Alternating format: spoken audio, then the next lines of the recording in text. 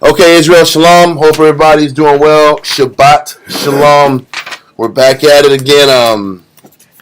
Shout out Kawakab in Guatemala and his congregation. I hope y'all brother and sister are doing well today. Slakia for being a little late.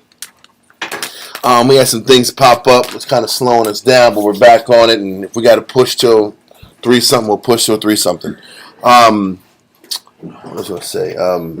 Shout out SOW family, Kazakia in Norfolk, Virginia, Quatazop in Houston, and Zion and Rochester. Hope your brothers and the sisters and family are doing well. Hope to see y'all soon at the Passover in a few months. Without further ado, let's get our prayers up.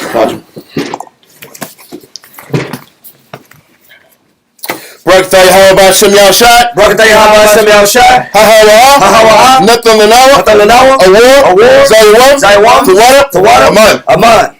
Bless you, Yahweh, in the name of Yahushai that gives to us light this day. Thank you, so be it. Barakatah Yahweh Shem Yahushai. Barakatah Yahweh Shem Yahushai. Ha. Nothing Lanawa. Rayach. Nayakacha.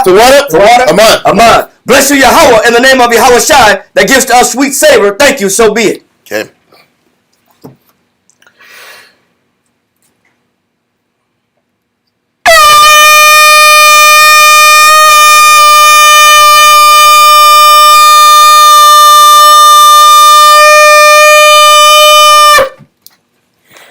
Imagine Wapanya Yerushalayim. Stand and face Jerusalem.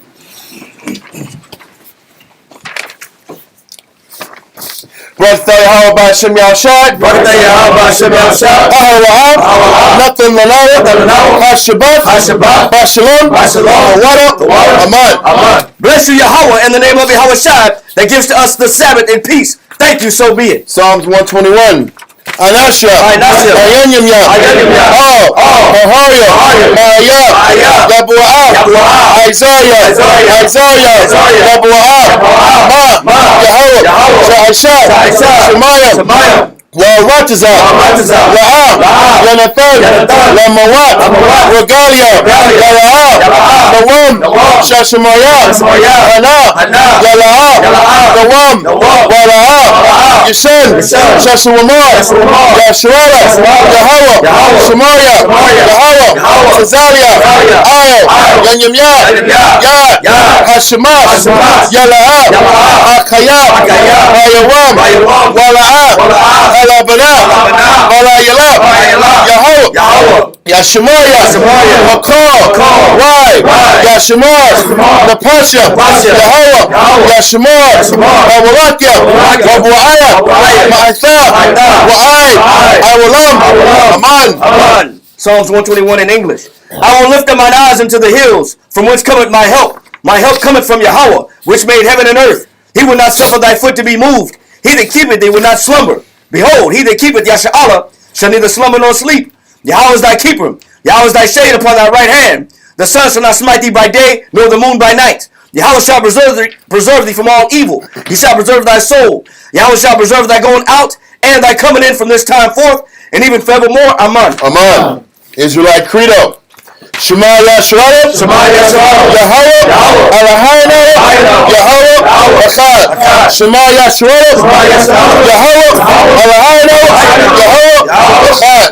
Shema Yahshua, Yahweh, Eloheinu, Yahweh, Echad. Deuteronomy chapter 6 verse 4. Hear, O Israel, the Lord our power is one Lord. Lord's Prayer. Abanawa, Shabbat Shemaya, Quadash, Hayah, Shemka, Yahweh, Malak with Kah, Taba'ah, Ratazaka, Hayah, Aisha, Baratazah, Kawa, Hayah, Bashemaya, Netananawa, Lacham, Ko, Yawam, Wasarachano, Chawathino, Kasarachano, Chawathino, Wala'ah, Tabi'ano, Bonasawan, Abo, Awusano, Mayan, Rai, Kaya, Laka, Amarakwa, Waha'ala, Wahathapa'ara, La'ayawalanya. Amen. Lord's Prayer in English. Matthew chapter 6 verse 9. After this manner therefore pray ye, Our Father, which art in heaven, hallowed be thy name. Thy kingdom come, thy will be done on earth as it is in heaven. Give us this day our daily bread, and forgive us our debts as we forgive our debtors. And lead us not into temptation, but deliver us from evil. For thine is the kingdom and the power and the glory forever. Amen. Amen. 10 Commandments. La'aya, Laka, Alahaya, Akoyam, Ayo, Hanya. Thou shalt know their powers before me. Number 2, La'a, La'ina, Laka, Lasol, Wala'a, Ta'ibada. Thou shalt not make unto thee any graven image, nor serve them. Number 3, La'a, Falak Wakat, Sham, Yahweh, Bashua. Thou shalt not take the name of the Lord thy power in vain. Number 4, Zakor, Ayawam, Ashabat, La Quadashra. Remember the Sabbath day too, keep it holy. Number 5, Kabad, Abaka, Ya'amaka. Honor thy father and thy mother. Number 6, La'a, Taratazat. Thou shalt not kill, murder. Number 7, La'a, Thana'a. Thou shalt not commit adultery. Number 8, La'a, Thagana. Thou shalt not steal. Number 9, La'a, Ta'ina, Shakwar. Thou shalt not bear false witness against thy neighbor. Number 10, La'a, Thamad, Kol, Ashura, La'raika. Thou shalt not covet anything which is thy neighbor's. Right.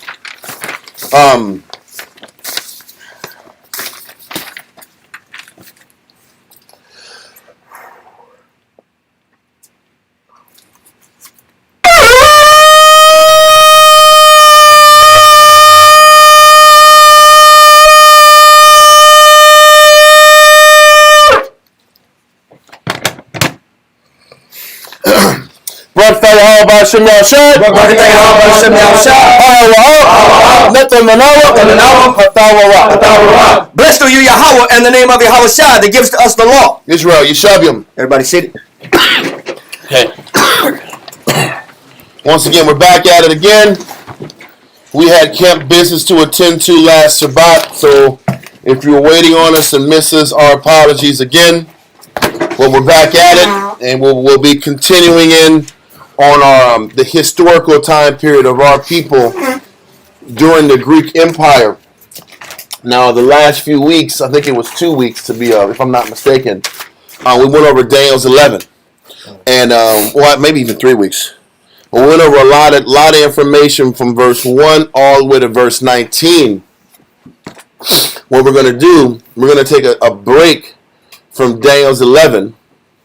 Because Daniel's 11, if you've gotten the theme of it so far, kind of gives you the understanding of what happened with the Greek Empire from just their geopolitical position. They're fighting and striving for power. And towards the end of Daniel's 11, it kind of went into specifics about how these wars and their striving for power ended up affecting Israel. And what was the name of those wars between the Ptolemaic and the Seleucid Empire? They were the Syrian Wars, and we have gotten to the 5th Syrian War. There is one more Syrian War to go. We'll get into that in a bit. But since Daniel's 11, what's that? He was the waster of Israel because of his greed for power and authority and land. And Israel suffered we in were the midst. Quote unquote bullet sponges. I know they have bullets back then, but we're the collateral damage. We're the collateral damage in the Ptolemaic Empire and the Seleucid dynasties striving for power. So Daniel's 11 gives you that perspective. But now we have to kind of give more internal perspective about what was happening amongst the people and amongst the Israelites in the city and in the country, and how the leadership was conducting themselves as these things was happening. We're about to read into when Antiochus III marries his daughter off, Cleopatra, to Ptolemy Philopator, the fourth, if I'm not, Ptolemy the fourth Philopator. We're going to go into this quickly and explain that dynamic, and while Antiochus marries off his daughter to the leader of the eventual leader of Egypt, and we know, reading from 2 weeks ago, he did that for a power play and to gain control and kind of get intel information from his daughter Cleopatra and what was going on with the Ptolemies. But that was his goal. You were saying it wasn't successful. It didn't work out.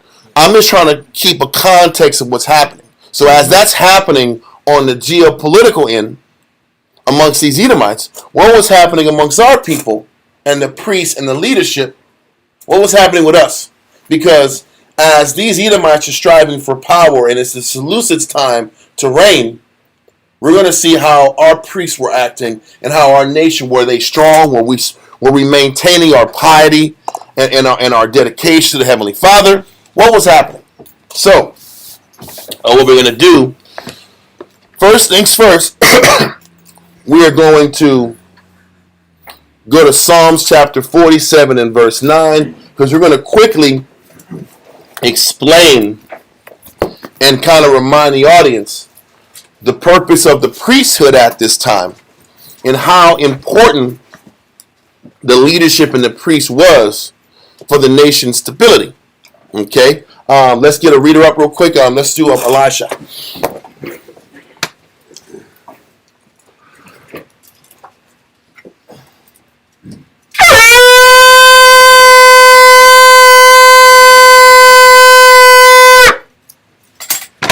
Elisha, Shoshapatam, Bon Rabban, Bon Yashala. Elisha, Shoshapatam, Bon Rabban, Bon Yashala. How much? What? Yahweh Shemel Shabakata. How about Shemel Shabakatam? Yashmata. Okay, just a quick reminder. Starting from the time of Alexander the Great. What you need? Looking for the brown Bible for Elisha. If you're looking for two brown Bibles, they can't find them. No, I'm good. Okay, you find them? No, Okay, so once again, dealing with from the time of Alexander the Great until present day, we had 5 high priests. And these 5 high priests were honorable and righteous. I'm not going into all the names, but you have from High Priest Yadua, he was the one that had the entire nation kind of set up in their purple and white to embrace Alexander and salute him. And things went well for us. Then you go down all the way to Simon the Just, who was an honorable man, who guided and navigated Israel during Ptolemy the First, during his reign of terror and him taking the Jews over and sending us over to Egypt as slaves. Then you got Eleazar, High Priest Eleazar, which was the brother of Simon the Just. Eleazar was the high priest that dealt with Ptolemy the Second, Philadelphus, and was the one who orchestrated the 70 men to come over to Alexandria and rewrite the scriptures from Hebrew to Greek. Then you had another one of the brothers, I think his name was Manasseh. And I have all the lists on the line, but in total, it gave us 5 high priests. And they were honorable, they were on point, and the Most High was with them. So now, with that being in mind, let's keep that in mind going into the next high priest whose term was up. His name was Onias II. This is the next man up in leadership. During this time of Antiochus III was marrying off his daughter to Ptolemy Philopator. So, what we're going to do first is go just scripturally to remind the audience and remind us in class what was the value and how important the priests were and how the leadership was. So give me this. Psalms 47 and 9. Psalm 47 and verse 9. The princes of the people are gathered together, even the people of the Most High of Abraham, for the shields of the earth. Stop. The princes are gathered. They're gathered, even of the people of the Most High of Abraham. He says, for the shields of the earth. Who are the shields of the earth? The princes are. The princes are the shields of the earth to who? To the people, to the nation. They're the shields. They're the ones that absorb all the blows and the influence. You got to understand, Hellenism was raging. The funny thing is this. You're going to read, as we continue to read on, the Greeks marveled at the Jews' piety and their devotion to the Most High. But it didn't change the fact that they kept building cities surrounding the Jews that were all Hellenistic. Because the other nations didn't have the same standards that we had. So they had the option to turn Hellenistic or to maintain their own culture and their own ways. But the nations were dying to sit back here and fit in the Greek culture. There's even certain writings that you're going to read down the line where the Greeks would say, yeah, your honoring of Zeus is very similar to our honoring of our particular gods. Yeah. So they would be able to find a connection and correlation between the idolatry of the Greeks and their own idolatry. So it was easy for them to kind of transition into Hellenism. Okay? So all the surrounding nations of the Hebrews were turning Hellenistic. So there were all these Hellenistic, quote-unquote, thriving cities around the Jews that was ultimately putting pressure on the nation. And it was up to the leaders to be the shields of the earth for the Jews. The leaders had to remind our people to stay locked in, to stay focused, to not let this peer pressure and this influence all around the nation weigh on them. Okay? That was what the leader's job is to be. We're supposed to be those, like in Ezekiel talks about those watchmen. Mm-hmm. We have to watch out for the danger that's coming to our shores. We're the shields, we're the watchmen. There's a bunch of different ways. The elders at the gate. The elders at the gate. At the gate. It was all about making sure we were the forefronts of the people, and we were the ones who chose what was going to be accepted and entered into the city, and what was not allowed to be in the city. Remember, Nehemiah was about to hem up and put hands on that dude that was cooking fish right outside the temple on the city. You know he was cooking it first. Yes, he was selling fish. But how do you bake JK in the bar and go out buying fish in the Sabbath? Let smell it. You cooking that fish, right? Yeah, bro. You putting season on that fish, like you cooking that fish, right?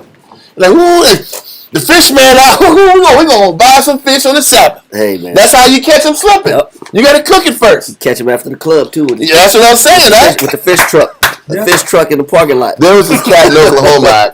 He had some of the best wings, and it was a food truck, and he mixed it. He cooked it, he fried it, and he mixed it with honey. And I don't know how the hell he did it, but people were feeding off this honey cooked fried chicken wings. They couldn't have enough of it. His name was Bobo. It was Bobo's chicken. And it was simple as country. It was Bobo's in the food truck, and it was standing room only. They weren't going to Waffle House. They were going to Bobo's after the club. True story. And he infused real honey in there. Jake was losing their minds. Couldn't have them have enough. It was the better when the bird was calling them out, and they had to answer the call for the bird. Point is this. So, but what am I saying? Back even in the time of Nehemiah, there had to be leaders that said, "Nah, this shit ain't allowed. I'm gonna put my hands on you if you don't leave right now." They left, and guess what? The threat to pull Israel to buy and sell on the Sabbath was done. This is what the leaders had to do. They had to get in front of situations and eliminate threats so Israel can keep their mind focused on their job to serve him. The Most High said he looks for men to stand in the gap. Fill the gap, yeah. They stand in the gap. Yeah, they're the ones to be the protectors so that they don't allow any vulnerabilities or weakness to invade the body. Bodyguards, in a sense. So this was our job. So read it again from the top. Psalm 47 and verse 9. The prince of the people are gathered together, even the people of the Most High of Abraham. For the shields of the earth belong unto the Most High. He is greatly exalted. He's exalted when the princes do their job and become those shields of the earth for Israel. Now what we're going to do is explain that, back in Psalms, the princes were literally of the bloodline of David, right? Bloodline of Judah. But since Judah screwed the pooch, the princes were kind of wiped out and taken out off the board, and they didn't have that status anymore. Went into that when we dealt with Ezra, how the Most High moved on from the kingship and said, okay, I'm going to give the priesthood the opportunity to be the princes. But we got to prove that. Because now the priests were the shields of the earth. Like the princes and the kings were supposed to be back in the day. But we got to prove that the princes nowadays are talking about the priests. So we're going to go there, go to Isaiah 43, verse 21 through 28, to prove that at this particular time, the princes that were the shields of the earth were really the priests that were the shields of the earth. So Isaiah 43, verse 21 through 28. Isaiah 43 and verse 21. This people have I formed for myself. They shall show forth my praise. But thou hast not called upon me, O Jacob. But thou hast been weary of me, O Israel. Thou hast not brought me the small cattle of thy burnt offerings.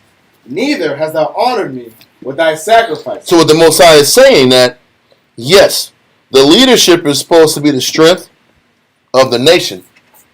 But with that being the case, the people weren't bringing proper offerings to the Lord. This was a synergetic relationship, meaning the priests were supposed to be the shields, the princes were supposed to be the shields, and the people were supposed to give up their cattle and their offerings to the Lord, and to also take care of these priests who were putting the people first. Read on. I have not caused thee to serve with an offering, nor wearied thee with incense. Thou hast brought me no sweet cane with money, neither hast thou filled me with the fat of thy sacrifice, but thou hast made me to serve with thy sins.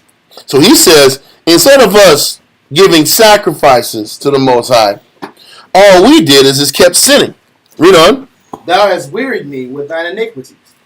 I, even I, am he that blotteth out thy transgressions for mine own sake, and will not remember thy sins. He's like, I'm going to forget the sin so that my glory can sustain. Because if I'm going to sit back here and judge us based off our conduct, we should be dead. Well, we're going to read later on, by the time we get to before Antiochus really causes havoc on us, we're going to read how we were so wicked, we deserved everything that happened with the abomination of desolation. We're going to prove it. We were so negative. Yes. Our nation was so negative that we deserved the calamities that befell us. Now, we always say that, but we never specify, even though the scripture says that too. Oh, we specified it before. But it's going to be pretty much going into, I guess, thorough detail about what was specifically done. Listen, we did a class. We did a class like 2 years ago about the events leading up to the abomination of desolation. Mm-hmm. But we're going to sit back here, and this one is going to be even more specific. Not today. This is going to lead up to that point. But let's continue. Psalms 43 in verse 26. Put me in remembrance. Let us plead together. So he's like, listen, stop forgetting me. Make me the priority. And we can work on, I will sit back and continue to have mercy on the people as long as you keep sacrificing for him. Read on. Not a bad deal. It's a great deal. Declare thou that thou mayest be justified. Thy first father hath sinned, and thy teachers have transgressed against me. Mm-hmm. Therefore, I have profaned the princes of the sanctuary. That was what I was trying to explain. We went through all this to explain that the princes are now the princes of the sanctuary. Who are the princes of the sanctuary? The priests. The priests are the princes of the sanctuary. And since there's no priests, there's no princes, no official princes, there's no, okay, I'm on the line of David, I'm a prince, I'm automatically exalted in a position of power. That wasn't the going thing now. Now the go-to and the strongest influence and the strongest leadership was of the priesthood. They were the princes. And we just read that the princes were the what of the earth? The shields. The shields of the earth. So the priesthood was the shields of the earth. That was everything. Yeah.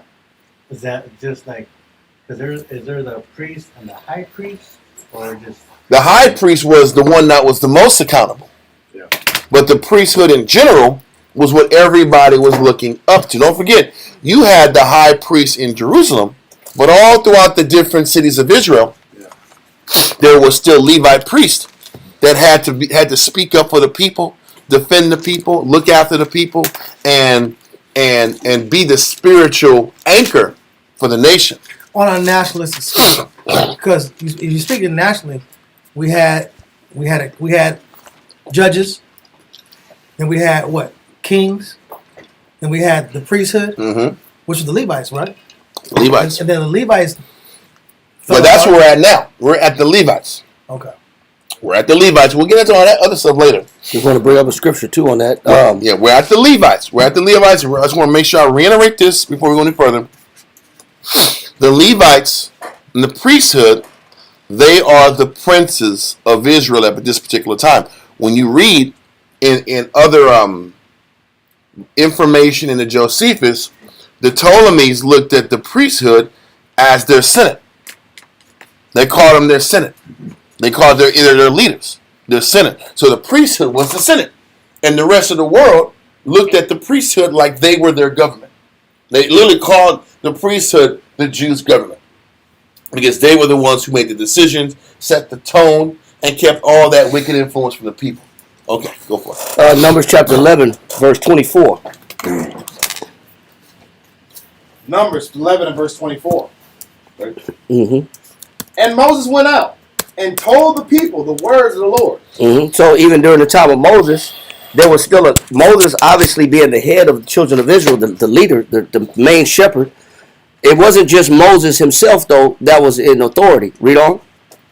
And gathered the 70 men of the elders of the people. So even during the time of Moses, there were still 70 what? 70 men. There were still 70 men that were chosen to be what? Elders of the people. Elders. So it was Moses, of course, Aaron, and then you still had these men that were still respectable men that were looked at as leaders. They were elders. Read on. And set them round about the tabernacle. And where did they sit? The tabernacle. So if you have Moses, Aaron, and then you got 70 men around the tabernacle, that's a governing body. That's an authoritarian body right there. You have a leadership. Yep. You have men that make decisions. Read on. Verse 25. And the Lord came down in the cloud and spake unto him, and took of the spirit that was upon him, and gave it unto the 70 elders. So the same spirit that the Most High gave to Moses, he also passed that same spirit down to who? The 70 elders. So the 70 elders, they were all unified in the same spirit as Moses. Read on. And it came to pass that when the spirit rested upon them, they prophesied and did not cease. And so their job was to what? Prophesy. Prophesy. So the spirit of prophecy was on those same elders as equal as it was on Moses. But you see how the Most High said let all things be done decently and in order. Yeah. You see a ranking structure of a ruling body. Got it. So it just shows you how we always had that governing body, even going back to the time of Moses. And when things were done right, that governing body was supposed to instruct the people and keep the nation steered in the right direction. And like we had said earlier, from High Priest Judua all the way to High Priest Manasseh, things were organized, things were ordered, things were done right. So, we're going to continue a little bit further in this. Let's go to Jeremiah 14 and 2.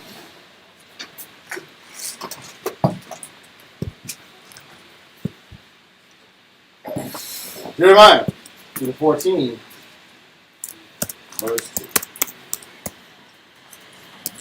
Let's do it. Judah mourneth, and the gates thereof languish. Listen, he says the Jews mourn, one of the curses that was about to befall Israel. Why did it say Judah mourned? Because Judah was supposed to be the what? The princes. Judah was the princes. Then it says the gates languish. One of the curses that lets you know that the fall of the people are coming close is how the gates look. Now, gates aren't supposed to lack vigor and have an emotion. Because language is an emotional response. So a physical gate isn't supposed to have a physical response to anything. Or an emotional response to anything. Physical, yes. But emotional, no. To languish means to lose vigor. To lose strength. We can look up the definition if you want. But it's an emotional response. So obviously these gates are talking about human beings. The shields or the gates get weak. And the reason that the Jews and the people mourn is because the leadership is weak. It always starts from the top down. When the leadership pushes strength, what does it do at the very least? What does strong leadership do at the very least? Motivate. It inspires, yes, it inspires everyone to try harder. Yeah. Does it always mean that there's going to get results? Or these super high results? No. But everyone is inspired to be a better version of themselves. And what else can you do from the position of leadership but to inspire people to be the best they can be? But when you have leadership that is languishing and is weak and has lost their fortitude, their spiritual fortitude, what position do you put the people in? You weaken them even more. And you give them justification to fuel their vices, to feed their vices, to feed their fear and their doubt, and whatever negative that they're wrestling with. That's all weak leadership does. It gives a person a reason to quit, because inside of us we're looking for a reason to quit anyway. Yeah. So, continue. Read 14 and 2 again. Jeremiah 14 and verse 2.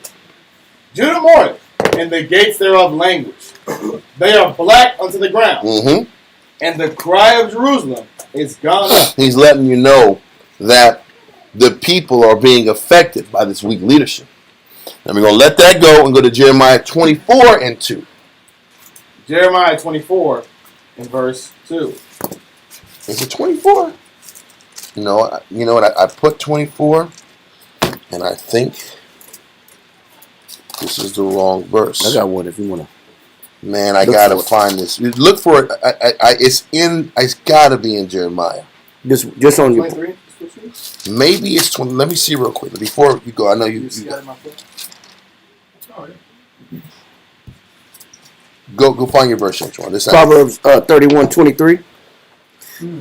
Proverbs 31 and verse 23.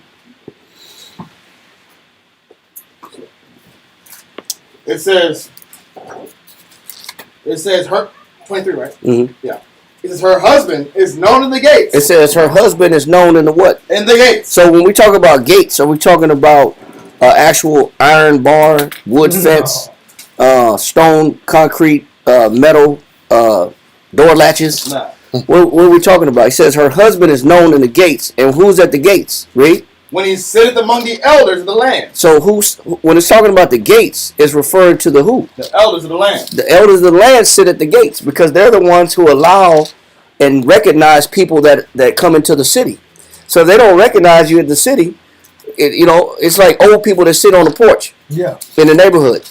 They know everybody. They know everybody's kids. They know everybody's who's married to who and who you're looking for. If you're looking for that neighbor, hey, who are you and why are you knocking on their door? Who are you looking for? Like, because they sit outside and they monitor the neighborhood. They monitor the community and the safety of it. So even back then, he's showing you that the gates refer to who? The elders of the land. So when we talk about gates in Jeremiah 14 and 2, when he says, Judah mourneth and the gates thereof language, he's talking about the leadership. The elders of the land are suffering. So it's showing you how that if the gates lose its ability to monitor, keep the discipline, keep the fortitude and the functionality of the community fails. The people fail. So we're showing you how there's a deterioration. The cry has gone up because the deterioration starts from the top. So if the leadership deteriorates, the people are going to suffer. When you have bad leadership, when you look online right now, a lot of different generations, like the '90s generation, they always talk about, man, we failed this younger generation. Look at these kids that just talking about spinning the block. The humble ones. Yeah, the humble ones can recognize that gangster rap in the '90s was poisoning the future generations. Talking about baby boomers. Not the baby boom. Baby boom was in the 50s and 60s, but After civil rights generation. you're talking about the 90s. I don't even know what you call the 90s. Just the 90s babies. They say Gen X. Gen X. Okay, Gen X, the 90s. But man, I could say that started in the 80s. Yeah. Because, it was late 80s was really when it was kicking off. But when you see the generation acknowledge the fact that, man, we failed these young kids. Because you can't tell these kids anything anymore. They're almost like gremlins. Like when gremlins touch water. It's over. They just start multiplying. Forget it. Yeah. But when the leadership fails, Facts. Man, the people fell. Just on Jeremiah 14:2. So we're talking about gates. It's not talking about just some physical structure. Talking about leadership structure. God. You know, I had it, man. It was late when I put this verse in, man. I got it all twisted up. We're gonna let this. It come to me. Let it go. We're gonna go into the Josephus now. So let's go to Josephus, book 12. It was about leadership being broken down. I know that for a fact. But I think we've got enough verses on the leadership diminishing. So now we're going to actually read. Obviously, I'm pulling verses about diminished leadership for a reason. I mean, you guys got to kind of look through the context clues. Just telling you, I'm kind of letting you know what we're about to read about. Did it say make the earth empty? You know what, bro? I had it. I seen it. It was in my eyes. I thought I typed it in, and then I closed. I cut off my phone, and that was it. And I look up, and it's not the right verse. Sometimes it happens. I plugged it in late. I was kind of like dizzy eye. It must have been like Bible dizzy eye. I don't know if y'all know. Sometimes you just like, this is the verse. I'm out of here. Anyway, that's what happened. I'm just being honest. But let's do Josephus, book 12. Chapter 4, paragraph 1, and we're gonna, if we got the time, get through the majority of this this chapter, because it kind of gives you a kind of a lead in into what we're gonna be expecting down the line. So I want Karai to do this one. No, it's too late. It's almost too late. It's 11:20, man. Let's get Amiyati.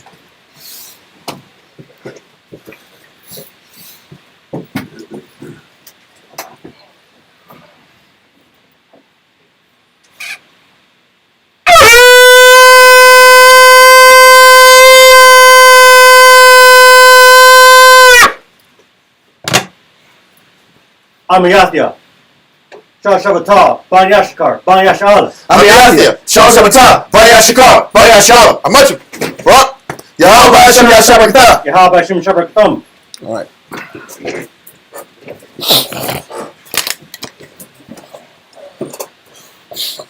Okay.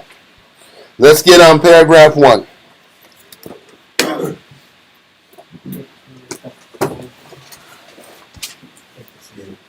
Chapter 4, paragraph Page 318. Antiquity of the Jews, book 12, chapter 4, paragraph 1. After this, Antiochus made a friendship and a league with Ptolemy. This is Antiochus the third.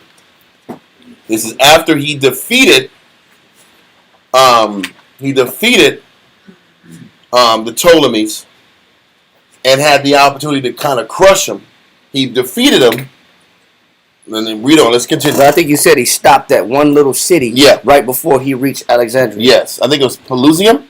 I think he won at Pelusium or Raphia. One or the other. It was Raphia or Pelusium.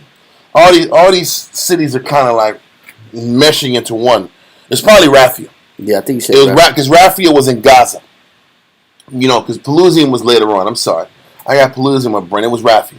So then that was in Philistine land of Gaza. Let's continue.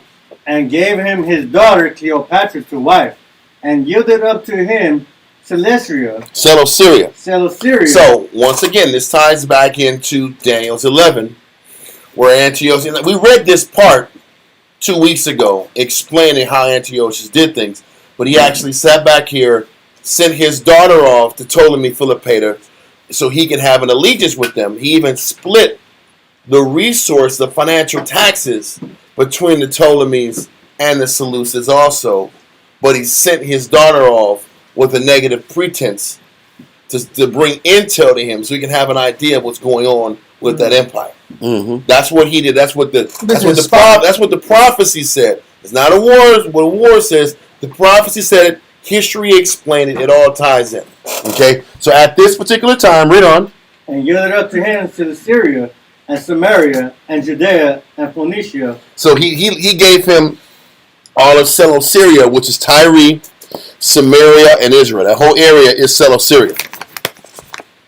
By way of dowry, and upon the division of the taxes between the two kings, all the principal men framed the taxes of their several countries, and collecting the sum that was settled for them, paid the same to the two kings. Now at this time, Like I said, we said it earlier, they split the tax revenue both ways. And that was a gesture that Seleucia did to the people. Okay? But let's continue. Now at this time, the Samaritans were in a flourishing condition, and much distressed the Jews. So once again, the Samaritans were rising up. Samaritans were our northern neighbors. They were not Israelites. They were not our people. Some of them were, but a lot of them were other nations that took on like a halfway bogus belief that they kind of had mixed in, that our belief mixed in with their pagan scenarios. I think you proved one class that Samaritans were of Persian descent. Yes, they were. They were of Persian descent, and when it benefited them, they said they were Jews, and when it didn't benefit them, they said they were their stock was from Persia. Okay, so with that being the case, let's continue. And much distressed the Jews, That was kind of cutting off parts of their land and carrying off slaves. So what's happening is this. What they're saying is that the Samaritans, like before, were sitting back here and giving our people problems and taking slaves. Does that sound familiar? When did that happen?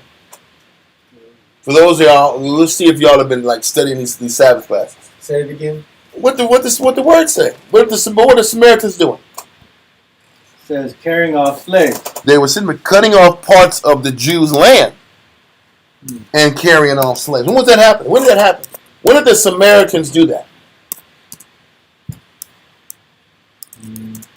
We'll go to a class, but it's not studying that. Y'all brothers ain't studying Sabbath classes, Zach. Y'all brothers ain't reading. 2 Kings 17. Before that, after that, way after that, it was in Nehemiah when the walls weren't fortified. Oh, that was Samaritan? Yeah, and other foreign nations, and they were taking slaves, and they were what was the purpose? Yeah. And they were cutting the off Wild West. territories. Yeah. Like They were cutting off territories that were The ours. nighttime was dangerous, right? The nighttime was dangerous, Yeah, I remember that. and they were taking slaves. But once again, these foreigners, these northern enemies, were at it again. They were at it again, but as we read on, we're going to start figuring out why. Why am I even taking my time? Because listen, this is only 2 generations before the abomination of desolation. Y'all know what that is? When they in Maccabees, when they defiled the temple. Yes, thank you. So, before the utter collapse of Israel, the Most High kind of gives us little warnings about getting unified and getting right before he just lays the hammer on us. So right now, what's happening is there's this minor issues of kids getting snatched, women getting snatched, the poor getting taken advantage of. Small cities are being cut off from Israel down south. But as we're going to read, it is a direct correlation to the status of what's going on in the city. Because when good leadership was there, this wasn't happening. Okay? So, let's continue. This happened when Onias was high priest. For after Eleazar's So he death, says this happened, this downfall and diminishing at a slow rate, but this downward trajectory that our people are going through, and the suffering is starting to ramp up during the time of Onias II. There's a lot you can take from these little small scenarios. Our cities are falling apart. Our people are starting to catch hell. Things are starting to go bad. Read on. says, for after Eleazar's death, his uncle Manasseh took the priesthood. So once again, now we have, after Eleazar's death, he was the good man that kind of overlooked. Sponsored the writing of the Septuagint. Yes, sir. So now it was him. Then his uncle Manasseh took the leadership. Now it's Onias, and this is Onias II. Because that reminds me, It was Jaddua, Onias the first, Simon the Just, Eleazar, and Manasseh. That was the 5. That was strong. High priest Jaddua, doing Alexander's, Onias the first. Then it was Simon the Just. Then it was Eleazar, which was his brother. Then his uncle Manasseh. 5 good leaders. Now we got Onias the second coming around here. That's the 6th high priest. We're going to read about Onias. That's the list right there. There it is. Like, Well, let's continue. It came to you. Yes, sir. Come. For after Eleazar's death, his uncle Manasseh took the priesthood, and after he had ended his life, Onias received that dignity. He was the son of Simon, who was called the Just. So listen, this is how it's crazy, man. Simon the Just was a great man. Onias the second was his son. We're going to see if Simon the Just greatness oozed off on Onias the second. We're going to see if he did this. You always bring up in Josephus how the son is not guaranteed to be like their father. It's always that way. That was brought up specifically in the Josephus, talking about Samuel and his 2 sons. How they were both dirtbags that took bribes. And he said it's very subtle. He didn't say very subtle. He just said you can't guarantee that the apple is going to fall. What's that? How They they say the apple don't fall far from the tree. Sometimes it do. We're going to read about Onias. This guy is a whole different dude in comparison to his daddy Simon the Just.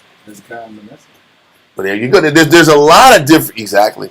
Hezekiah Manasseh. And there was another one. It was Redbone. Solomon? It was Solomon and Redbone. They were both. They were both thrown. Oh, yeah. They both went left. So you can't get that one. There was another one. Even like, if I'm not mistaken, Josiah, his dad was off. Yes. I forgot that one. Josiah was great, but his dad was wicked. And then Hezekiah's father was wicked. Hezekiah's father said, "Man, we're gonna close the sanctuary doors for a minute. We are not gonna have nothing Bible happen." Iron gates on That's what I'm saying. Wasn't it Ahab? No, it was Ahab. Was it Ahab? No. Yeah, no, not Ahab. It was Damn it. Who was Hezekiah's dad? Jehoshaphat. No. It was. I thought it was an A, man. Oh, man. Type it in. Somebody Google it. Go on your Google device. Who's the father of King Hezekiah? I just want it want to go on top of my head. Asa? Huh? Asa, that's what it was. It was King Asa. He was wicked. Then Hezekiah was honorable. Then his son Manasseh was wicked. Like, what the hell is going on? And then after Manasseh, it was Josiah, I think. Because Josiah, who was the son? Who was the father of Josiah? Somebody else. I know. I'm trying to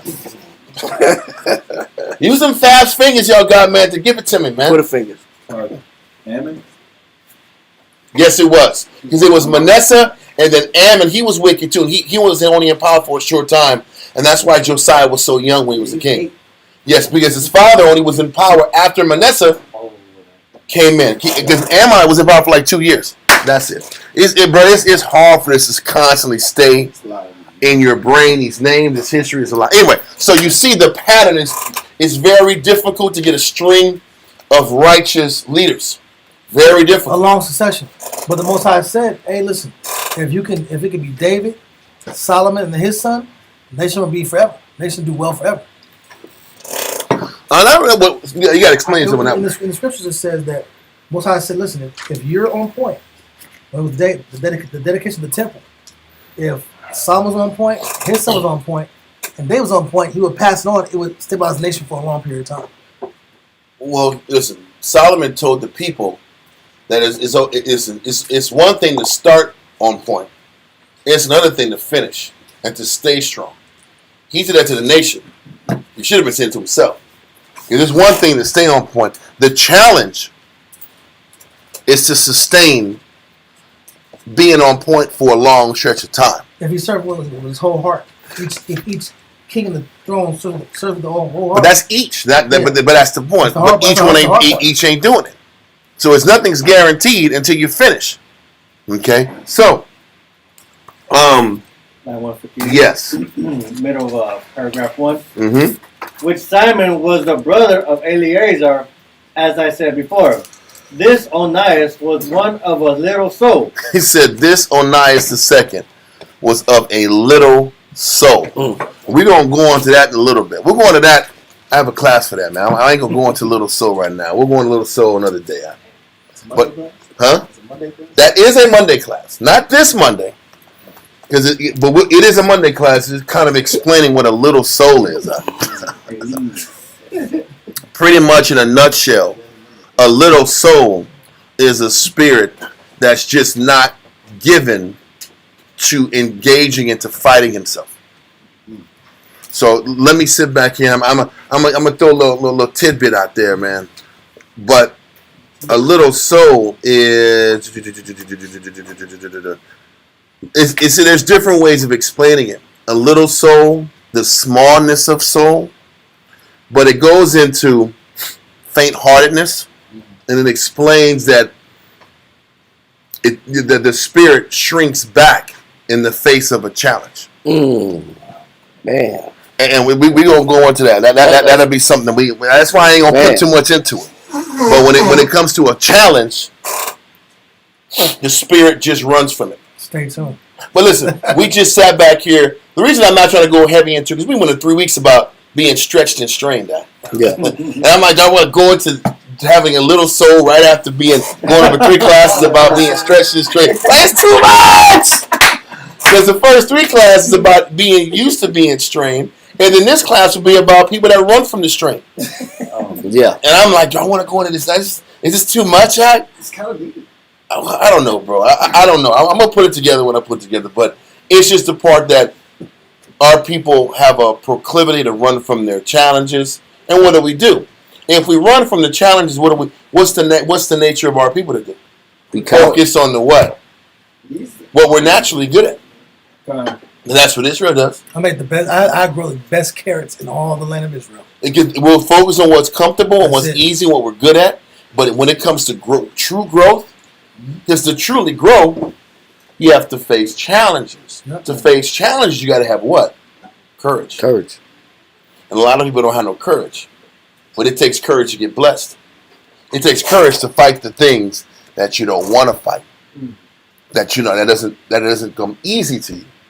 It takes courage to be humbled and look like the idiot in whatever arena you're doing until you get strong at it. That's real courage. A lot of people have courage in things they're already strong at. Is that real courage? You sit back here and facing things you're already good at. That's not courage. Having real courage is to sit back here and be humble enough to do things you're not comfortable doing, but you need to do it for your spirit to grow. We'll go on to that another time about the smallness of Israel's souls. But yes, I think I'm ready last time. You might have to do that on Monday. well, it's going to be on a Monday. I'm just not sure which Monday it's going to be. I'll have to be this Monday. Okay, well, if that's It makes sense if you doing it because Nah. if you're going over 3 parts about the extent. Aren't you it makes concluding sense. the stretch? no, it's done. We're done, man. We're done with that one.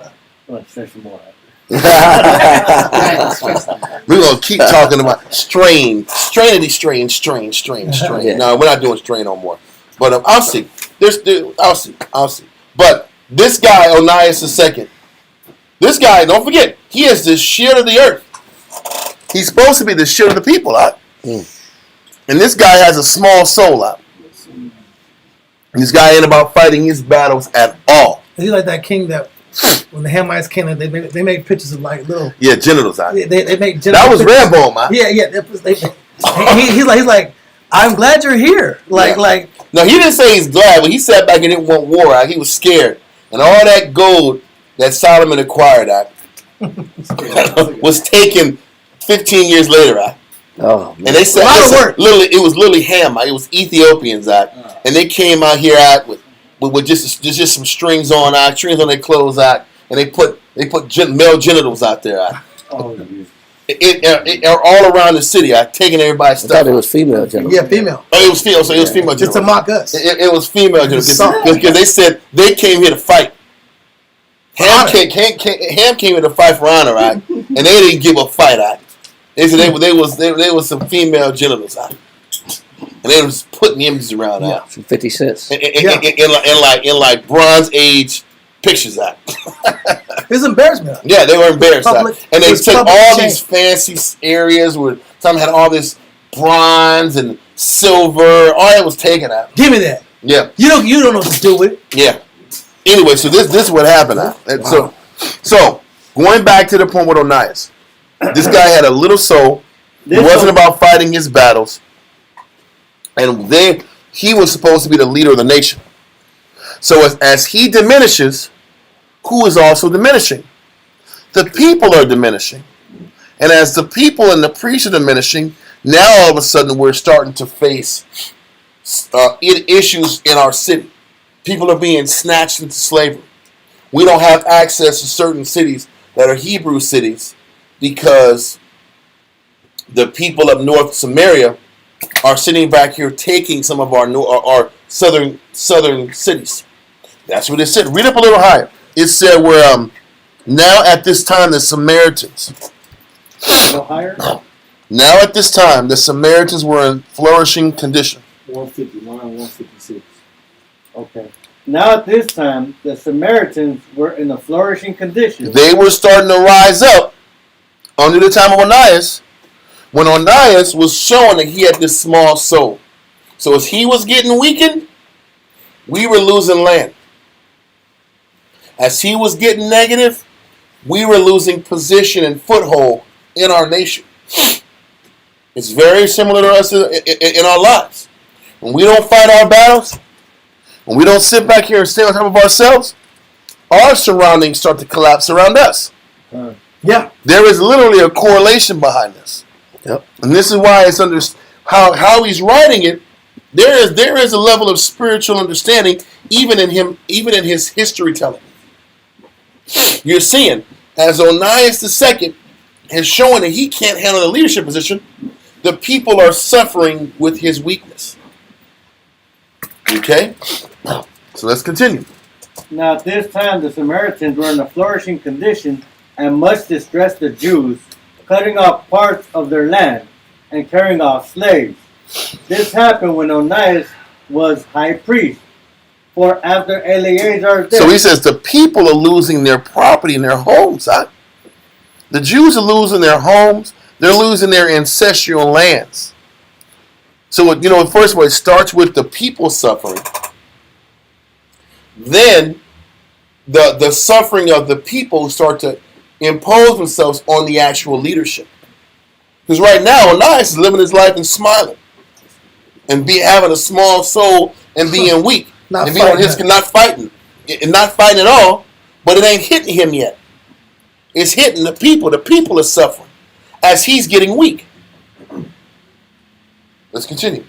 For after Eleazar's death, his uncle Manasseh took the priesthood. And after he had ended his life, No, those two. Onias received that dignity. He was the son of Simon, who was called the Just, which Simon was the brother of Eleazar, as I said before. This Onias was one of a little soul. So Onias had a little soul. Read on. And a great lover of money. So he wasn't about fighting any of his battles. The only thing that mattered to him was what? Making that bread out. Listen, and how you going to make bread serving the Most High? This is not the place to make bread out. He's a luxurious man. This guy was about his comfort and his money. That remind me of what king was that when it wainscoted and put the vermilion piers or planks. He made a can of red. He made everything can of red. Vermilion wainscoted artistic panels in his house, Yep. while everybody around the kingdom suffered. Yep. I forgot who that was. That was in Jeremiah, and I'm right here. It's in the 20s. It's actually, damn it, it's 22 or 24 that deals with that. It was Jehoiakim. Yeah. Jehoiakim was that guy. And that guy, as soon as his brother got put into slavery in Egypt, and he was given the power, he didn't get his city right. He didn't get nobody right. He didn't care about that. He said, man, listen, I want my house candy red, and I'm not paying nobody for it, you dig? I ain't paying the workers for it. I just want everything candy. Yeah. And he made everything candy red. Jeremiah was like, what are you doing? The whole world slow. He said, no, he wanted everything candy. He wanted candy. He's I want that wood, I want that wood with that color. His house Give me the wood and laid out color on it. Yeah. That's all he cared about. And he didn't pay the workers. Never forget that one. Sounds familiar. Jehoiakim. So once again, Jehoiakim was about his property. This high priest was about his money, not fighting battles. Because you got to think about this. If you're not going to fight your battles, what are you living life for? Other passion. Your money. It's another passion. Yeah. His Because passion is having a large soul means you find value in fighting what's inside of you, fighting the weakness inside of you. The small soul that doesn't give their mind to spiritual battles, they give their mind to the pursuit of money and vanity. Because that brings them happiness. And Sasha One had a class years back, referencing that class, about how men like to go into their music.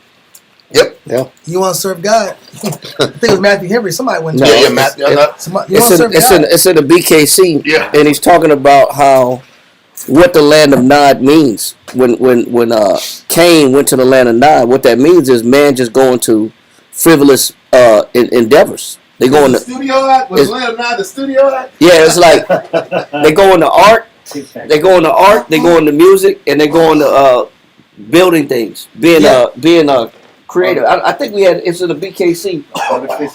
Yeah, they become artificers. Yeah. So it just shows you that when go to liberal arts school. Yeah, they go to liberal arts.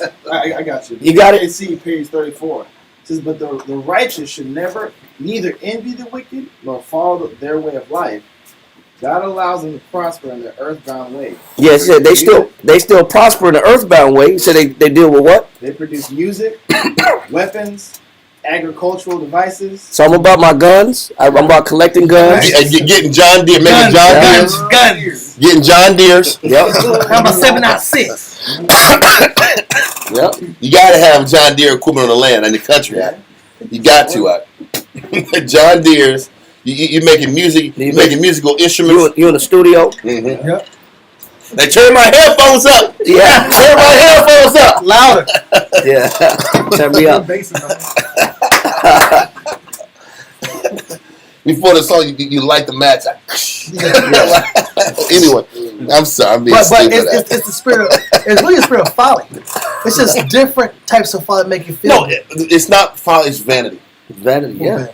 Vanity is the word. It's a goal and a push for something that doesn't bring anything back to you spiritually. No spiritual currency. Which means it doesn't count in the spirit. Or I just start putting candy paint rims on my car, speaker systems. Mm-hmm. I start going into collecting things and accentuating my lifestyle. Yeah. Making the glass shoot laser. Yeah, I got TVs dropping from the ceiling. I'm popping trunks.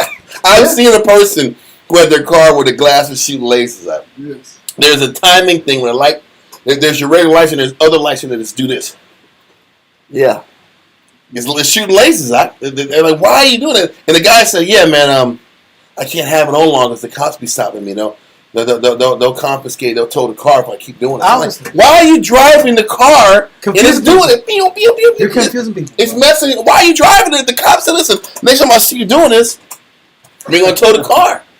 Because it's got to be shooting lasers when I'm driving on a Sunday. Yeah. Just bought a Cadillac. Man. Throw some D's on it. Yeah. It's horrible. So he said they do music. What else? It says, but the righteous should neither envy the wicked nor follow their way. God allows them to prosper in their earthbound way. They produce music, weapons, agricultural devices, and cities/culture. It is their only recourse in a bitter, cursed world. So it's the only thing that make you feel good when you've been completely separated from the Most High. But the problem for Israelites, we don't have to do that. We choose to have a little soul and not stimulate and strengthen that's the spiritual side of us. We choose not to tap into that. We choose to sit back here and give ourselves to vanity versus the exercising of our spirit. But this guy is a high priest that doesn't give a damn about the spirit. You can't be doing that. He is the leader of the nation. That's why I took the time to explain. He was the prince that was supposed to be the shield and the protection of the nation. And this guy that cares nothing about spiritual things. It's like idiocracy. So what it is like he is just going through the Bible motions of sacrificing. He's just going through the motions of doing righteous things. It lets you know that there's more to serving the Most High than just following the law. Because Onias is obviously following the law. He's sitting back here sacrificing animals. He's in the temple all them day long. He's sitting back here with his garments on. He's doing all the garment stuff in the basic high priest job and office. But his intentions are wrong. His heart's wrong. His mind is wrong. And he doesn't care anything about fighting what's inside of him. It's amazing. So what it ends up doing is it has a trickle-down effect on the nation. Now the nation is starting to have issues in the city, municipal issues, slavery is on the rise. These should be signs to let Onias know, hey, I got to change what's inside of me. Let's clean up the temple and the spirit here so that Most High can open up ways to eliminate these issues with these nations. Does that make sense? Because that's what the leader is supposed to do. You had your hand up, Elijah? No, It just shows it's that absent-minded, disconnected form of leadership. Yeah. I'm just going through the motions. Just because I'm a leader doesn't mean I'm a leader. To be honest with you, leadership is based upon connection with the Most High, spiritual connection, and connection with your sheep. And are you benefiting? Are you feeding your sheep? There's priests right now that do all the actions. They're in the Catholic Church, they're in the Baptist Church, they're doing all kind of. It looks spiritual as hell. Yep. Osteen looks spiritual. His whole congregation is. His smile is fake. You know that. I can tell. I don't believe that guy smile like. But listen, he's consistent though. Yeah. This guy is there every time. Has his show, has his little TV show going. His little TV show, a radio show, buildings packed, books. If you look at what he's doing on a physical scale, Yep. he is doing his job. Yep. That's how it looks. But how disconnected is his message from the book? You only know when there was a time of trouble when Houston flooded. You know he wasn't about that action. Huh? And he didn't let nobody in the church. Well, no, listen. He didn't let the poor in the church. He's like, because these guys, they don't pay my tithes. Yep. They ain't paying me, so I ain't dealing with them. I'm teaching for the money. I'm teaching the money people. But you saw the real guy. Yeah. He's about the acquisition of finance. T.D. Jakes. He's consistent. Books, He's out of it. books, movies, messages. Yeah. But when it's just a fan, And then I'm gonna say this: even Israelites use the dysfunction of leadership as to why they don't serve and obey. Yep. History tells you got to lock in and pray to the Lord and just pray that there's a good leader at the time that you're operating on earth. how about that? How about that? What does that really mean? What it really means is if you're there during the time of Simon the Just, you're a lucky person because he was a good guy. If you were there during the time of Judua, high priest Judua, you lucked out. But if you was there with Onias II, you better send your prayers up and eat your vitamins out and sit back here and be in the spirit because you ain't going to get strength at this time. How about your life is predicated based off the leader that's in front of you and you can't control the leader? People don't like that. They don't like that. They get all squirmy when you say those kind of words because they can't control the outcome of their life and they can't just leave when they want and then come and go when they want. You have to sit back here and learn the lessons God got for you regardless. There's that stillness and quietness. Because could the people sit back here and say, man, I'm not dealing with the high priest. Oh, no, he's off. I'm going to stay back. If you stay back and not sacrifice, you're still going to be stung too. You have an obligation to still sacrifice. Stay in order. The people still got to stay in order. Brother King, Because the more that the people stay out of order, because of how awful Onias is, then the people suffer more. How about that? The more the people rebel against Onias, the more they're going to suffer because they're not in order with the Father. So, wow, man, that's a question. yes. No, I was gonna say, like, you can even see that in today's times, like, as far as like regular churches, there's other congregations that leave the church and go to, And they just keep bouncing. stuff like that. And they never learn their lesson. Because when things get hard, They still got a small soul. It shows they got a small soul. But they got a small soul. Onias had a small soul. So everybody else is motivated to have a small soul and not fight their battle. When the leader don't fight their battle, then everybody else is inspired not to fight their battle. You give permission. And everybody gets weak. But if there's strength at the top, then everybody is motivated to stay strong. That's how the trickle-down effect works. But just because Onias is off the second, don't mean everybody gets to be off. What you're going to read later on, I ain't gonna spill it. But so far we get this. Small soul and the failures of Onias are trickling down on a social level with the people in this city. Slavery is on the increase. All these different things are on the increase. Simultaneously, as Onias II gets into office, and he's sitting back here, and the spirit of things are breaking down. Let's continue. This Onias was one of a little soul and a great lover of money. Listen, this guy was a great lover of money, and what we're going to see is how bad his pursuit of money actually turned out to be. Read on. And for that reason, because he did not pay that tax of 20 talents of silver. Listen, he didn't pay his beeper bill. He didn't pay his beeper bill. That's a problem. Listen, what kind of man are his you? beeper bill, his mortgage. You didn't pay your beeper bill? Listen, he wanted to have his money for what he wanted to have it on. Yeah. Listen, the high priests were responsible for collecting the taxes for the temple. So he was the high priest was the one that governed the affairs and the business and the money flow of the entire operation. So he's like, no, that money's going to me. I'm the one putting the work in.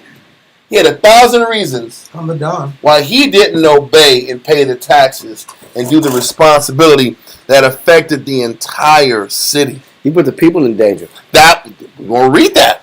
He put the entire nation in danger because he was taking advantage of considerations that the Ptolemies for generations had been giving to us. They were giving us reduced taxes, reduced debt.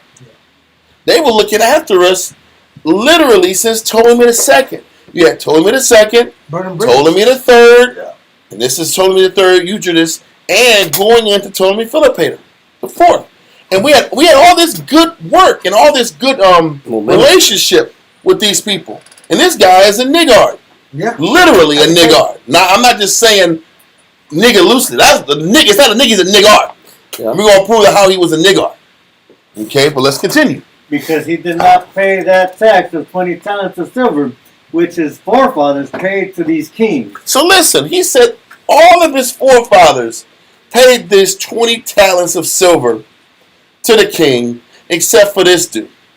When you sit back here and look at what the 20 talents was, 20 talents literally was 20 years of wages for one person. Wow. It was 20 years of wages for one guy. First of all, it wasn't that much money. Well, it's the whole nation. Yeah, whole nation. Con, it's not that much money. But 20 talents was all he had to bring up, and he didn't want to give it up. Yep. Well, let's continue. You know, Christ said, render unto Caesar's what is Caesar's. We're gonna go there. We're gonna definitely go there. But let's continue. Because he did not pay the tax of 20 talents of silver, which his forefathers paid to these kings out of their own estates. So the thing is this: the 20 talents was what they gave out of their own revenue. Yeah. This wasn't even the Seleucid and what do you call it? This wasn't even the city taxes. So the city taxes was coming out, I think it was 8,000 talents is what the city paid, or the each governorship. Yes, it was 8,000. Each city had to pay $8,000 or 8,000 talents annually. Whether it's Jerusalem, Samaria, Phoenice, or which is Tyre and Zidon, the Philistines, Syria. Yes, sir. No, to take the pressure off the people, right? Yeah. Well, no. 8,000 was what The people paid. No. 20 talents was just out of the priesthood's No, income. that's what I'm saying. Yes. Because if he's not paying it, the money got to come from somewhere. Mhm. Meaning that you got to tap into the people's pocket. So if it's coming out your own revenue, that takes the pressure off you. Yeah, but he didn't even take it off the people. He doesn't give his money up. Yeah. He kept his cut and he's kept it in his pocket. And said, I'm not gonna give it to you. And I don't care what happens. It's crazy. This guy is insane. This guy is all about his bread and his position so he can keep his bread. And that sounds familiar. He only kept the position not out of the love of the work because he had a small soul. Yeah. He kept his position so he could sit back and have a steady income in his pocket. Yep. It's a It business. was a hustle. Yes. He hustled God out. He was trying to hustle God out. That's the truth. There's a lot of Jews that try to hustle God out. Yeah. I'm just gonna do this Jew thing, and I'm gonna blow these horn. I'm gonna blow the ram's horn. Open up the Bible. Sit back here and get some whoop-de-whoop counsel so I get some money in my pocket. Read on. He provoked King Ptolemy Eutychus. to anger, who was the father of Philippus. He's like, Eutychus, what are you doing, man? To get him mad. This guy's getting talents from everybody. Like, how long did this guy just not pay his beeper bill before this guy's, what's this guy's problem? Is this 20 talents? Don't forget, what was the deal that the Ptolemies and the Seleucids do for the Jews? They give them sacrifice. They pay for all the sacrifices. Yes, I'm telling you. So you're saving money. You give me a bad deal. It's a bad exchange, bro. Listen, I'm spending money. I'm giving more money to you than you're giving to me. That's a problem, bro. Hey, I'm giving you the daily sacrifice. I'm giving you these 2 lambs, these 2 goats. I'm giving you what you need every day. And you can't even sit back here and give me the 20 talents I'm asking for the priest. You can't keep your word. And that is a reduced rate from what everybody else in the world's getting. That's the equivalent of being on Section 8 and getting that reduced income And not paying the and rent. still not paying. Yeah. It That's really the is that. same. And you're grieved and complaining that you got to pay reduced rent. And Eutychus, Eutychus is doing. He's getting the white bill and he's ignoring it. Yeah. He's getting the yellow bill and he's ignoring I got a it. red one coming too. He's getting the red one and he's blowing it off too. It's red though. It's red. He's I don't give a damn. That's it. This guy don't give a damn about the red bill Your too. phone's blowing up. And then he's like, you got to answer it. And you see the 210-353-2222. You know what CPS. CPS is calling you out. You see 210-353-2222. You know that's like, hey man, CPS is like, we doing that. And back then, the tax collector probably just came by himself. And then when you got to come with soldiers and swords, it's like, okay, this is getting real. what's all these swords for? Y'all just taking taxes. Then hey, man, that's a sign, man. Something I had to tell somebody. Something's a problem, man. You got to recognize, hey, bro, you got to pay your bills. Somebody out the spirit. But this guy's sitting back here and he's holding firm, man. And he's not paying 20 How you talents. think so? How? The real question I have to ask is, how long does he think this can last? He doesn't care. That's the question. He doesn't care. Right? You're gonna read. We're gonna go on this. He doesn't care how bad it gets. The only thing he cares about is his bread. Yes. Wasn't he making sacrifices on their behalf too, since they're paying for those sacrifices? Yes. Listen, but they're not having to pay for the daily sacrifice. So that means the priests were in a position to gain more finances. Leverage, man. They have more money. And what Onias II is doing, I'm just going to take this money and pocket it. This extra income, I'm pocketing it. This is about me. It's about him. At the detriment.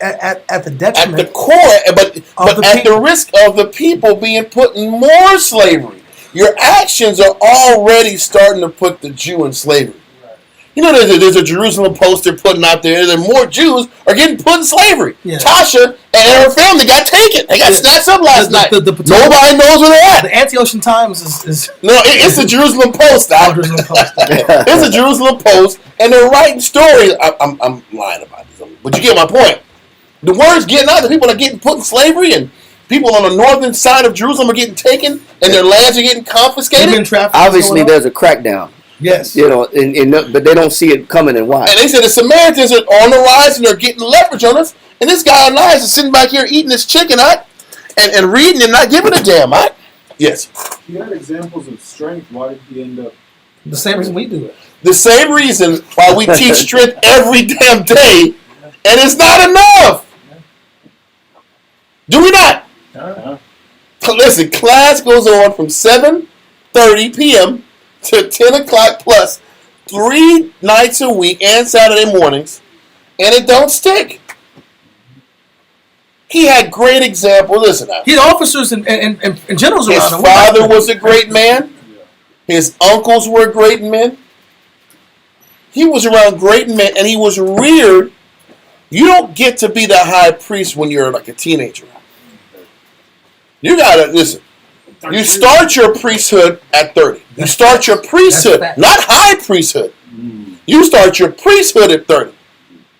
So you're not getting a high priest rank until you're in your 40s or higher. And this guy got it and was still a niggard. And I keep saying that word because that is the definition of it. And this guy's 40, 50 years old, and the city is plummeting. Yep. The city is plummeting. The condition of the people are plummeting. Yeah. Listen, you know, a lot of times Israel, I'm not knocking Israelite teachers, but they always push about the white man's doing all this wickedness and we didn't fall because of the white man. Listen, the white man was taking care of us. You know why the white man took care of us? Because he's like, damn, these black people are really about serving God. I gotta respect these guys. There's no way I would live this way. It guilt. There's no way I would live the way these black folks can live. Listen, Jake is saying it now. Give these men money for their sacrifice and just pray for us. Yep. I'd rather let y'all go and do y'all thing and finance this to get this guilt off of me, so I don't gotta have Greek guilt.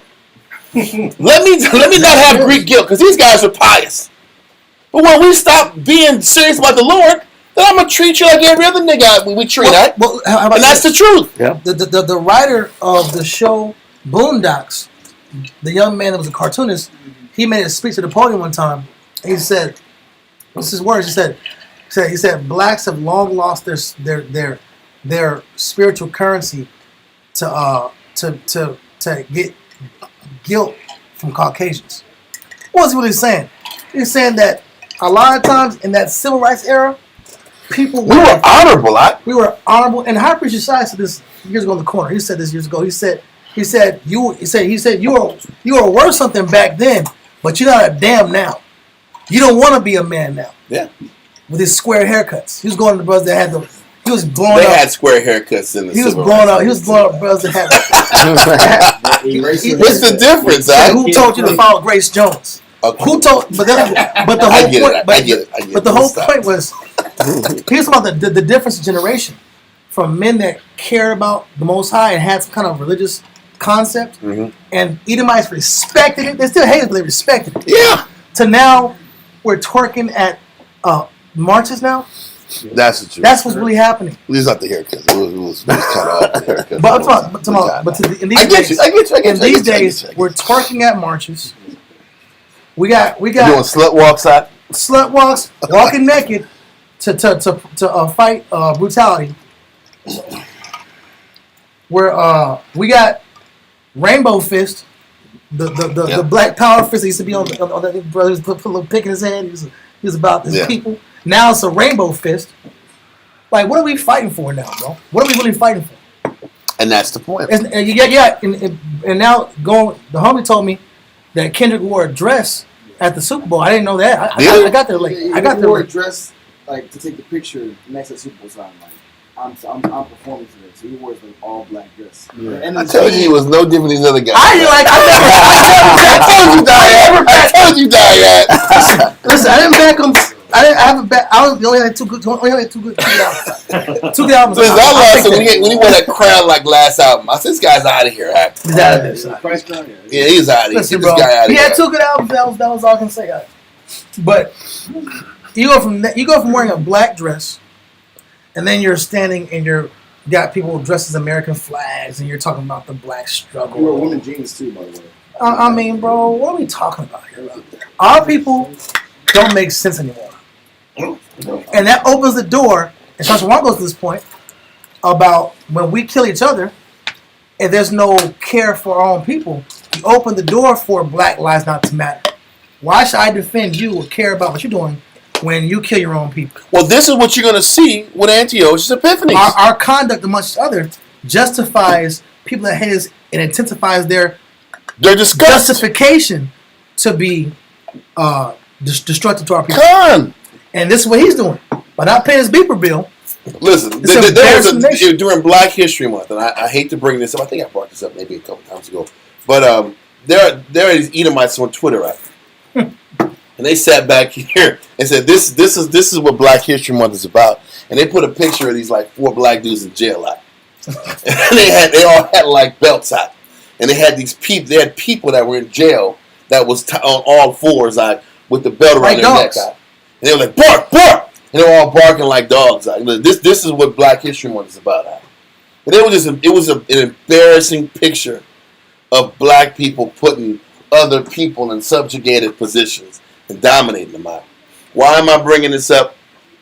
To show that when we do things like that, the rest of the world looks at us and says they're not worthy of respect. They're not worthy to be honored. And all this starts when leadership starts to diminish. From the top. When leadership starts to diminish, then how they look at us changes. And then how the laws and how they respond to us starts to devolve. Yep. And all I'm going into today is how when the Seleucids started to decline, the Ptolemies declined, the Seleucids were on the rise, we were declining also. Our leadership was declining. And as our leadership declined, the people were suffering. And the Most High, because He judges fairly, like Wisdom of Solomon 12 talks about, how He's fair in judgment, He incrementally starts stinging the nation Little by little. based upon how wicked we are. And you're going to start seeing as the high priesthood gets worse and worse and worse, the conditions of the people get worse and worse and worse. Like those gays. It goes hand in hand. So, let's continue, sir. This Onias was one of This Onias was one of little soul and a great lover of money, and for that reason, because he did not pay that tax of 20 talents of silver, which his forefathers paid these kings out of their own estates, he provoked King Ptolemy Euergetes to anger, who was the father of Philopator. Philopator IV. Read on. Euergetes sent an ambassador to Jerusalem and complained that Onias did not pay his taxes and threatened that if he did not receive them, he would seize upon their land. So listen, just like one of y'all say, it says, them horses come in, them soldiers come in. Yeah. And listen, I am the messenger for King Ptolemy Euergetes. Listen, Onias, if you don't pay this money, There's some goons behind it. we're going to sit back here and start confiscating land. Who has to suffer there? They're going to confiscate land, then they're going to start sitting back here and taking people to slavery. And the Greeks were very prominent in keeping the slave market going. They said that sometimes they had up to 40,000 slaves on the slave market a day. 40,000. Yeah, brother. In That's like a high school. in certain cities. Yeah. You're gonna read. You're gonna read that with how prominent slavery was in Alexandria in a little bit. Because what's happening is, hey, we're gonna come down here. You're forcing us to come into your city and disrupt it. You're forcing it, right? So continue. He would seize upon their land and send soldiers to live upon it. Brother. When the Jews heard this message of the king, they were confounded. Like, what the heck? It said they were confounded. Give me a definition of confounded. Who was confounded? The people were. Confounded. Anyone in particular? Let me see. Mixed? This get Confounded. Yeah, let's do confound. Effeminate apparel. No. You're good. Yeah, put on number 1 for confounded. Yeah. Confound. 1828. Definition number 1. No, confound it. Oh, it's like Yeah, you're good. confounded. You're good. Number one, mixed or blended in disorder. Everybody is in a chaotic situation. There's no order. Nobody understands what's going on. Like, why is our lives at stake? Who's to blame?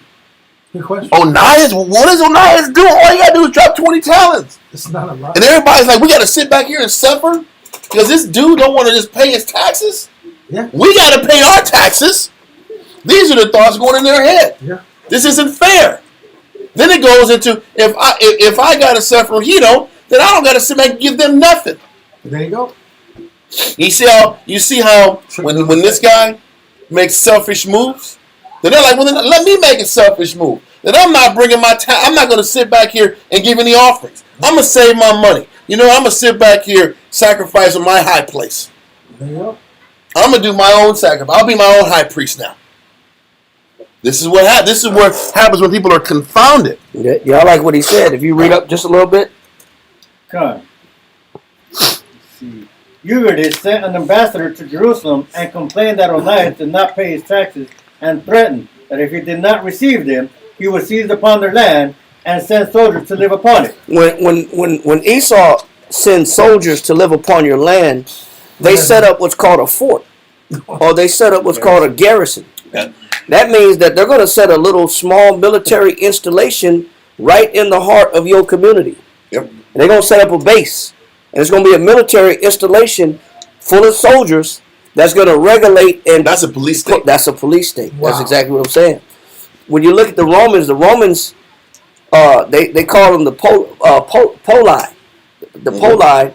Not or- police, but poli. Even in Germany, they call the police the Polizei in German. So, these are which still come from Rome and the Greco-Roman culture. So now you got a little police station that don't recognize the people, they don't recognize the culture, my God. they don't speak the language, and so now there's no empathy from that little fort or that little regulated police station in your community. They quick to shoot you down, they quick to kill you. Now you're complaining about the police. Yep. Then you got police brutality. That is a little garrison or a little fort inside your community. You got a substation now that's right in your neighborhood because you don't know how to act. Because the leaders showed that they're not trustworthy enough to not have a police station. That's Windsor Park Mall. Exactly. Windsor Park Mall, if y'all know. You went to the mall, go to Commerce Street Records, go to Out of Africa. Commerce Street Records. I remember that's old It school. was a San Antonio record label. You go upstairs, you got Out of Africa. They got a bunch of different colored shoes. They got apocryphas and all kind of dope books. And then you walking around, they got the nicest of clothes. And then you walk downstairs and you see a police substation where it's supposed to be a actual like New York company. Yeah. Because somebody got shot there before. Why is that? Because somebody got shot at the mall. Yeah, got shot a couple Before it was a A thing. couple times. A couple times they got shot at. It was so bad, the mall, they had a shootout where a dude was running down the escalator shooting at people. He was Scarface. Yeah. Then the last shooting is when they finally closed the mall down. Is when a girl was in a food court, little teenage girl was eating her food in the food court, and the shootout happened right outside. The bullet went through the glass, hit the girl in the food court while she was sitting down and eating. And they just said enough. They just shut the whole mall down. But then you wonder, but it started with a police station to regulate the crime. Yeah. Because you got an affluent neighborhood, Windcrest, right across the street. Yeah. So they couldn't even shop anymore because the mall was terrorized. Then you had a lady who got killed on the bus stop. Somebody shot her in the head on the bus stop right outside the mall. I mean, it was so many The only crimes. black mall in San Antonio. It was actually It wasn't a black mall it wasn't a initially. black mall. But it was a It great turned mall. into a black mall. It was a great mall. It's actually one of the biggest indoor malls in the city. Yeah. Yeah. By size wise. But that you let that element in, and You gotta be careful with those words. no, it said, what's the definition? What's the definition that he got? There's an element. There's an element. There's an element. We know who was.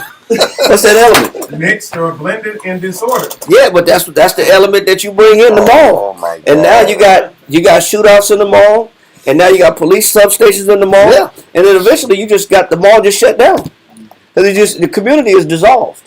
Now it turned into a Rack space. rack space, online data service, web hosting That has service. security. You can't even get in unless you have clearance. People lost their lives.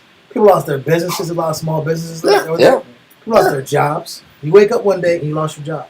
People been working them all for like 10, 20 years. Because guys are set tripping about land that's not theirs. Yes. And that you can see in any city in America. Any city in America, you now got substations. Then you complain about the police presence in your neighborhood. You're mad about the police presence, but look at what they have to do. Mm-hmm. Your disorder brought them into the community. And this is what was happening with Onias. Onias' selfishness and his pinching of money is bringing the police force that's not coming here to be your friend. Nope. They're coming here to whip up on you if you don't pay this debt and if you guys aren't in order. I see the connection now because people always said that the police are just really tax collectors. People always said that you get all these tickets and they're getting all, they're charging you. It's a form of taxing the people. It's a form of oppression. But now we're seeing partially that we're responsible or we justify that type of oppression. At this time, we were responsible At this time, we justify. We were given our own sovereignty. That's what I'm saying. And every time we keep getting more wicked, we keep showing the Most High that He needs to have the white man be a greater taskmaster over us. The Most High is in control of all this. Don't forget Proverbs 21:1. Let's go there real quick. Yeah, we got more in Kafana.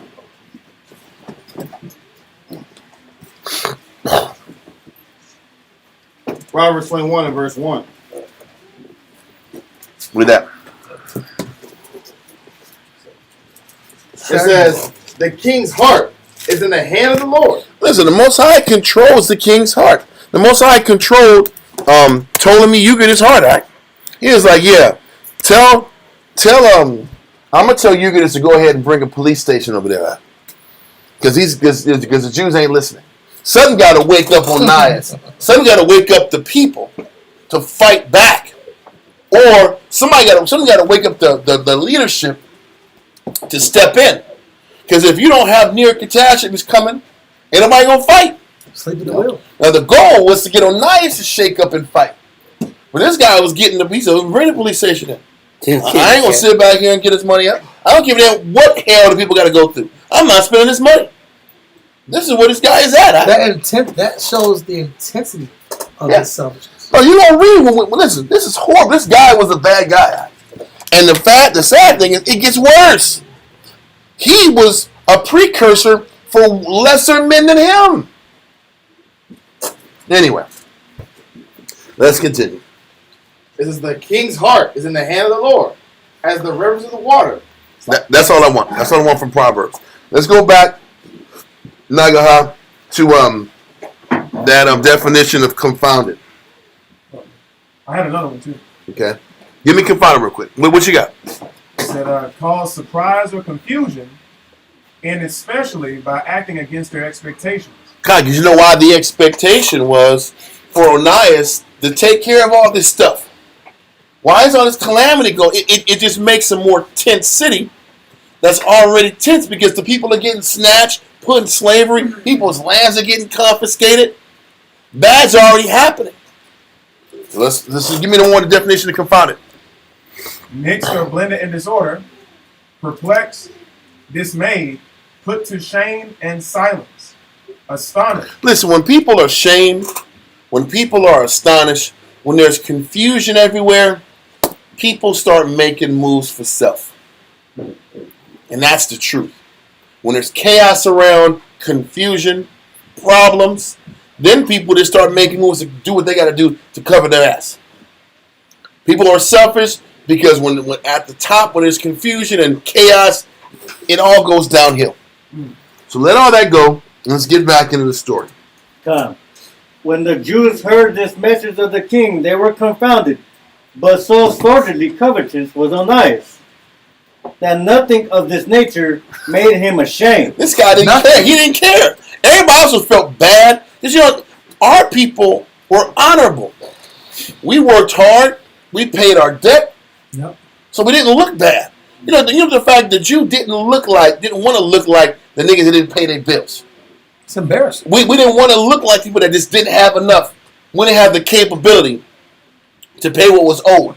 Now you got to have debt collectors coming here and sweating us. You gotta have water cut off. That wasn't something that was honorable. We hated that. So we like, what the hell is Onias doing? That the collector got to come in here and start putting people in slavery, huh? Yeah, Because we don't pay debts. This makes us look bad. you look bad when you're chasing your car on the back of a tow truck That's a real thing. down the street Yes. in your community, Yes. and everybody laughing at you. You know, you ain't pay your bill, huh? It's a sight. Tow truck. And you got to run over there just to get your shit out before Yeah. they take it all out. Yeah. You Just try to catch let them. me get my wallet out at the glove part. That's really times that happens, Zach. Oh my God. But this was a shame for our people. Now we're used to it. Now we just play the system and do what we got to do. It don't matter if we get ourselves cut up. We don't care. Or it becomes catch me if you can. Yeah. That's a real I'm thing. gonna hide my car in the underground In the garage. I'm gonna put it in the underground parking lot, so that way the tow truck really ain't got a lot of Man. space to come get my car. To the point where dealerships got to sit back here and put trackers on the car huh, Yeah, to make sure they can track the car. Because they can hire you and never find it. you be in the garage. They'll be in the garage forever. One car lot I went to, he said, "Man, it took us a year to get this car back," and then they finally got the car, and the guy said, "Man, how did you evade us for a whole year?" And he said, the guy told him, he said, because when you turn the car off, they can track it, but while the car's running, they can't track it. So he said that he left the car running for a whole year. That's insane. Man, he was Said serious. Huh? It never turned the car off, and that's how they were never able to get the car. That's craziness. He left the car running all day, all night. That was focused. He was Yeah. focused and dedicated at it. He gave it down. He paid the damn bill in gas. Yeah, Because I remember in the 90s when the Wild Wild West brothers would sit back here and buy cars in one city, I'm not going to say. And they would live in another city and they would never be able to find a car out. And that brothers did all the time out. yeah.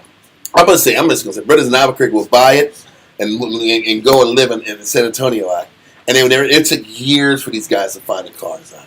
Then all of a sudden they started developing chips, microchips, and some of to track cars. Beat the Negroes. We had to defeat these Negroes. Yeah. They're buying cars in Lubbock and coming out of San Antonio. We can't find them. Yeah. And they driving rent free or no free for like 3 years, 4 years. Yes, sir. Some of them could go to like a custom And place find to the go- part. to go take it off. That's that flip stuff right there. Right? That's That's that flip wisdom. Right? That's that flip wisdom. Not a Right? flip spoke. That's flip wisdom right there. Right? Get that But I'm tracker pretty set sure up. everybody does that. Hell yeah. My point is, when you take that chip off, you can just sit back and have a car for 3 years. Nobody knows. Yeah. But that's how we do. And there was no shame. We always say I coming from Esau. Back in the day, that was shameful to do that. Right? To live like that. I cannot pay your bills, not be responsible. That was shameful. Right? Look how far we've diminished now. Was that right? On that sorted is niggardly. And so read that part again. Read that part again. Sword? No. Sortly. It's read it in the Josephus. When the Jews heard this message of the king, they were confounded.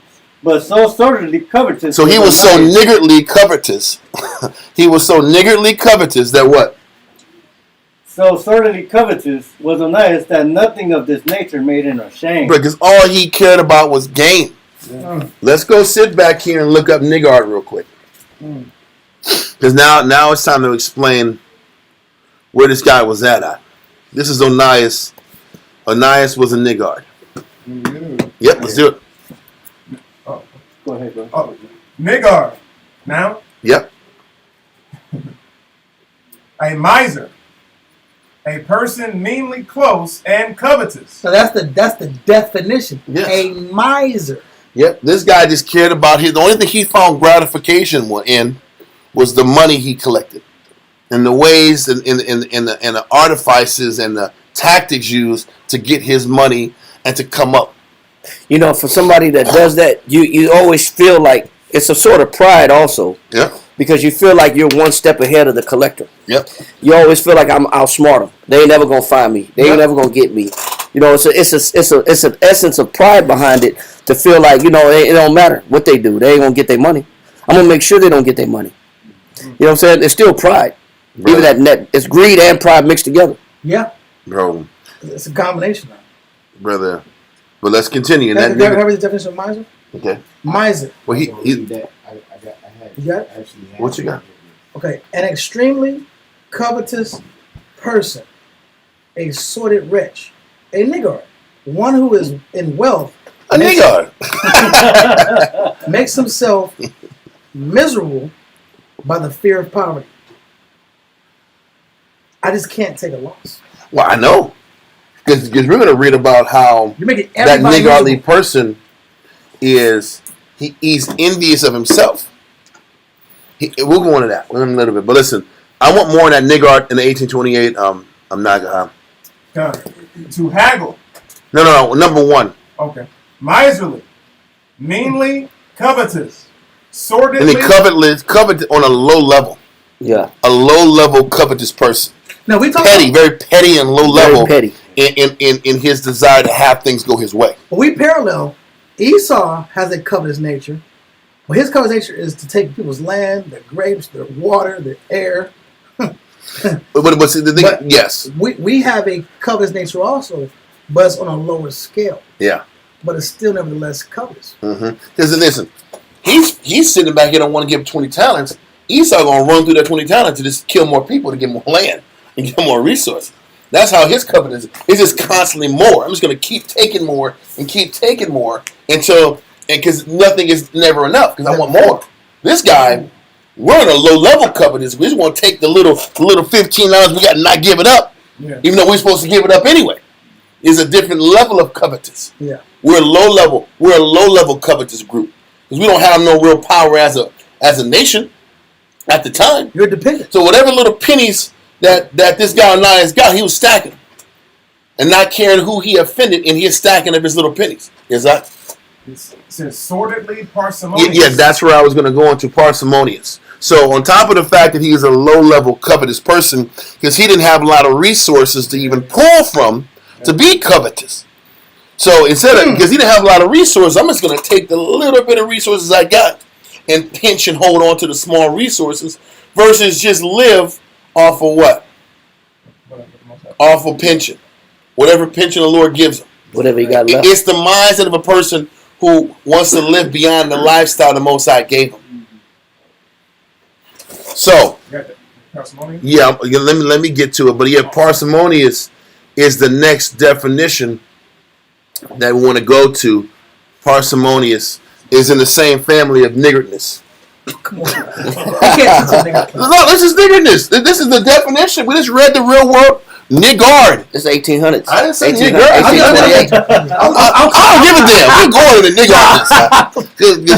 I'm just joking. Because you know what niggardness? Because it's low level covetous. Yeah. It's not grand scale covetous. We don't have no power to grandly take things. Yeah. So we're going to sit back and penny pinch and nitpick and sit back here trying to make $1 out of, what did he say, out of 15 cents? Yeah. That is what parsimoniousness is. That's what niggardness is. Trying to make a It's dollar like- out of 15 cents. It's like he's A just. dime and a nickel. Yeah. That was an ad lib. Yes, sir. Hey, didn't you know? You obviously is a dime and a nickel, my guy. Why you gotta say that on the side? Obvious statement. I'm sorry. No, it's almost like he's trying to finesse, and that's what we do. We finesse on low levels. Now. God. We call finessing. We call it finessing. It's parsimonious. Is it finessing though? No, it's low level covetousness, huh? Man. Because that's what it's low level hookups, huh? Gaming. Low level come up, huh? We're always looking for a low level come up. That's the equivalent. You know why? Because we hate the idea of being broke, or we hate the idea of living on a budget. We hate that. We're mad. That's how it hits home for all of us. We hate the fact that we're on a budget, and the Most High is not going to make us rich or comfortable. So we got to keep finding ways to get little angles to get on top. Because we're mad at God. There you go. Let's keep it real. Because this is Not where you. this I'm is. talking about- That's what I said. There you go. I'm saying it, Yeah. because this is where Nice is dealing with. I don't like the fact that Most High has. I don't like my conditions, which is what Israel does all the time. That's the point. I And, hate and my because condition. we hate the leadership hates their condition, it trickles down on the people having to suffer through leadership's mean, low-level covetousness. and not paying out the debts they're supposed to pay. So that is no different than the comptroller wasn't paid. Yeah, you're right about that. Yep. It's the same thing. Comptroller wasn't paid, and it could have been paid. Listen, we were in the middle. Instead of paying comptroller what you were supposed to do to keep the malls open, brothers didn't want to pay the comptroller. Nobody was. Then we're sitting back blaming Esau, and when he comes and puts his garrison at the mall, and shuts the damn store down. This dude went to Ingram, shut the Confiscate. cart down, had a whole gang of people pull out all the oils out the drawers. I was mad that day. He was so hot. Because it was shameful. It was Yeah, that's what shame is. We're the niggas. They got to get the store shut down because we didn't pay the white man. We had shut down midday too. Kinda For everybody. Everybody's out there. 4 o'clock, hide them all. You dress all clean. Everybody's, hey, we love you guys. You guys are so cool. You're so cool, right? And then all of a sudden, all these white people pop up out, Nice, and they got clipboards out. Those are nice decisions. And they pull out. I get a phone call. The things written the 4 time are written. No. They give you a chance to collect. You can pay right there and they'll leave. Yeah. If you pay them their money when they show up to your business, that's for you not paying your sales and use tax. That's what the comptroller does. Yes. When you don't pay your sales tax to the county, they send officers with badges and totes, buckets to confiscate your items. Because you're going to pay one way or the other. Yeah, you're either going to pay in product and they'll sell off your product, they'll auction off your product to get their tax money back. Yep. And then when they did that, the brother who was making a decision said, "Okay, I'll fill out the paperwork," and just had another brother fill out the paperwork with zeros, and we didn't make no money. Yeah. We just out there for a whole year. Yeah. So every month we didn't make any money, and they were 3 month First of all, the rent was $2,500 a month. How you gonna say he made no money, man? That's stupid. And they put bullet holes in the damn paperwork. We didn't make anything. And they said, "We know you're lying, man." Then they got mad. It was obvious low level lies. It's mean. It's mean covetousness. It's low level covetousness. But these people put all the oils out, and they just dumped it in all the buckets out, and they started pulling the glass Egyptian bottles down out. It was like we were getting repoed in front of the whole world out. Yes. And then Ishmael, who sells the jewelry, he's like, "My friend, what's happening, my friend?" Yeah. And it's embarrassing. He's talking to a nation like they're laughing too. I'm like, we'll be back. That was so hot. A bill wasn't paid. I walked out the door. I walked out. Hell yeah. Yeah, I walked out. That was the worst. And then the answer was, "Man, this is easy. These are spirits. These are spirits." I try to stall him. I'd be like, "Look, man, just hold tight. We're gonna get this solved out. Just hold tight, man. y'all just stay right here. We're gonna get this solved. Man. Yeah, be cool. Be cool, man. Don't take nothing. Don't shut nothing down. Then you start getting mad. If you break it, you buy it. Yeah, You know what I'm saying? but you got some good tactics, son. Yeah, but you try to stall them so you get time to collect the check. Like try to find out who's gonna run his credit card. Brother, that was a good tactic. They just came and just listen. took You saying brothers lived at a time when Onias II. Damn right we did. There was some parsimoniousness going on. Yes, and some niggerishness. Listen, because the money that went on those late fees could have paid off those bills. It was small change. It was really easy. It wasn't that hard. It wasn't that big of a bill, was it? No, never. Nope. Even if you, it's a percentage off what you sales tax is 6.25%. So if you say you made $3,000 for the month, then that multiply that times 6.25%. It's not going to kill you. It's not going to be out of this world where you can't afford to pay the tax. It's not unreasonable. Got it. Come out to like $150. I know. $200 out. Yeah, but Something small. it was each small, but still, you could just sit there embarrassed and just put them out your pocket. That's what I'm saying. It ain't nothing. We could have paid that and got them out the way and moved on. But it wasn't. We could have paid that instead of sitting back here and paying next day air delivery on this glass. I was spending money on that. Yeah, there were so many different things. It was so much mismanagement and folly, and then I ain't gonna pay them. Then it was just, okay, now you sat back and closed the store down. Now my response is, I'm going to do your paperwork and say we didn't make any money. Now what are you going to say? You're going to say we lied? No. And you got to prove we lied. Yeah. And then it goes into this stupid petty game versus just paying the debt you owe. It's cat and mouse. Then this is what Elias was doing. Then it's these are spirits. Yeah. These are spirits trying to attack the camp. No, this is mismanagement attacking the camp. Yeah. There was a mismanagement monster in there. He's tearing up people. Nothing will be done today. Why is nothing getting done? This is what was happening. Oh, the fire. I'll never forget. You will listen. You're not gonna know what his bill is. Come on, man. I'll never forget when Sasha once said this. This was a statement I'll never forget. We were at the old school. He said, "What are we doing?" And then he opened he picked up a rotary phone up, and it was like plugged into the wall out. But we don't even have a phone line at the school. It was just like, what, we just playing. It was crazy. You got a phone plugged in the wall that has no phone line in it. We don't have a phone line at the school. It was plugged in the wall like there's a phone. They're like a child. Because at one time it was a 210-354-4737 number. Remember that? Yeah, I remember that. That was the phone number until it wasn't. Many men call that phone from out of state, out of But you know jail. how long the phone? You know the problem is how long that phone was on and nobody was at the school to pick up the phone. Yeah. You know how long that was the case too. Anyway, that's another story. But so we got an office in the back, and we have a phone that has no service. Just what are we doing? It's a play phone. It's a play phone. Yeah. It's a child We're playing business. We're playing business. You have a Betty Crocker oven that makes little. Well, the reason I said that is if there was a complaining customer, what they had to call a number. Is give them the two. I want my money back, bro. I want my money back, bro. This is not a hideout, bro. Hey, bro, this is not a big hideout. Who are you guys? You gotta call New York. You gotta call New York. Those are Onias the second time, Zach. That's what it was. Zach. We're laughing because we lived We it. lived it. We lived it.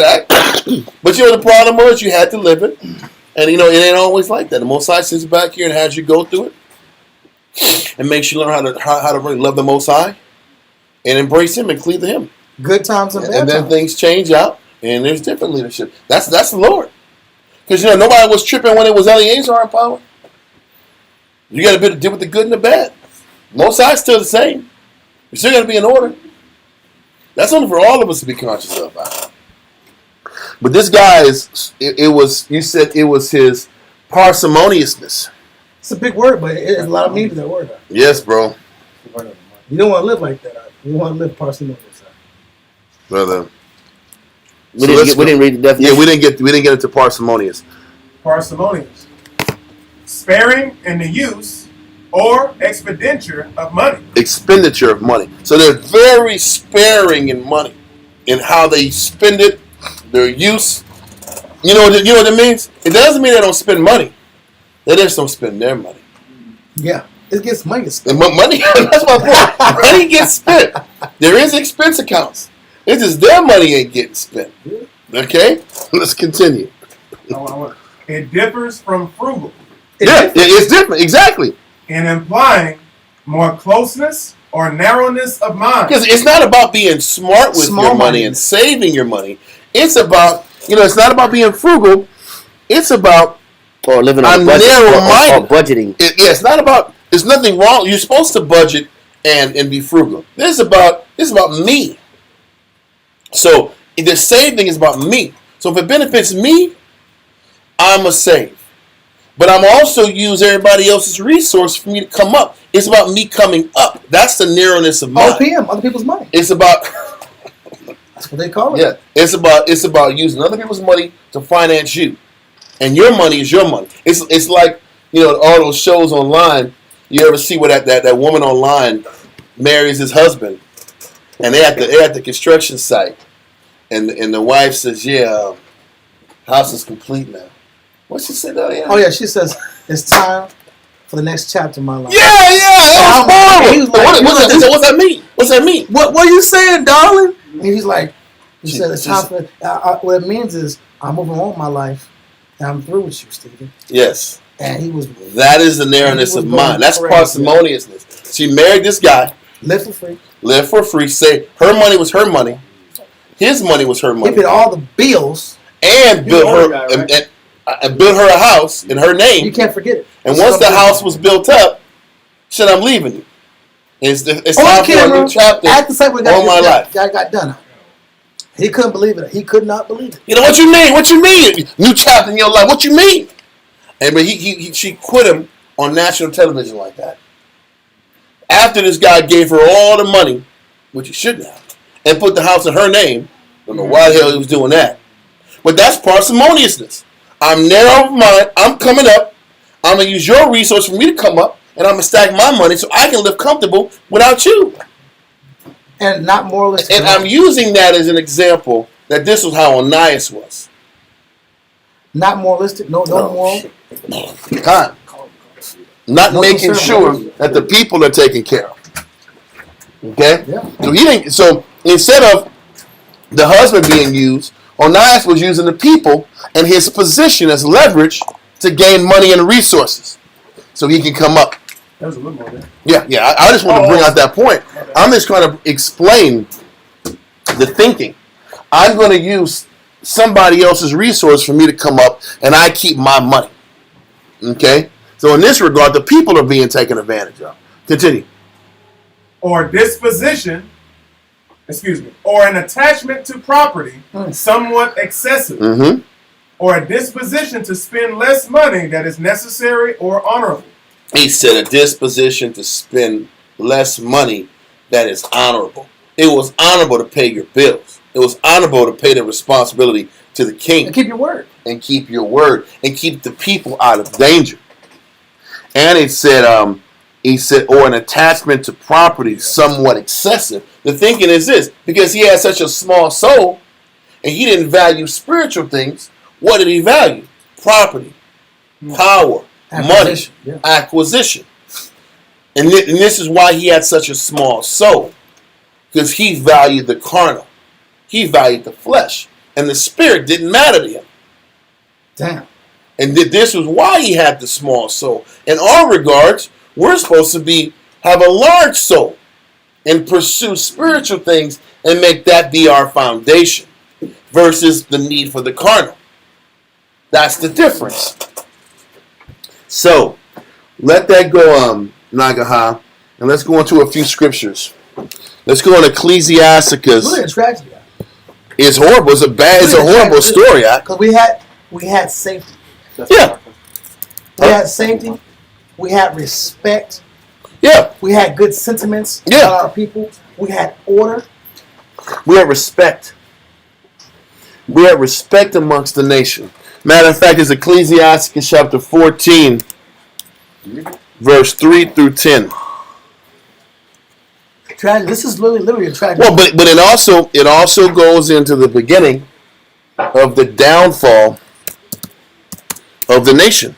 Literally, we are on a collision course to taking a real bad fall. 1 second, I'm just trying to get.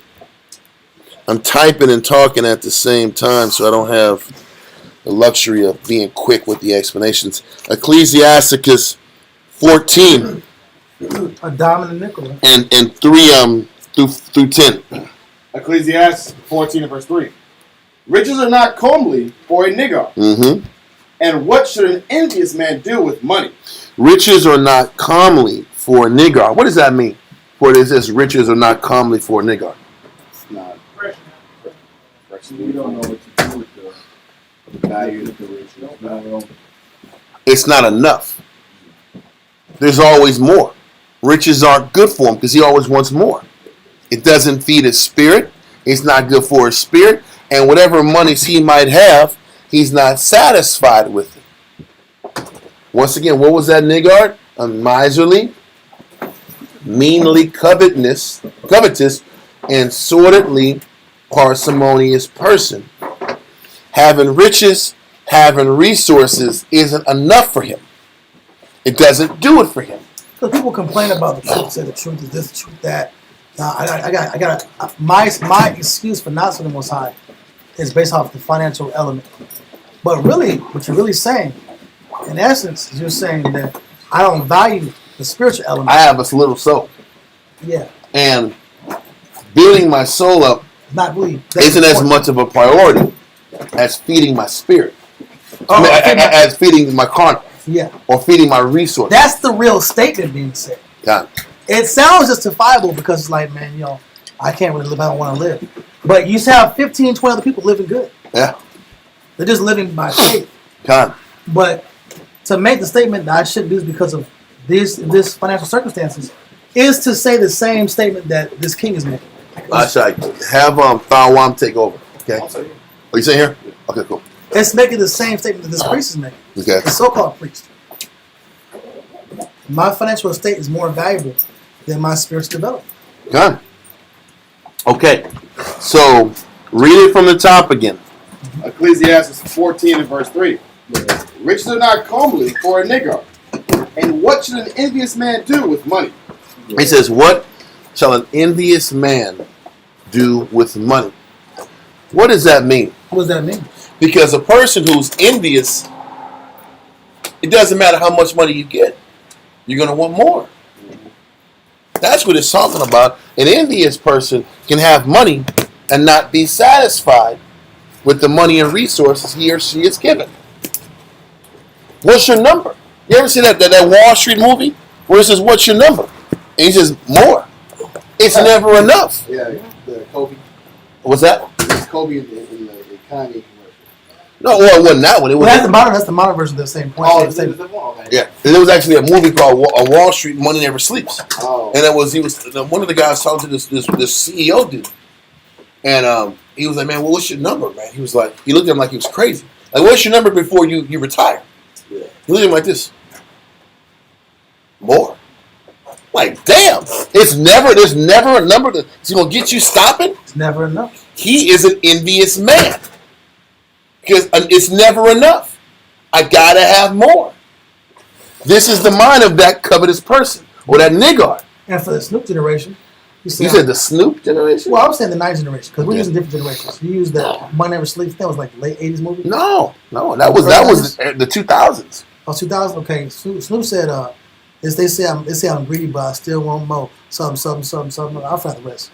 But the point is, he has his mind on his money, money on his mind. It's the same mentality of I am consumed with gaining and losing. So I don't care how much I lose of my soul, how little of a soul I got, unless I continue, as long as I continue to pushing for what I want in the carnal. Exactly. So let's continue. Verse 4. Ecclesiastes 14 and verse 4. He that gathereth by defrauding his own soul. He says That's he crazy. gathers by defrauding his own soul. How does he defraud his soul? Because you know why? The more he pushes and feeds his envy, he'll never sit back here and be appreciative for what he's got. So he keeps defrauding his soul by going to try to get more riches and more resources. The more you push on that direction, the more your spirit dies. That's the catch. It's a compromise. There is a compromise for your push for financial comfort and stability. You're trading your spiritual growth, and you're defrauding your spirit because what you have in your life isn't enough. The word fraud in Latin means to cheat. You're cheating out your spirit. Because how do you grow in the spirit? By discipline, by abstinence, by patience, by depriving the flesh. So when you feed that envy, where whatever your conditions are not enough, you are defrauding your spirit in that pursuit for more.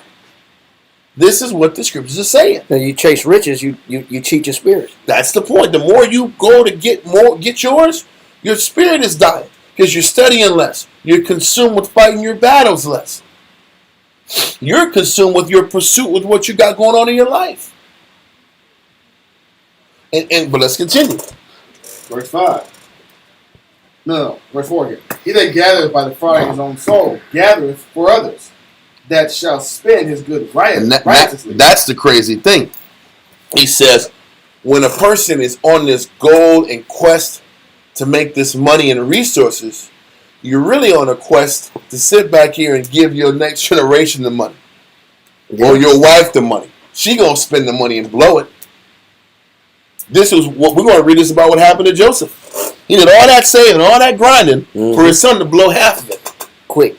And that's what happens. With all that miserly, all that niggerness, all that pursuing of what you want to get, the next person gets the benefit of it because the Most High wants to show you you're wasting your energy investing in this pursuit. You're not gonna have it your way. You're compromising your spirit and pushing the things you want. That's why, once again, Onias' whole life was about coming up. And the consequence of it was he had a small soul. He had nothing to show for it spiritually. Don't forget, the Most High sits back here and has mercy on us based upon our works. Based on how much we commit to Him. And based on how much we fight what's inside of us, He'll have mercy on us and wink at our weaknesses and deficiencies. That's how He operates. But when you have nothing to show in your fight, in your battle, you're not going to be defended on the other side. But let's continue. Read verse 5 again. Verse 5. He that is evil to himself, to whom will he be good? He shall not. Read verse 4. I'm sorry. Read verse 4 and 5. We're going to read down to verse 10, but keep going. Verse 4 again. Ecclesiastes 14 and verse 4. He that gathereth by defrauding his own soul. And that's the point. Onias is gathering by defrauding his own spirit. He's bringing shame to himself. Yeah. By his pursuits. He's bringing shame to himself and the priesthood and the nation. Because all that matters is his come up. But read on. It says, he that gathereth by defrauding his own soul, gathereth for others, that shall spend his good riotously. Meaning everything you're fighting for, you ain't even going to be able to enjoy it because you did it in the wrong spirit. Sad. Read on. He that is evil to himself, to whom will he be good? Because he thinks that the pursuit of the shikorium and the money and the financial blessings is a good thing for himself, but it's really evil. Those pursuits are evil. They're no good for a spirit. That's the point. There is a transaction. You pursue in the carnal, you lose in the spirit. That's what Christ you push said. in the spirit, you lose in the flesh. He said, what profit a man to gain the world and lose his own That's soul? the point. Mm-hmm. There is a trade-off in when it comes to what direction you want to take your life. And also, if you go back one chapter, one page, go to 11 and 29. I mean 10 and 29, the same book. Ecclesiastes 10 and verse 29. It says, Who will justify him that sinneth against his own soul? Read. And who will honor him that dishonoreth his own life? So who gonna respect you? But how do you dishonor your own life? By you pursuing the flesh and not pursuing the life and building the spirit. You never became the spiritual person that you had the potential You to were be. created to be. Wow. Bro. That's crazy, man. But this was Onias. This is us. Yes. The sad part about it is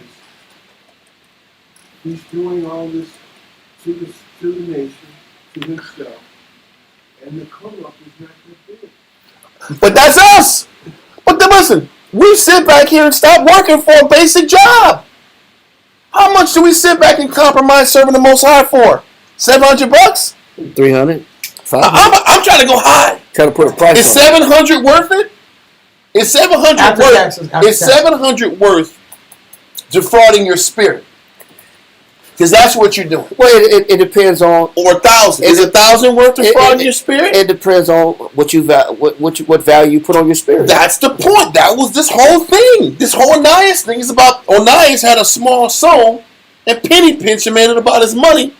And he felt that trade-off was good, but scripturally you're defrauding your soul with that trade-off. So he felt like his defrauding or cheating his soul was worth 10 talents of silver. Yes. Wow.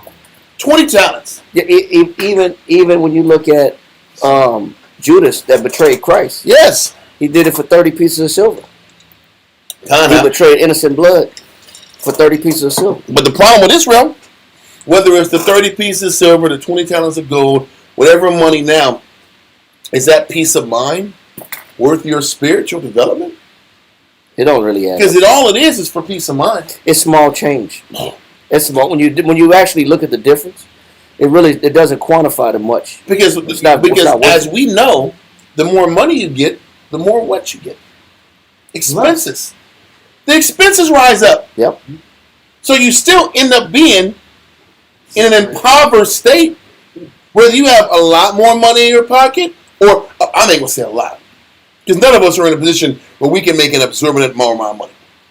You might make a little bit more. But is that pursuit and the demand that comes from that pursuit worth what you lose in the spirit? Idea of comfort. The mental comfort you get, is it worth dying in the spirit? Not being strong, not being around strength, not being in a position to nurture potency in your mind and your spirit? That makes sense. But this is the issue. And he's saying that niggardly spirit, he's evil to himself and don't even know it. He thinks he's coming up and he's winning. Read verse 5. But it's not, we're going into now, it's not even about Onias. It's about Israel. We tell ourselves every time, if I make this much more money, everything will be okay. Do we not? Yep. If I make this much, I don't got to stress no more. And if you make a little bit more, guess what? The stress heightens. But what do you forfeit for that little bit of extra? That's my point, and that's what the scripture is saying. He is saying what you get is you bring evil to yourself because you're not exercising those elements in the spirit you need to continue to grow your soul. On the inner man. He's telling you, this whole concept is giving you an understanding about how all of our souls are little until it's exercised. Elijah, you brought up a point many years ago about that physical part of your brain, that physical part of your brain, that when it's challenged, you have to fight things that's against your comfort level, it grows stronger and stronger and stronger. I'm not saying it's an application of what the soul is. What the concept of the soul is. Is it the amygdala? It's the anterior something called. I gotta find it. AMC CPU. Send that to me when it gets chance, because I might have to bring this in for y'all. Gonna force me into the Monday class with this, man. You don't force it. I said I wasn't gonna do it, but I'm gonna have to do it. But the point is that we're all coming with a little soul. But do we build it? Do we build that soul, or do we build our desire for money and comfort? What are you choosing? What we're reading is that you can't get both done. It ain't working on both sides. So if it ain't working on both sides, you got to choose one direction or the other direction. Yes. I don't want to pull a verse in that. Ecclesiastes. Let me finish this, and then I'll let you go. Because I want to stay on this verse, this chapter. Then I'll just hold it, though. Yeah. Let's continue in Ecclesiastes chapter 14, verse 5 again. Ecclesiasticus 14 and verse 5. He that is evil to himself, to whom will he be good? You're not going to be good to nobody because you haven't learned to feed your spirit. How can you really help your people when you haven't learned to feed your spirit the right nutrition it needs to benefit and build it up? Read on. He shall not take pleasure in his goods. And this is what that covetous person, he doesn't take pleasure in what's in front of him. He's not happy enough. He wants more. That's the covetous mind. That is the envious mind. That is the niggardly mind. What I have is not enough. And when you're in that spirit, whether you're a man or you're a woman, you're never going to grow in Christ. We all have to learn to be appreciative for the condition the Most High has us in. While working on our... Because this is the formula. You have to be content with the condition the Most High has you in, and then work on your spirit, and because you want to grow in your spirit, and the Most High rewards you physically and monetarily, or at least He'll reward you because you pursued building your soul up and building virtues up versus sitting back here and going for the financial comfort. The Most High will, the more you pursue the building of your spirit, the more He'll build you up in the other arenas where you need. This is what he's explaining. But the problem is, the person who's envious is never content anywhere. He's never content with his life or her life. So they're always looking for more. And the more is always in the world. And that pursuit keeps pulling everybody out there. For women, they just keep committing whoredoms and adulteries, looking for the perfect guy. Or desiring the perfect situation. Am I right or wrong? This is what men hate women for. Yep. Right or wrong? This is what all these Andrew Tate shows and all these damn the the manosphere. I never knew it was The manosphere? Yeah, it's This is what the manosphere is about. Yeah. I do learn something new every day. Well, look, it's not The all- manosphere is about the hatred of the fact that women just aren't content with the man that's right in front of them. But the Most High is just showing men. How about the God sphere? How about the spirit sphere? Where he says you're not appreciative for what I give you every day. So I'm just going to give you a woman that's a reflection of your lack of appreciation for what the Most High gives you every day. of your impiety. You're not happy with your condition. So I'm going to give you a woman that's happy with you. Facts. That's the truth also. We can always see how these women, how messed up these women's is. Women's. These women's, you know how wicked the women's is? They're so wicked. They're so wicked. Yeah. We can see that, but we don't see how we don't appreciate the Lord and what He provides us every day. And if we change our thinking, He will send you a woman who wants to change her thinking. And that's the facts. So let's continue in Ecclesiastes 14 and 6. Ecclesiastes 14 and verse 6. There is none worse than he that envieth himself. And what does that mean? He's not happy with his condition. He wants more. What he has isn't enough. He is unsettled and angry, and he don't have enough and have more than what he's got. He said there's nothing worse than that type of person. That's Onias. Why wasn't he happy with the salary that came with the high priesthood? And what the high priest got? Why wasn't that enough for him? The same reason why it's not enough for us. Well, Because there's envy. Pride and envy. Pride tells us I deserve more. Pride tells us this is not enough. It ain't fair. But the question is this: what are you predicating it off of? How I look at myself. But you're looking at other people's salaries. Right. So what Onias is doing in Israel, he's top dog. So what is he predicating salary off of? I deserve it all. The Samaritans. Yep. The Samaritans are making more money than me. Doing less. How about those rogue priests in Samaria are getting more money than I'm getting? Because we just read about how the Samaritans were coming up. Yeah. So maybe the fact that those wicked priests got more benefits than me, or all these surrounding priests and leaders around me that are going Greek are making more bread than me. He's not that idea that somebody is having an advantage over me. That's the point. Eats me alive. That's the point. Yeah, and because somebody is coming up or somebody else around me is smiling.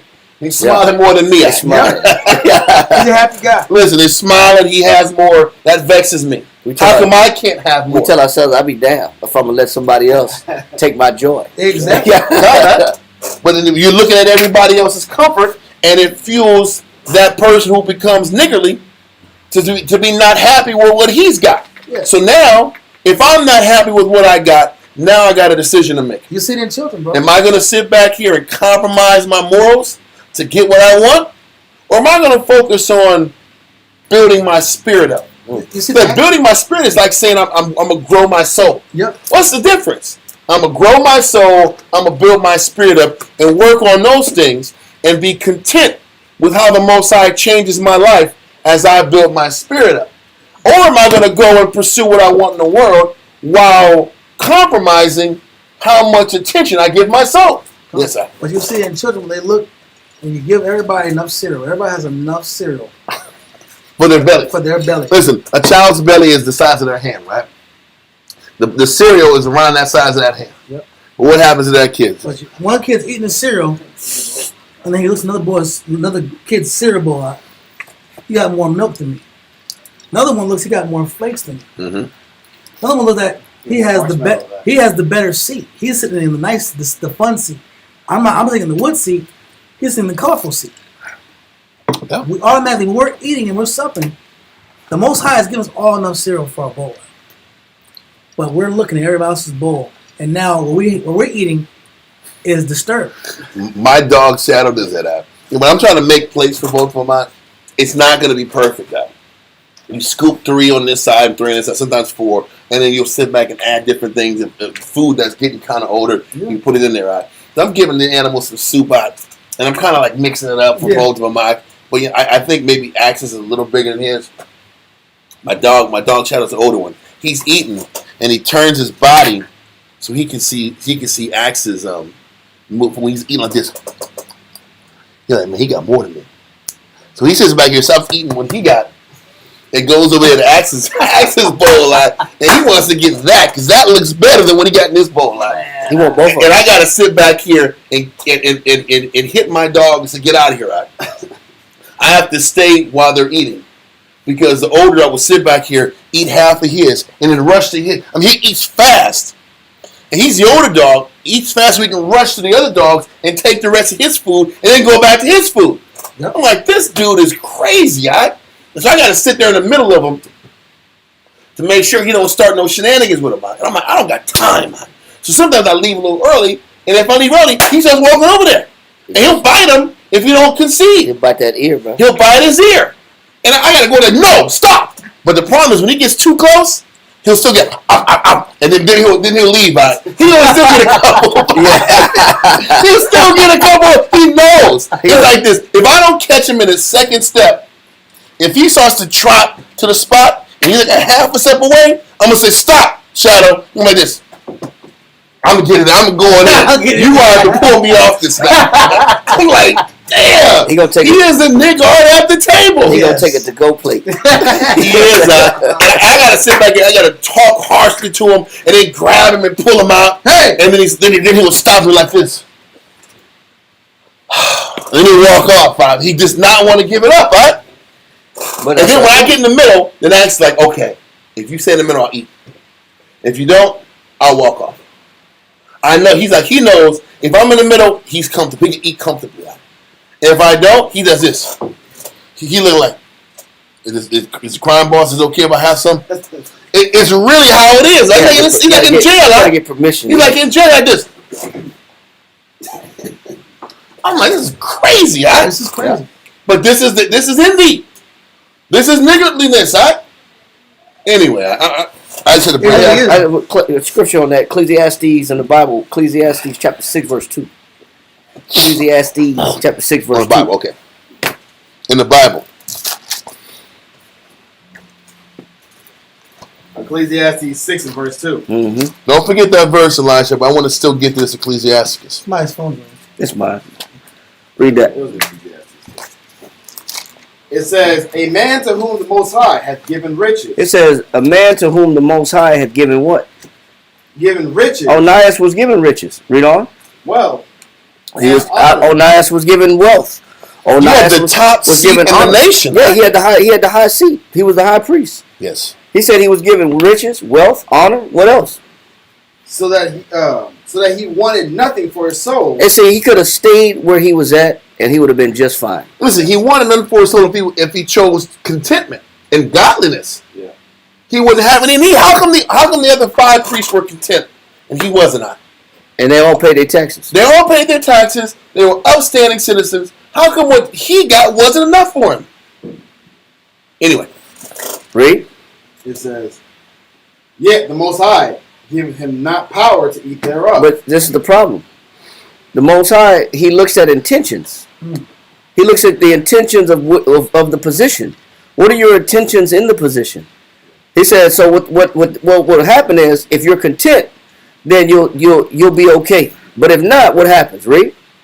But a stranger eateth it. He said, but if you're not content in that position, and you want more, and you become a miser in that position, he said, the Most High said he'll make sure that whatever you pinch to the side for yourself, he said he'll make sure a stranger gets to that piece. It's like a bag full of holes. There's a bag of holes in Malachi. Yeah, it's really a setup. Mm-hmm.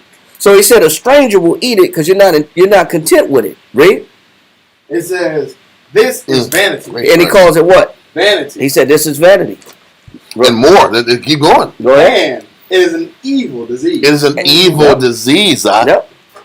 But that's how the Most High deals with people that forfeit their soul.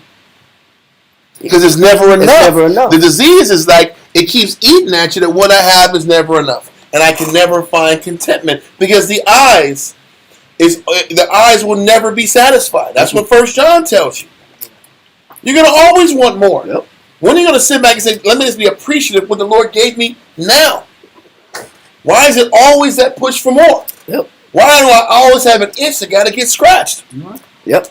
And when you scratch that itch, you're forfeiting the building of your soul.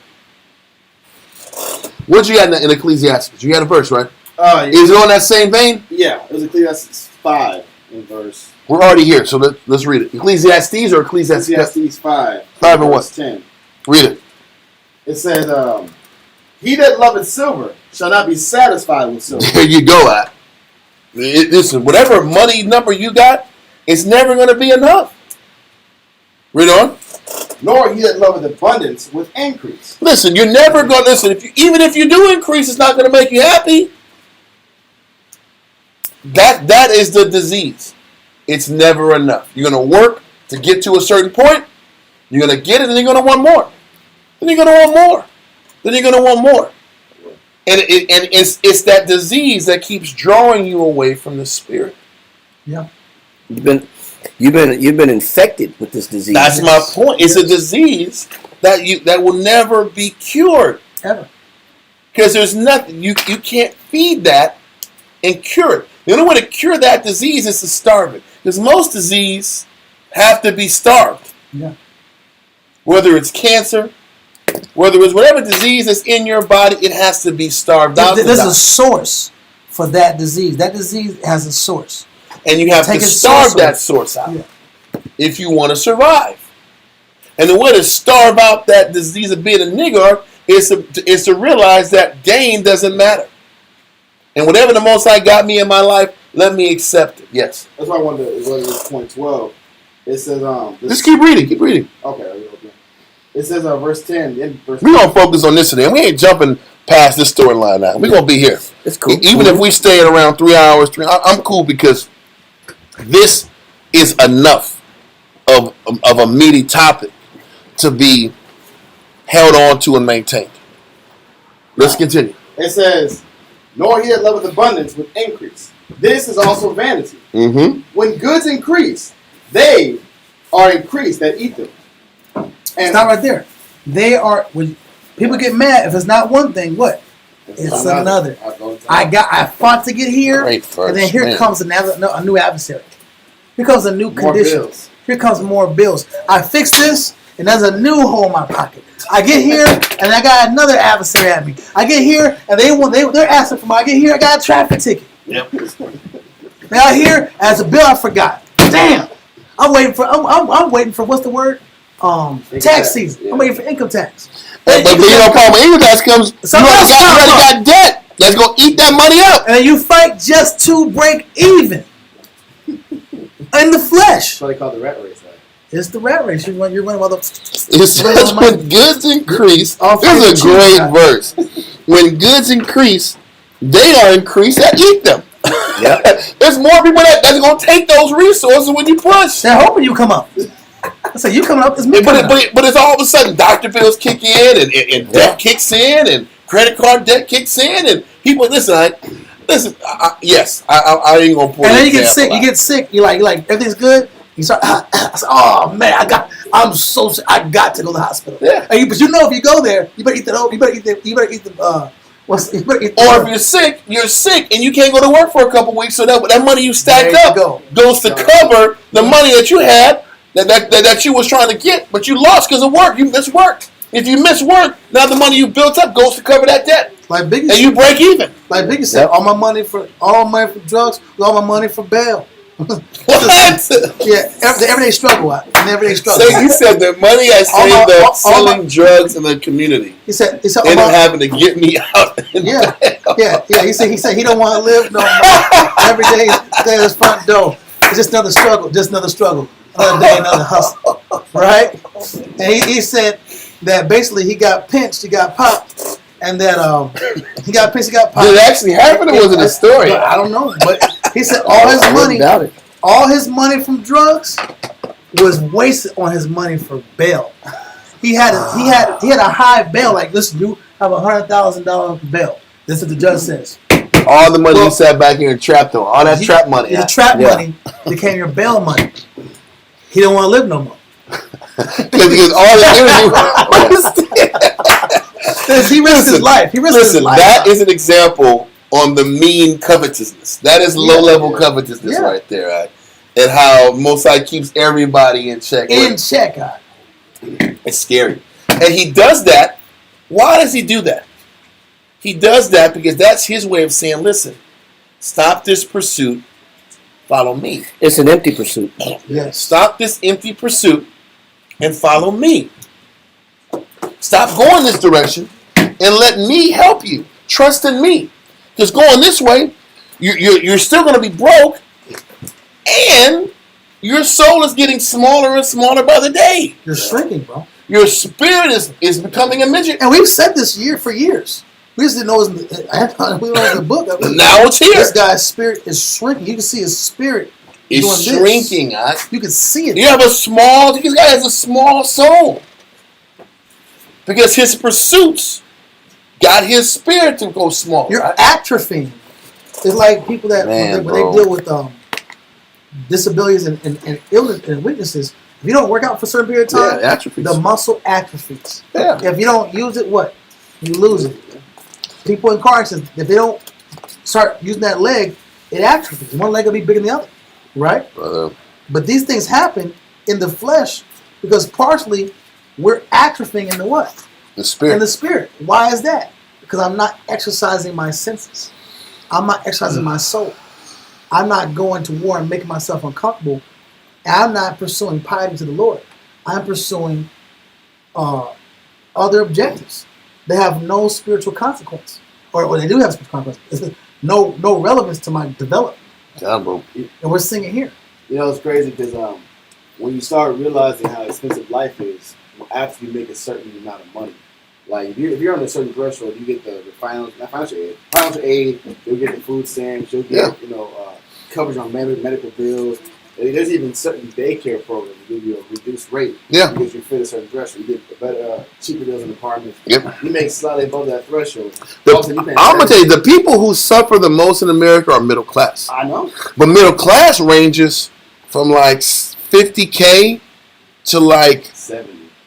I'm gonna say 80, maybe 80. Especially in the big city, you got to be around 80. You got to get to around 100 to get out of that. And that's upper middle. You're still getting hit, but you're not feeling it. Yeah. So listen, how many of us are going to be sitting back here knocking down 80 big ones a year? So even if you get to the 50, 60, 70 margin, the allotments you get from the city and all the things for being poor, you don't get that no more. You got to pay out of pocket for everything, which means you're suffering more in that middle class space. And taxes have taxes. Well, that's a slogan, but yes, it gets tougher. It gets more challenging, and it's hard to sustain that one way or the other.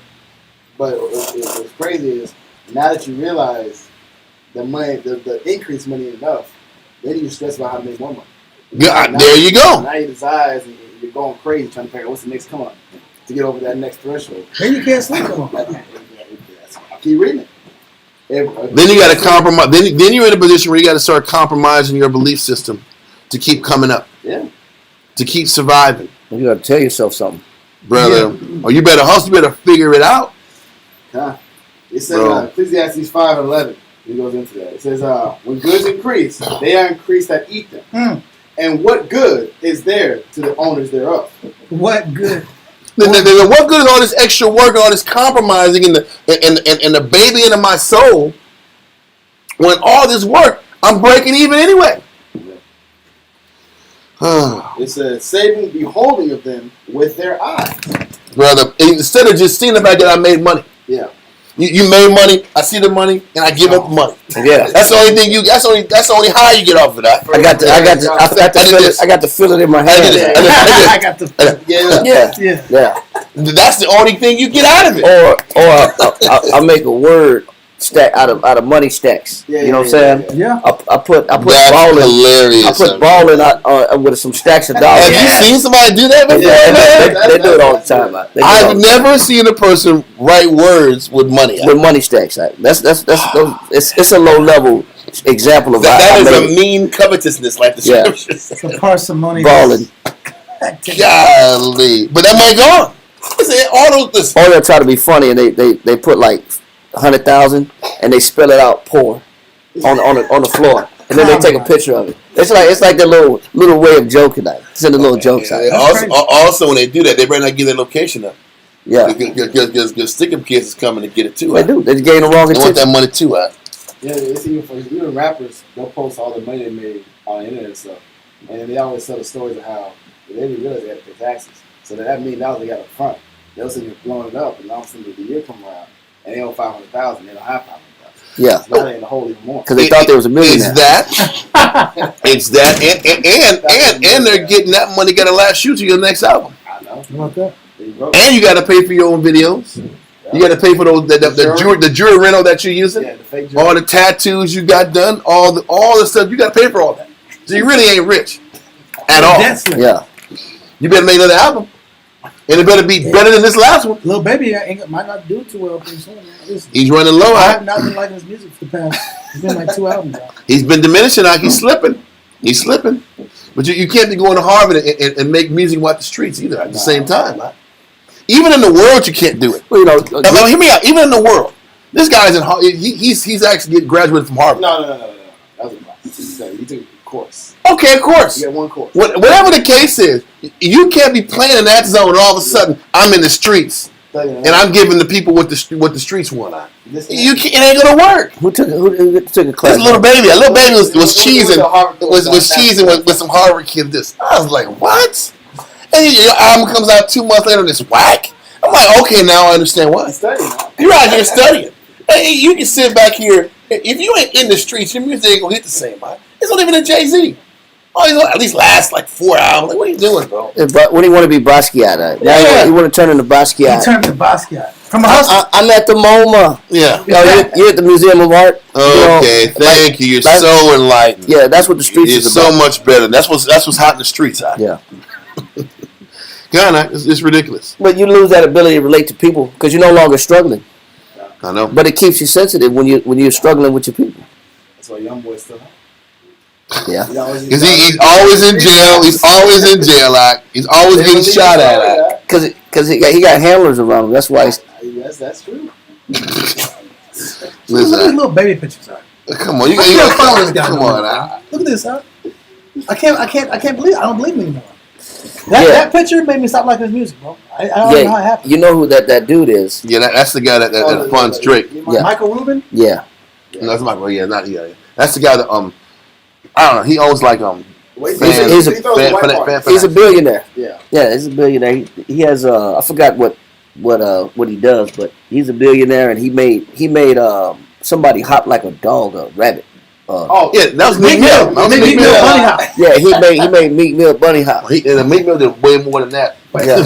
Yeah. Just to stay in his position. He must be mistaken. He said, keep hopping now. Yeah, and Meek is a bad example. They do anything for money though. Yes, You He's the king of Philly. you compromise your soul when you're in that position. Yeah, They got leverage over you. Because they want something. And then this is when you get deal with I hate to bring it up. This is how people put you in compromising positions like the Diddler. Because these rappers are living a lifestyle that's beyond their means. And they get to a guy that's predatory. And this predatory guy offers them hookups and avenues and ways to get more money and more wealth. But you got to do me a favor. Favor for a favor. You have to, if you want to survive at this point, and I know you're struggling, you have to compromise your soul that much more. Yeah.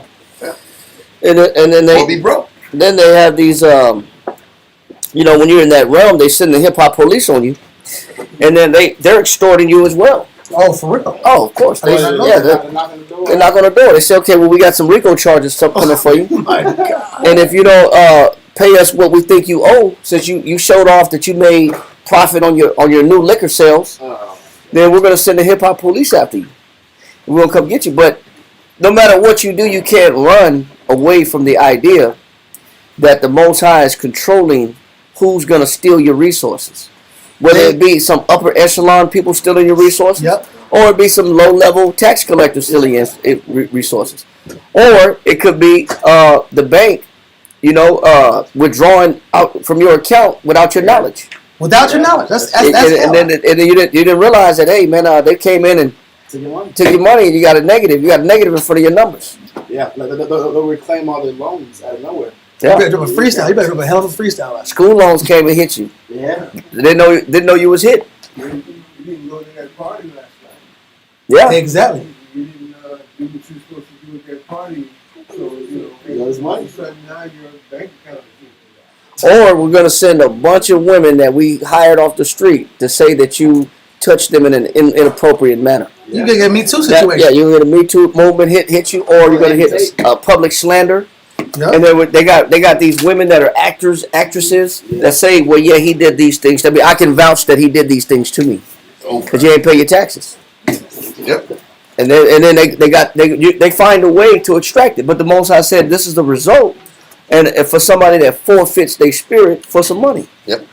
You're never going to enjoy it. You know, you don't get to see the end of it and enjoy it. They increase that consume. Yep. Verse 12. That's crazy. Yeah, let's go work. Verse Yeah. 12. The sleep of a laboring man is sweet, whether he eat little or much, but the abundance of the rich will not suffer him to sleep. Because that disease is in you. Yeah. And what you have is not enough. The laboring man that is content is what we should all shoot for. Can we be content with our occupation so that our focus can be serving the Most High? It's really about that. Let our occupation just be what we do every day and make the Most High your priority. So you can meditate on Him. Meditate on what it takes for you to grow your spirit. Because that is what matters. But a lot of us sit back here and take ourselves out of a position where we're growing our spirit and forfeit that arena to develop your spirit so you can pursue financial comfort. And then you'll go in a situation and you'll get an elevated job and you'll still be uncomfortable. And there'll still be that stress and that pressure and it still won't be enough. Because you thought that maybe more money equals more happiness. Kind of it doesn't. Or more freedom. Or we're constantly offended at an opportunity we miss out on. Yeah. That happens too. I missed out on these two opportunities. I forfeited these two opportunities for my spirit. And you did the right decision, but you're still mad about it. You still think about, I did it, but I didn't really do it because I wanted to do it because it was the right thing. But I have spiritual remorse. Ooh, you gotta go to 13. Ecclesiastes 5:13. There is a sore evil which I have seen under the sun, namely riches kept for the owners thereof to their hurt. Listen, now that pursuit that you have, but it's really to your hurt. This is what Ecclesiasticus said the same thing. That pursuit of that miserliness, that niggardliness, it really goes to your hurt because you're just not appreciative of what the Most High gave you. And that pursuit kills you in the spirit. It's the curse of never being satisfied. Kana, it is the curse of never being. You know what the crown of the bottom is? Riches is all subject to the person. Yep. One person's idea of riches is different than another person's idea of riches. So you can't quantify riches based upon millions of dollars. No, because some people don't want millions of dollars. Some people just want more freedom. They want time. People want to live on a different side of town. Yep. That's an idea for them. I made it. If I live on a different side of town, or some people, and go to a cleaner HEB, that'll make me happy. Yeah. Or some people want the ego stroke. And I want to feel validated. And as long as I feel like I'm validated with purpose, you know, that I'm cool with that. As long as I get some validation out of what I'm doing. That means whatever monies and places of living I live fuels the prestige that I'm looking for. Because what we're going to sit back and read on in the next couple of weeks is that we compromise right from wrong for prestige. Just for the feeling and the idea that I'm moving on up. Like the Jeffersons. I'm in a better side of town. I got more money in my pocket. I have more respect from my peers. That matters to a lot of our people. I have more confidence in myself because I have more money in my pocket and I'm in a different side of town. I have a better apartment. I have a bigger house. I have a house in a different place. Now I feel like I'm in the place I'm supposed to be. That's a low level pursuit too. But that's still riches. It's still riches because it's just a slight elevation. We read about this was meanly covetousness. This is low level covetousness. It's not like we're trying to sit back here and go to school and be a scientist so I can go from a low 5-figure salary to a high 6-figure salary. Nobody's talking that. Or I didn't go to school to become a scientist to heal cancer. Yeah. to find a remedy to cancer to heal everybody on the planet. God. I'm not doing something meaningful to the people. No, this is just, I want a basic come up.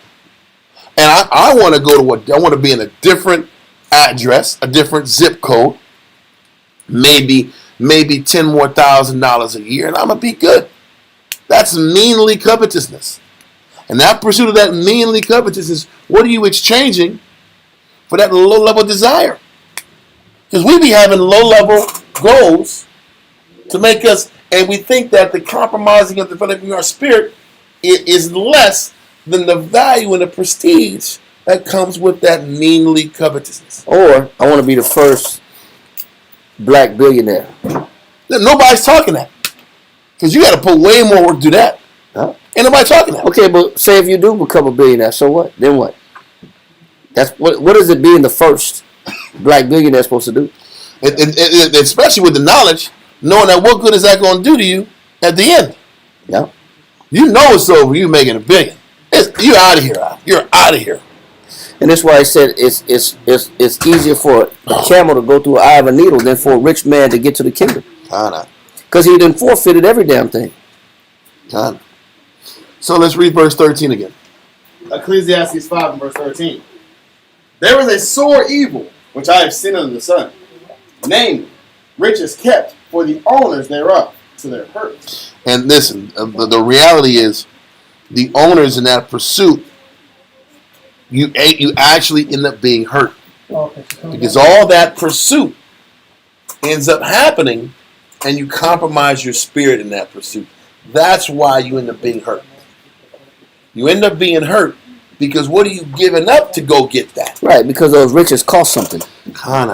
Whatever elevation you're asking for has a cost. And more times than not, the cost is your spirit ain't getting exercised. Your spirit ain't growing. And you end up having that little soul like Onias II had. So let's let all that go. 14 is good too. Okay, let's do it. Ecclesiastes 5 and verse 14. But those riches perish by evil travail. Yep. And he begetteth a son. They said, and you accumulated all this wealth, and you get a son. Go ahead. And there is nothing in his hand. So within one generation, it's gone. It's gone within the next generation. That's black people's life. And that's how you know he's ain't talking about Rothschild money. No. And Edomite money. It's talking about black money. All these pursuits go from one generation and the next one is gone. Yeah. So then it lets you know that pursuit was in vain. The pursuit was in vain because we as Israelites should be pursuing spiritual objectives. Yes. Playing this other play, you the most important thing in your life ain't getting developed, and that's your spirit. Let that go, and let's go back to Ecclesiasticus and the Apocrypha.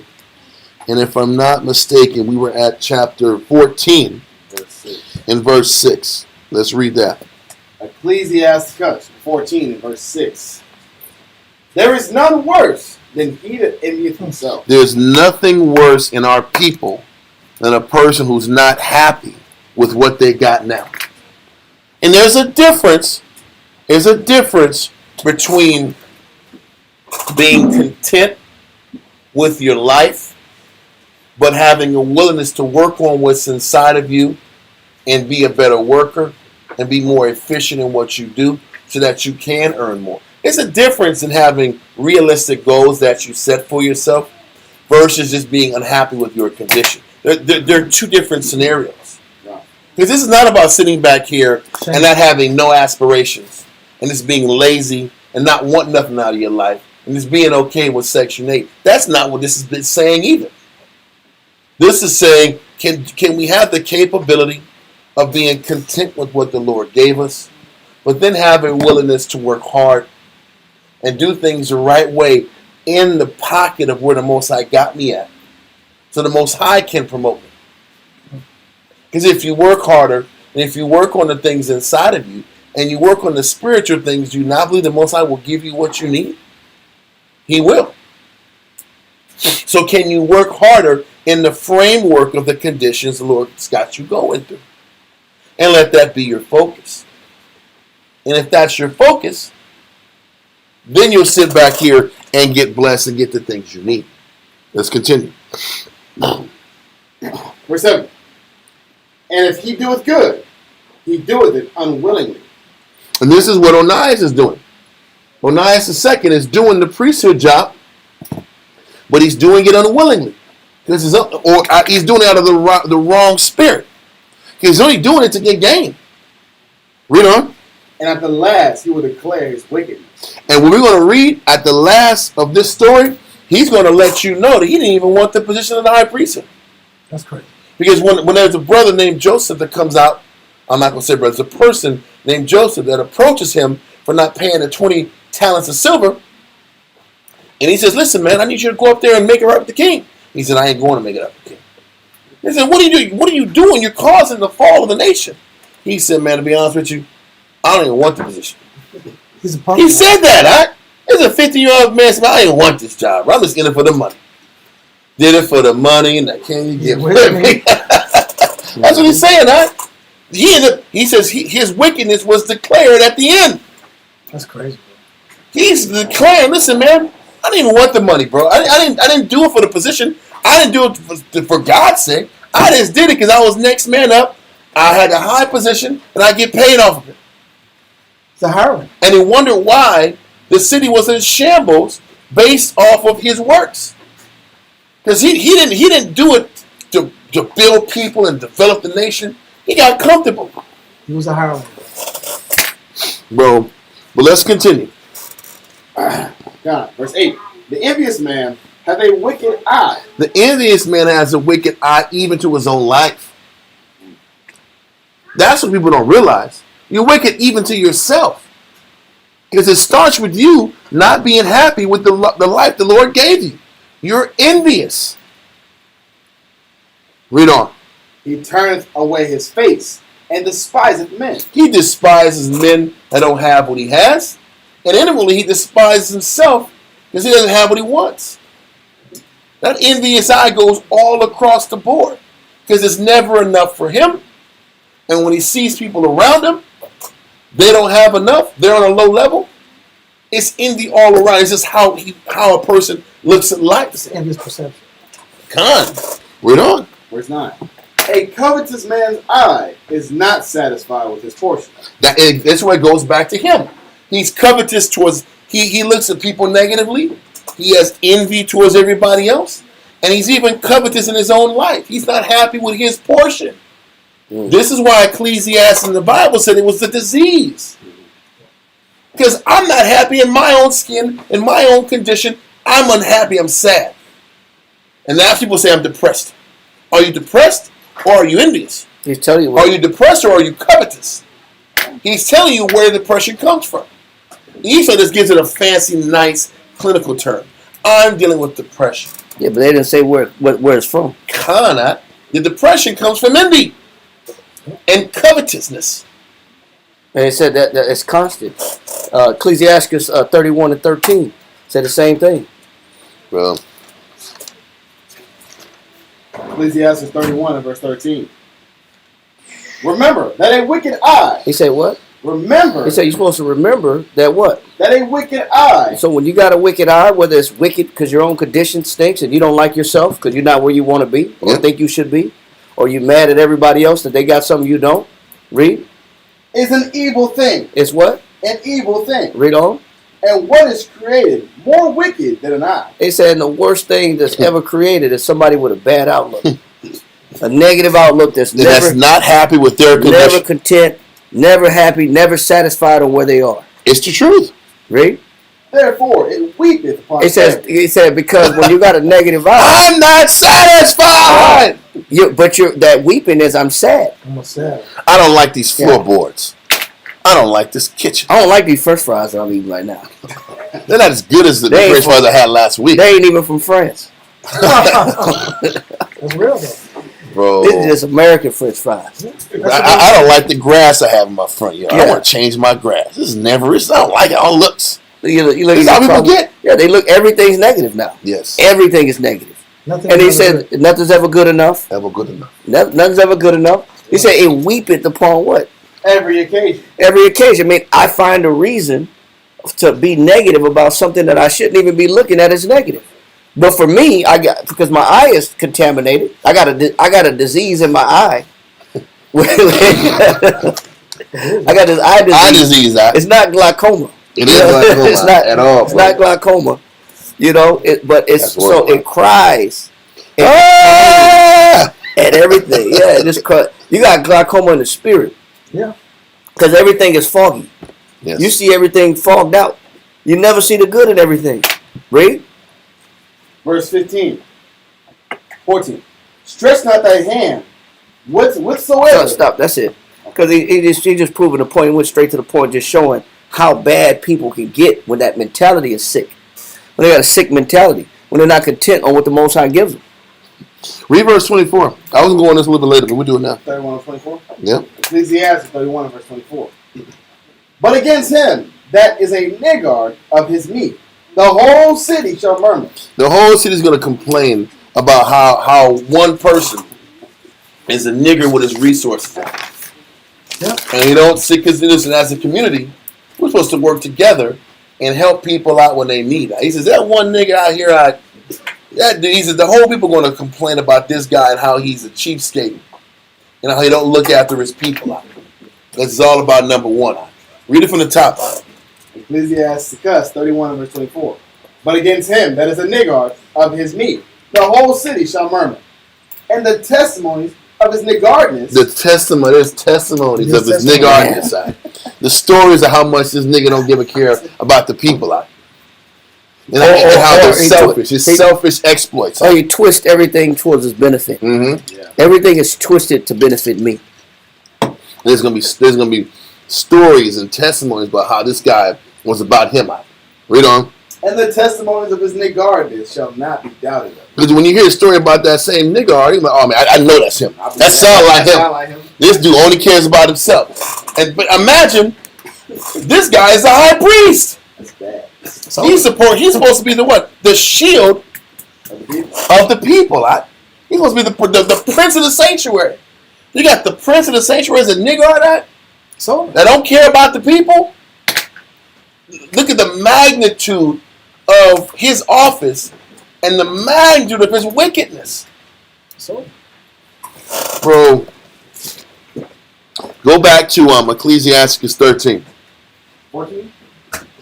Is it 4? Yeah, 14. Slack. Yeah. Ecclesiastes 14 in verse 9. Yeah, 9. A covetous man's eye is not satisfied with his portion. Even if he's accumulating and gaining, he doesn't care because it's not enough. He's not satisfied. Read on. And the iniquity of the wicked drieth up his soul. So listen, wait, hold on. Read that again. Read verse 9 again. Ecclesiastes 14 and verse 9. A covetous man's eye is not satisfied with his portion. So that covetous person and that envious person, they go hand in hand. So in the process of a person operating niggardly and making, what's the definition of niggard? Miserly, meanly covetous, sordidly parsimonious. Parsimonious is, it says it differs from being frugal and implying more closeness or narrowness of mind, an attachment to property, somewhat excessive, or a disposition to spend less money that is necessary or honorable. So this person is never satisfied with their condition. It is and the iniquity. In verse 10, verse 9. Verse 9. The second part. Yeah. And the iniquity of the wicked drieth up his soul. But it's the iniquity of his wickedness. Yeah. The iniquity of his pursuits dries up his soul. Because as he's pursuing the fact that what he has is not enough, it goes back to the explanation that his soul dries up in his pursuits for what he wants. Yeah. This is why Onias had such a small soul. He had such a small soul because his pursuits ended up drying up his soul. His desires dried up his soul. It explains why Onias had that dried up soul. Because what he made a priority, the consequence was your spirit dying. Okay, read on. Verse 10. Mm-hmm. A wicked eye envieth his bread. A wicked eye envies what the Most High blesses him or her with every single day. Have a good enough. It's never good. Listen, he says this is a disease that is really bad. We went through a couple verses explain. I had to sit back and rewrite a lot of my verses. What was that verse where it says that this envy was a disease? That was Ecclesiastes 6. It was 6 and 2, right? Yes. 6, 1 and 2 is both good, but because it kind of preps verse 2. Yeah, read verse 1 again. We got to go back to that verse. Ecclesiastes in the Bible, 6 and verse 1. Mm-hmm. There is an evil which I have seen under the sun, and it is common among men. He said it's common. This outlook issue of not being happy with what the Lord gave you is common. It's not a strange thing. People being depressed because of their life, people being depressed because of their circumstances is not. And I'm not talking about being depressed because of the mistakes they made. I'm not talking about that. It's the people that are sad and unhappy because they're just not appreciative of what the Most High gave them. Read on. A man to whom the Most High hath given riches, wealth, and honor, so that he wanteth nothing for his soul of all that he desireth. Yet the Most High giveth him not power to eat thereof. But a stranger eateth it. So all this riches and wealth, what it's saying is everything you've gotten, you can't enjoy it. So the pursuits were in vain. Read on. He says, but a stranger eateth it. This is vanity. So he's telling you the pursuit of coming up is a waste of time. The only thing you get out of that pursuit is the idea that you had money to spend. Because as soon as you got it, it's gone. You might have a little bit more flexibility in choices. You might be able to make some different choices, but it didn't change the fact that your spirit's still starving. Yeah. You know, people will say, "Yeah, man, I got money. I like to help people." Well, shit, I would like to help people too if I had $1 million. But why don't you help people in the spirit? Who wouldn't want to help people if they had things? But keep going. It says, this is vanity and is an evil disease. The pursuit of comfort and the idea that what you have is not enough is an evil disease that we have to fight to starve out of our spirit. That was the point. Let's go back to Ecclesiastes 14 and give me verse 10. Ecclesiastes 14 and verse 10. A wicked eye envieth his bread. That diseased mind envies what they have. To envy your bread just means you're not satisfied and happy with what the Most High gave you. Read on. And he is a niggard at his table. He's a niggard at the table. Meaning I'm going to sit back here and make all of my decisions and devices based on me coming up. And that carnal person feels more satisfaction when he makes the decisions and moves that just benefit him. Yep. And this is what we're going through now is explaining Onias II, the high priest of Israel, and on smaller levels deals with us as a nation and our own problems and our own negative. Because we are guilty of this as well. And regardless of a man's condition, whether it would change, and if he had better resources, more money, bigger house, better car, the mentality would still be sick. If you're going to read one verse, Ecclesiastes 10 and 31. Mm-hmm. Ecclesiastes 10 and verse 31. He that is honored in poverty, how much more in riches? You know why he's honored in poverty? Mm-hmm. Because his mentality never changed. Yeah. He's still content on where he's at, even when he had nothing. Read on. He that is dishonorable in riches. And what made him dishonorable? He became he's a nigger. Mm-hmm. That's what makes a man dishonest. Because dishonorable because he still hates his condition. Yep. He says, so he that is dishonorable in what? And riches. Go ahead. How much more in poverty? So it shows you that whether a man got it or don't have it, if a man is a nigger, he's still going to maintain that same negative outlook. Same negative outlook. So the Most High knows that a man may say and give the excuse, I wouldn't be so angry or so depressed if my situation was better. If I made a little bit more money and I had a little bit better situation. That's not true. Even if the Most High did bless you with a bigger and better situation, you haven't fixed the disease. Same guy. You're still the same guy. You're still the negative guy. So the Most High won't give it to him, and even if you do give it to him, it wouldn't change anything because you got to fix the error. You got to fix the disease, which is how you look at life. And if I don't change that, the money's not going to make a difference. Not at all. So listen. We're going. There's more scriptures we're gonna go into on this topic. Because like I said, it doesn't make sense to jump the information if we don't take the time to really explain what's in Onias. Because what's in Onias has been in leaders in camps for years. What's in Onias, there's portions of that in us. And there's a whole damn class just on Onias. We'll get into the story down the line. But I think taking the time to explain Onias helps clarify a lot of our issues inside of us. So the next verse we're going to go into is Ecclesiasticus and the Apocrypha, chapter 11, verse 18.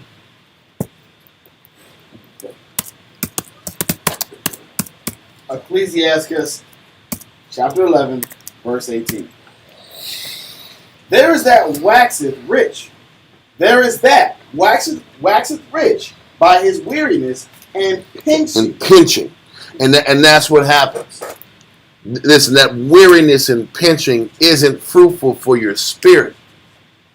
Read on. And this is the portion of his reward. And the crazy thing, he's telling you that the energy you're putting into the pinching and the details and the getting the money and the pursuit of the shekoyim, that's all you're going to get out of that. He's telling you when you pursue the spirit and your spiritual development and the development of your soul, you get more out of that. Read on. Whereas he saith, I have found rest, and now will eat continually of my goods, and yet he knows not what time shall come upon him, and that he must leave those things to others and die. This is why in Ecclesiastes, the individual that's pushing for the wealth, he said in one generation. He didn't say in one generation, but he said the son, the next generation, you're going to sit back and take everything you earn and riotously run through it. I think that was in chapter 5, right? Well, that was a different part. Where he said he was grieved because... where was the one with the riotously... Spin his goods. that was 5 and 3. Yeah. It said there would be nothing left in his hand. 5 and what? It said there would be nothing left in his hand. It was 6 and 3. 6 and 3. No, it wasn't 6 and 3. No, it was a riotously. It says about riotously. Will take that person's whatever all he pinched for and saved for. The son's going to sit back. And go. 5 and 14. My fault. Ecclesiastes 5 and verse 14. And those riches perish by evil travail, and he beget a son, and there's nothing in his hand. And there was another one that deals with the riotously. He that gathereth by defrauding his own soul, meaning fighting his own development, gathereth for others. Yeah, then that's what it is, exactly. And shall spend his goods, or others that shall spend his goods riotously. That was what I was looking for. It was in Ecclesiastes 14 how all this pinching and all this weariness of flesh, you're going to put it all in the next generation is going to burn the money because he didn't realize how hard you worked for it anyway and didn't appreciate what you did in the first place. So you would have been better off developing your spirit and growing your soul because you can take that with you as far as your works. So the Most High will give you mercy. Because ultimately, whether we get to the kingdom or not, is it based upon how perfect we are? Or is it based upon how the Most High looks at how much we built our spirit, how much we've exercised serving the Most High, so he can wink at our weaknesses and our mistakes and our negative. That's what it's about. He's going to sit back here, and the scripture says, it says the word being justified. Yeah. We're justified based upon following the law, obviously, but also the works and the building of our spirit. That's how we're justified. But if we spend our money in these pursuits for finance and comfort, then we've lost time pursuing him. Does that make sense? Yeah. This is how we become justified in the eyes of the Lord. Can I pull the scripture? Yeah. Luke 12, verse 19 to 21. This is the conclusion of the rich man. But the point of impact is verse 21. Luke 12, what verse 19. Luke 12, verse 19. And 19. And I will say to my soul, thou hast much goods laid up for many years. Thou hast much comfort set up because of my extracting, my penny pinching, and me being parsimonious. Read. And me making physical acquisition the main focus of my life energy, my life's priority. Prioritizing finance over spiritual growth and development. Read. And I will say to my soul, Soul, thou hast much goods laid up for many years. Take thine ease, eat, drink, and be merry. Get comfortable and have a good time and enjoy your life. Because now you don't have to sit here and live by faith. Because everything's set up a certain way where you don't have to sit here and scrutinize your conduct and make sure you're operating charitably, make sure you're in order with the Most High, make sure you cross your T's, dot your I's, and maintain the spiritual methodology or approach, the spiritual approach to make sure the Most High sustains you. You don't have to live by those set of rules because you organize your finance a certain way. Like the fool that David dealt with. Right? Remember David dealt with the fool, what's the fool's name? Nabal? Mm-hmm. Nabal had his whole house financially organized and structured, but he had no real spiritual conscience. Yeah. Read. Verse 20. But the Most High said unto him, Thou fool. Thou fool. Why was he a fool? What is a fool? A person that should know better, but they don't. Right? Read. It says, This night thy soul shall be required of thee. You didn't know that you had to go die before you could spend your wealth. You die before your expenses are gone. You gotta see the Most High. So your priority didn't match your death date. You were going to see the Most High sooner than you thought. You want to say, what's my 10-year plan? What's my 20-year plan? What's my 5-year financial plan? Not knowing that you had a 6-month string with the Most High. That you should have had a spiritual plan. How you going to meet him? Let's read. I like what you said. Read that Ecclesiastes in the Bible, chapter 9, verse 12. We come right back to it. But Dawiyah said something that's very important. You said you may not have known your death date. Yeah. Right. Because that's something that people don't know. Read that right there. Ecclesiastes 9 and verse 12. Read. For man also knoweth not his time. One thing that man don't know is what? His time. You don't know it's time to go. So because man don't know when it's time to go, he doesn't know what he should be focused on either.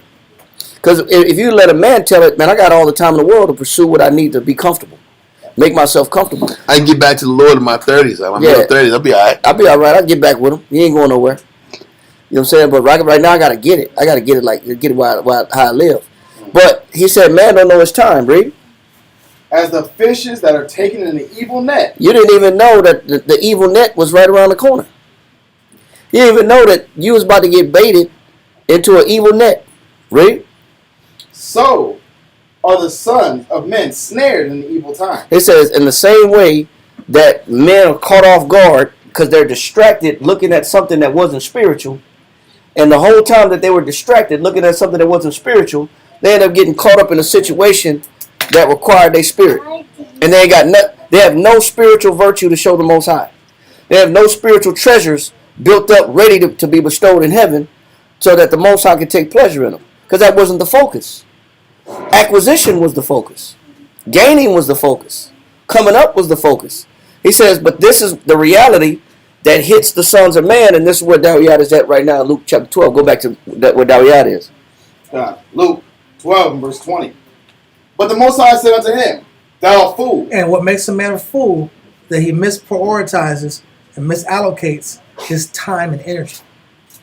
My time and my energy went to the wrong priority based off your lifespan and the actual need that was around the corner.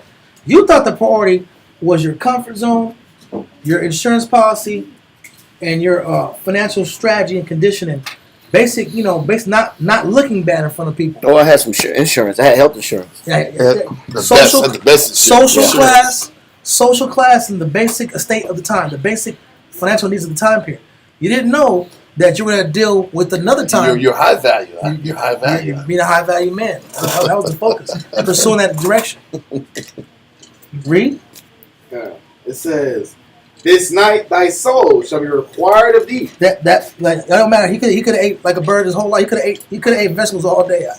It don't really matter. When the Most High has a date, he has a date. Or you got the guy the Edomite dude that slept in his car for 2 years so he can earn $60,000. and he's always posting every day. He posts on Instagram, he posts on YouTube, and the objective is to earn $60,000. So he sleeps in his car, he eats ramen noodles every day, and he records his lifestyle every day, and he does Uber every day.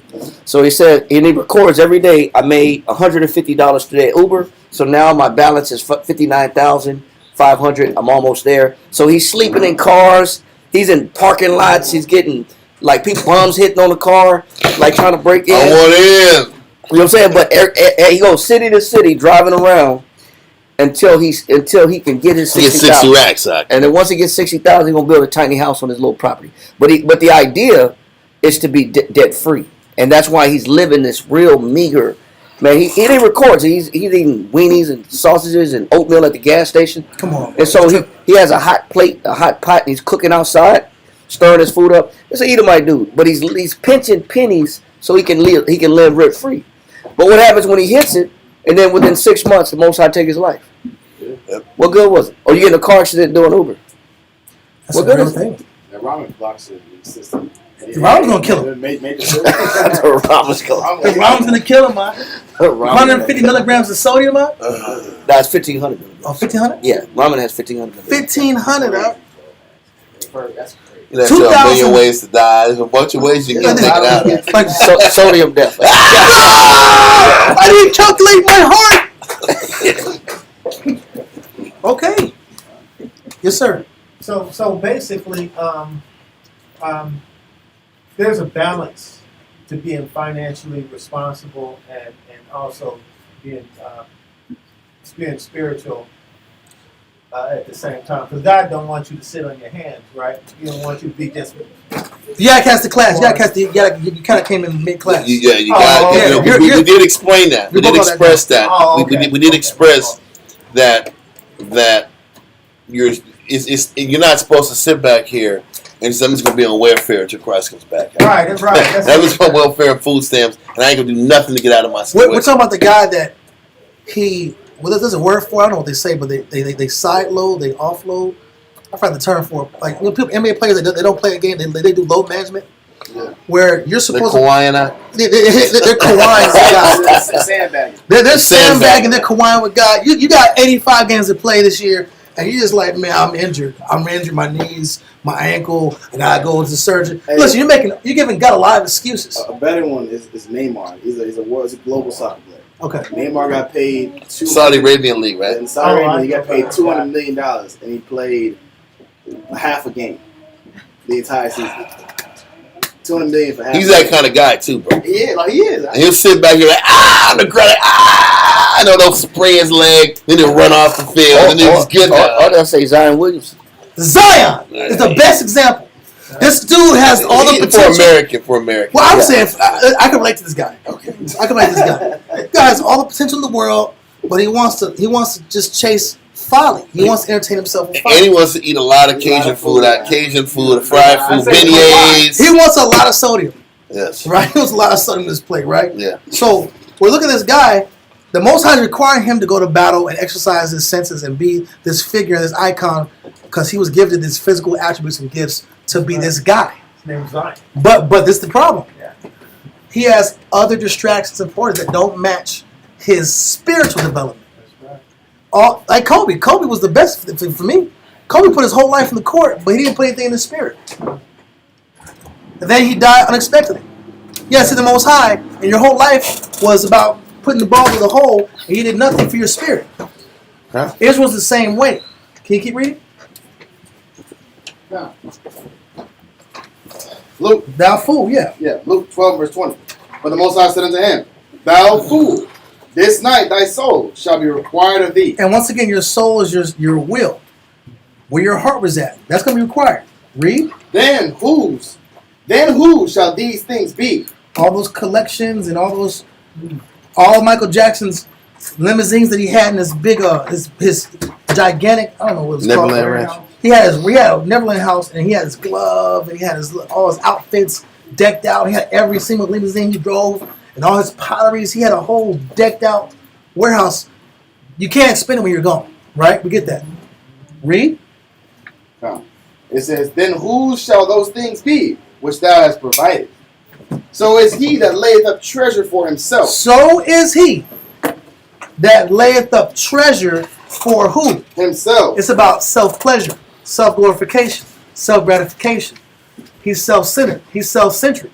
He's ego-based. It's all about me. I've done these things to decorate my life. I've got these different decorations to make me feel good, because I don't feel good using the scriptures or the spiritual realm. I only feel good by the collection of things that make me feel like I am an upsetting man in this time period.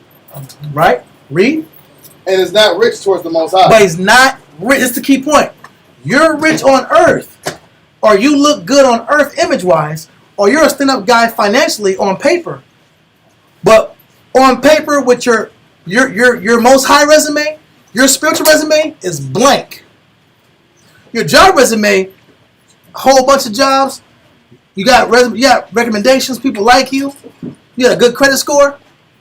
You have a good job history. But your spiritual job history, you're Zion. How many games does this dude play? What last point? In like 5 years, he's played like 55 games. 55 games in 5 years, bro. Something like that. What are you doing? Kawhi, I don't know what Kawhi's doing. I don't know what he's been doing. Listen to his uncle.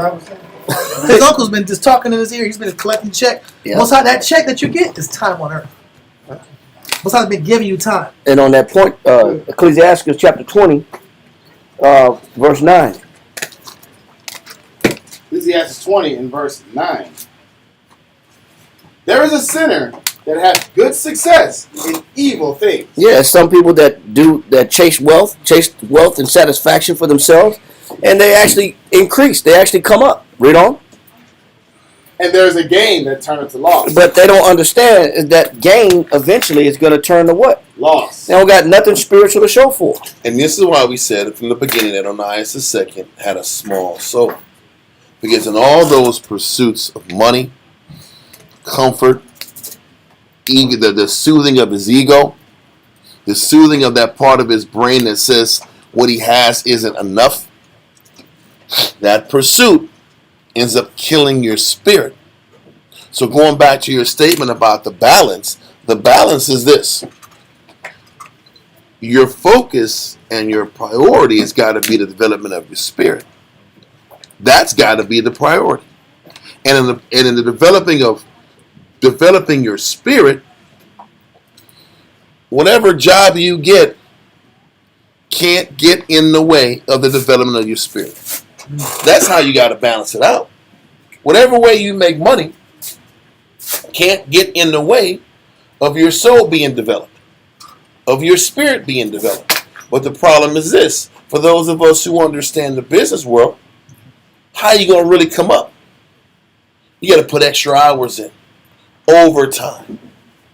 You got to commit yourself to your craft in that world. And in the process of you sitting back here, I didn't want to say commit yourself to your craft. You got to commit yourself to that pursuit.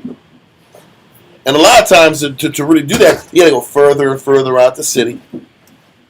You got to do more strenuous jobs that keep you away from the spirit. Am I right or wrong? Right. But then the question is, what are you going to do? Are you going to sit back and get this money? Or are you going to be around and stay close to the source that develops your spirit? That's how you, because and when we tell ourselves to justify our pursuits, is that we got to balance things out. Is it really about balance? Or is it about making sure you develop your spirit and make sure that doesn't ever get diminished or watered down? And the faith thereof shall bring whatever is whatever happens on top of that, you find peace in. Okay. I'm not saying that the job is the wickedness, but I know a lot of men who have jobs and they can never make it to class. I know a lot of men who have jobs and pursuits and they can never make it around the book. So you got to ask yourself, is it worth it? Because ultimately, go to 1 Timothy 6 and 8. I'm sorry. Okay. Yeah, I just want to finish this point real quick. About the verse was done. I'm sorry. Yeah. Go ahead. I'm on 10 hours. 10. Okay. Ecclesiasticus 20 and verse 10. There is a gift that shall not profit thee, and there is a gift whose recompense is double. What he's talking about is compensation. So you can get compensation from a job, and you'll be okay. But you can actually enforce some type of discipline and relentlessness in your spirit, and that spiritual pursuit compensates double. Yes. So what we don't realize is which one pays better, the resources on the end. job, or what the Most High has to give me on the back end. Because one is double the other, but we don't understand that, and that's the mismanagement or misprioritization of our pursuits. We prioritize the wrong things because we think one pays better than the other, when actually serving the Most High pays double. That's all I wanted to bring out on that point. Listen, I'm gonna say this. Listen, I'm gonna say verse 11. Shit, it gives more. It gives you the same dynamic. Ecclesiastes 20 and verse 11.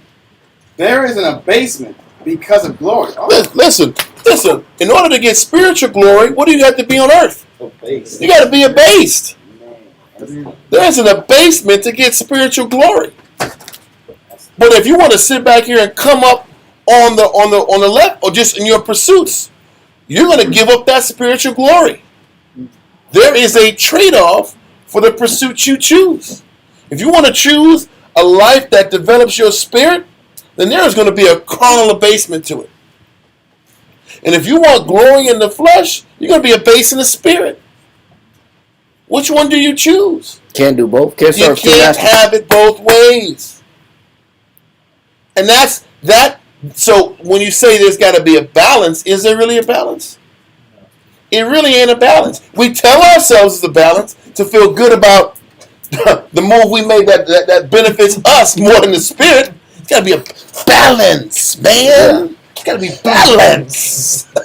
We tell ourselves it's got to be balance, but it's not really balance. It's a compromise. We ain't making it up. This is what the words of the Bible say. Read on. Okay. Ecclesiastes 20 and verse 11. There is an abasement because of glory, and there is that lifted up his head from a low estate. And that's the one that you do when you sit back here. I'm at a low estate because I'm serving the Most High, and the Most High abased me. Then I'll sit back and lift myself up to get out of this situation. But not realizing, accepting that in my pursuit to get out of my low estate, I'm giving up an arena that's developing my spirit. Listen, now we go to 1 Timothy 6 and 18.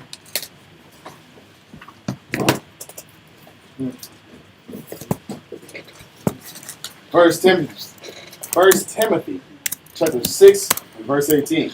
Let me get there real quick because I'm typing.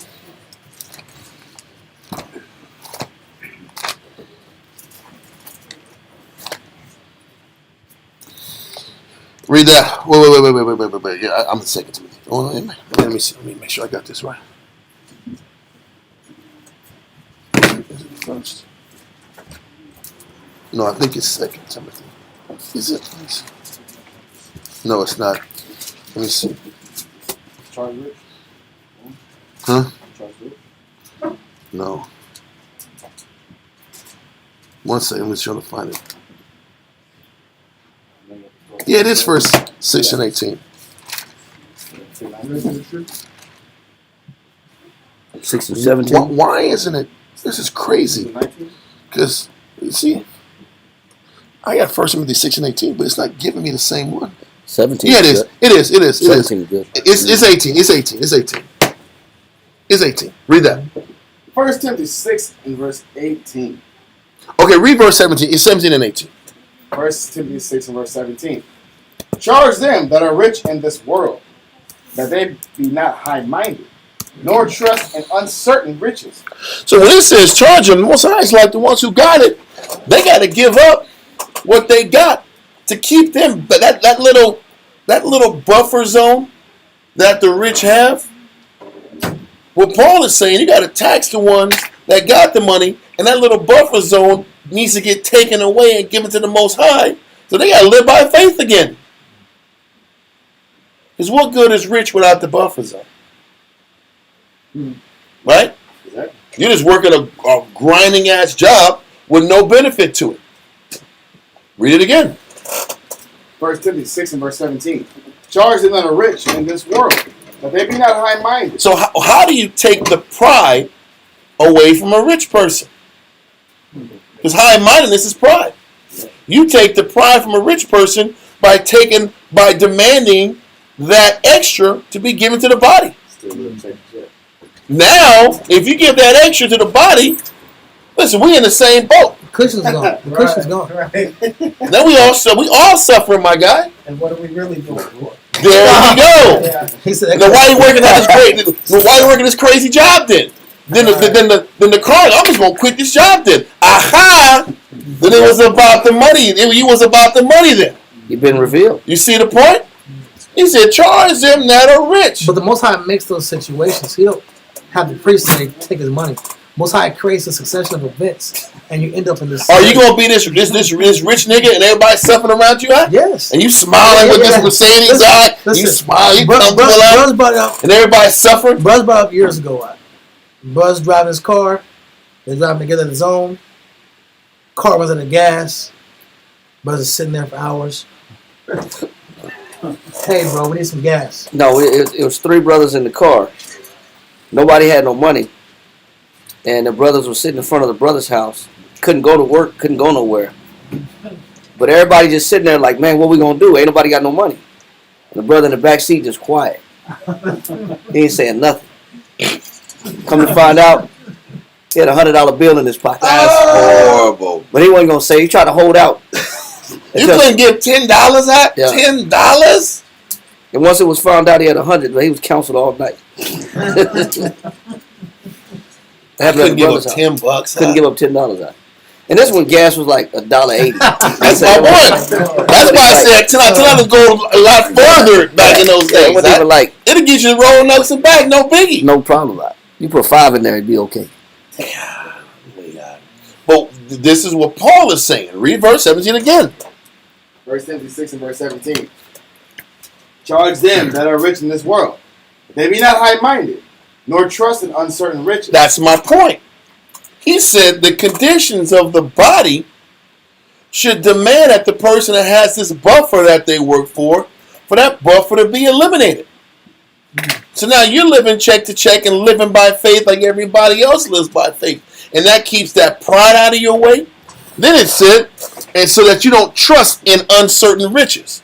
Because I don't know if y'all been watching the news, but these tariffs that are about to run rampant is going to hurt everybody. Yeah. And the majority of these industries that people rely on are going to get affected. People are going to be losing jobs in specific fields of their careers.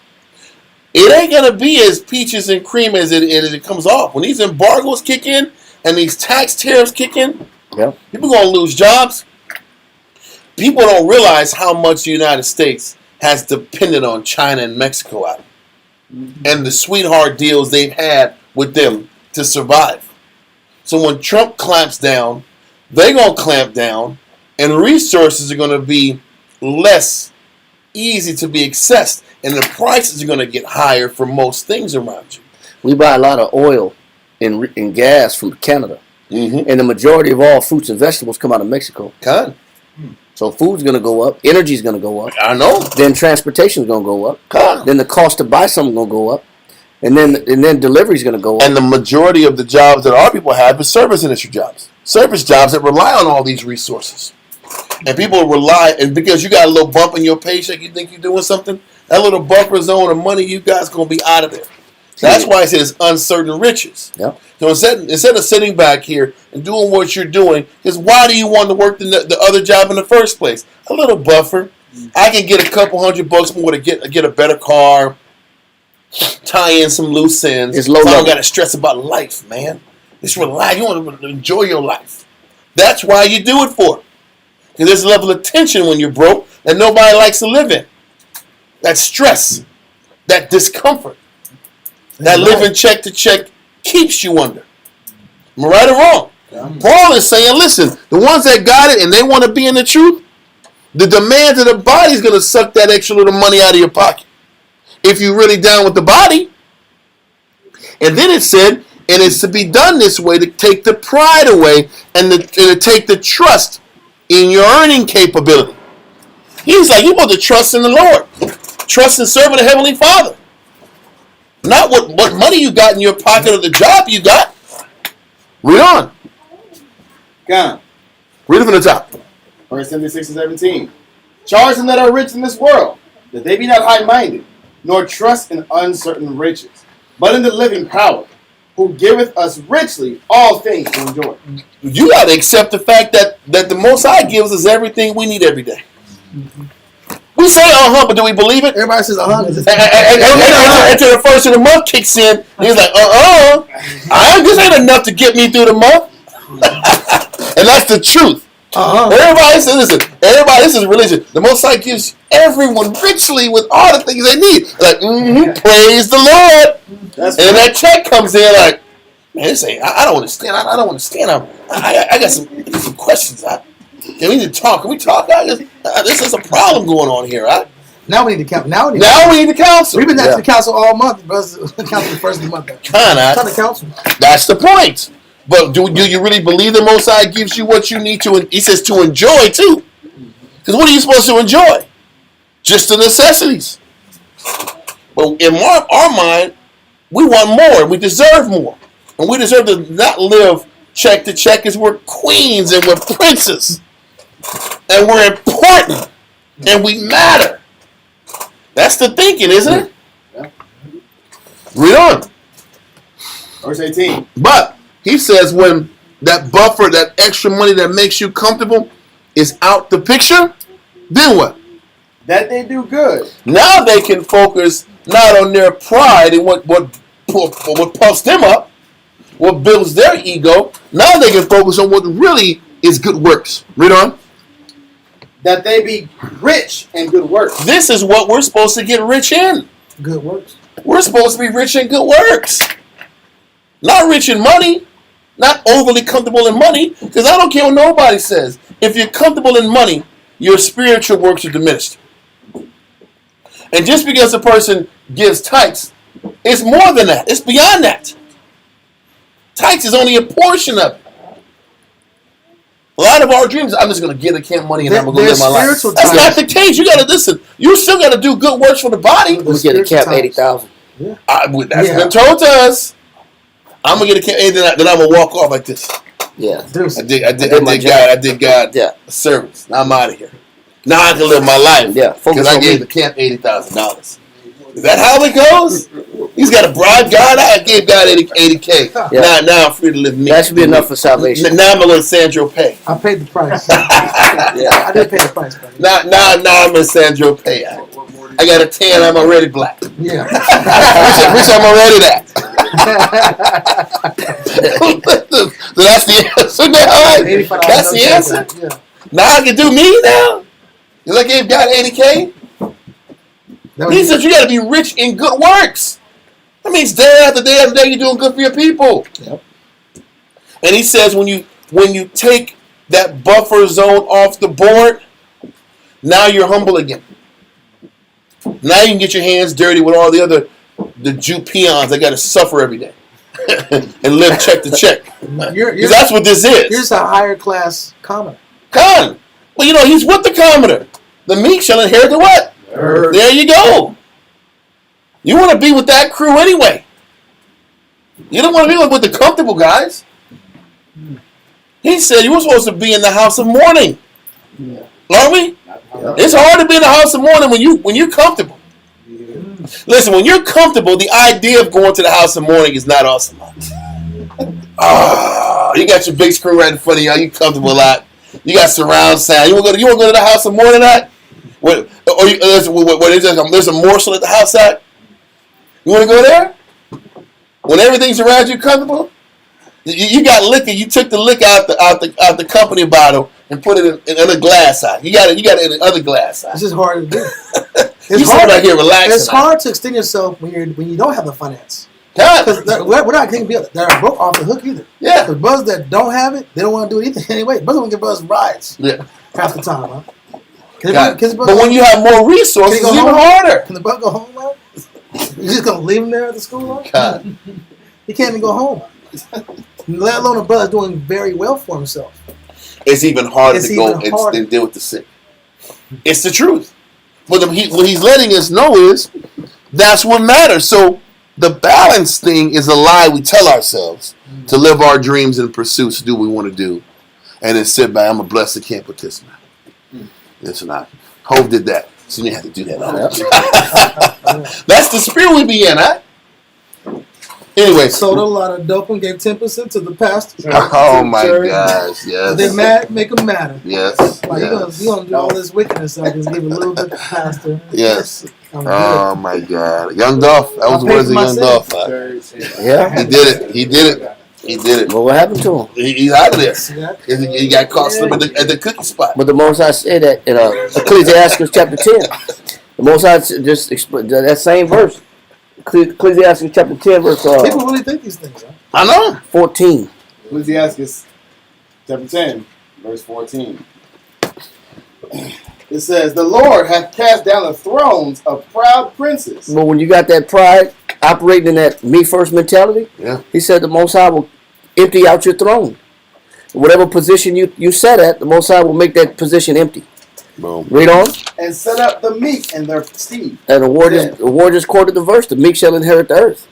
So the Most High will put those that can endure that poverty-stricken feeling for the sake of spiritual benefits and also for the body, who can suffer for the body. He said he's going to set up those in place so you know Onias wasn't going to last long. Nope. Just because of his niggardness. Just because of his miserness. You know Onias wasn't going to last long. That throne had to come down. Yeah, I mean, we're going to go on that in a second. Matter of fact, you got more? Yeah, you can read on. Verse 18. "The Lord hath plucked up the roots of the proud nations." It don't matter if it's a throne of a prince. It don't matter if a nation get too beside themselves. The Most High said he'll take them down because you were out of pocket. You didn't value what the Most High considered important. Read on. "And planted the lowly in their place." And he plants the who? The lowly in their place. So the Most High plants the one that can understand that if this is where the Most High got me, and maybe I don't have the financial freedom and flexibility that I would like in my life, I'm okay with it. And so the Most High takes those individuals and put them in charge. And strips down the throne of the ones that had to be about themselves. Listen, on that level, see, that's a little verse earlier. Ecclesiastes 10 and 8, and the Apocrypha. Ecclesiasticus 10 and 8. Ecclesiastes 10 and verse 8. "Because of unrighteous dealings and injuries and riches got by deceit." Listen, the accumulation of wealth done the wrong way. And that's what Onias II did. What ends up happening? "The kingdom is translated from one people to another." And this was the beginning of the translation of the power of Israel's independence to us being completely Hellenized. This was the beginning of the Hellenization process. Greed, selfishness, niggardness. This was the beginning, and it got worse down the line with guys like Jason and Menelaus, where we're going to read on soon, that were high priests. One sinner destroyed much good. It's like this guy opened the door for a bunch of wickedness to come right after him. Now, continue in 2 Timothy chapter 6 and 19. Read verse 18 and 19. 1 Timothy? Yes. 2 Timothy. No, using First Timothy. I'm sorry, you're right. First, because I got 1 Timothy 6 verse 18 and 19 now. 1 Timothy 6 and verse 18. "That they do good, that they be rich in good works, ready to distribute, willing to communicate." So think about this. He said, once the rich gets put in a position to not be high-minded now, and that comes from giving. Giving all the extra. Where you're on the same playing field. That was the concept even when you read in the book of Acts. When everybody had all things equal to themselves, the rich had to give more. We was all on an equal playing field. That was what Acts was about.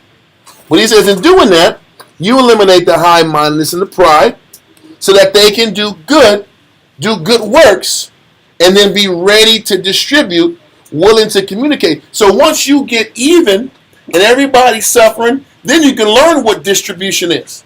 Then you can learn what giving is. Because you don't really know what giving is until you ain't got it.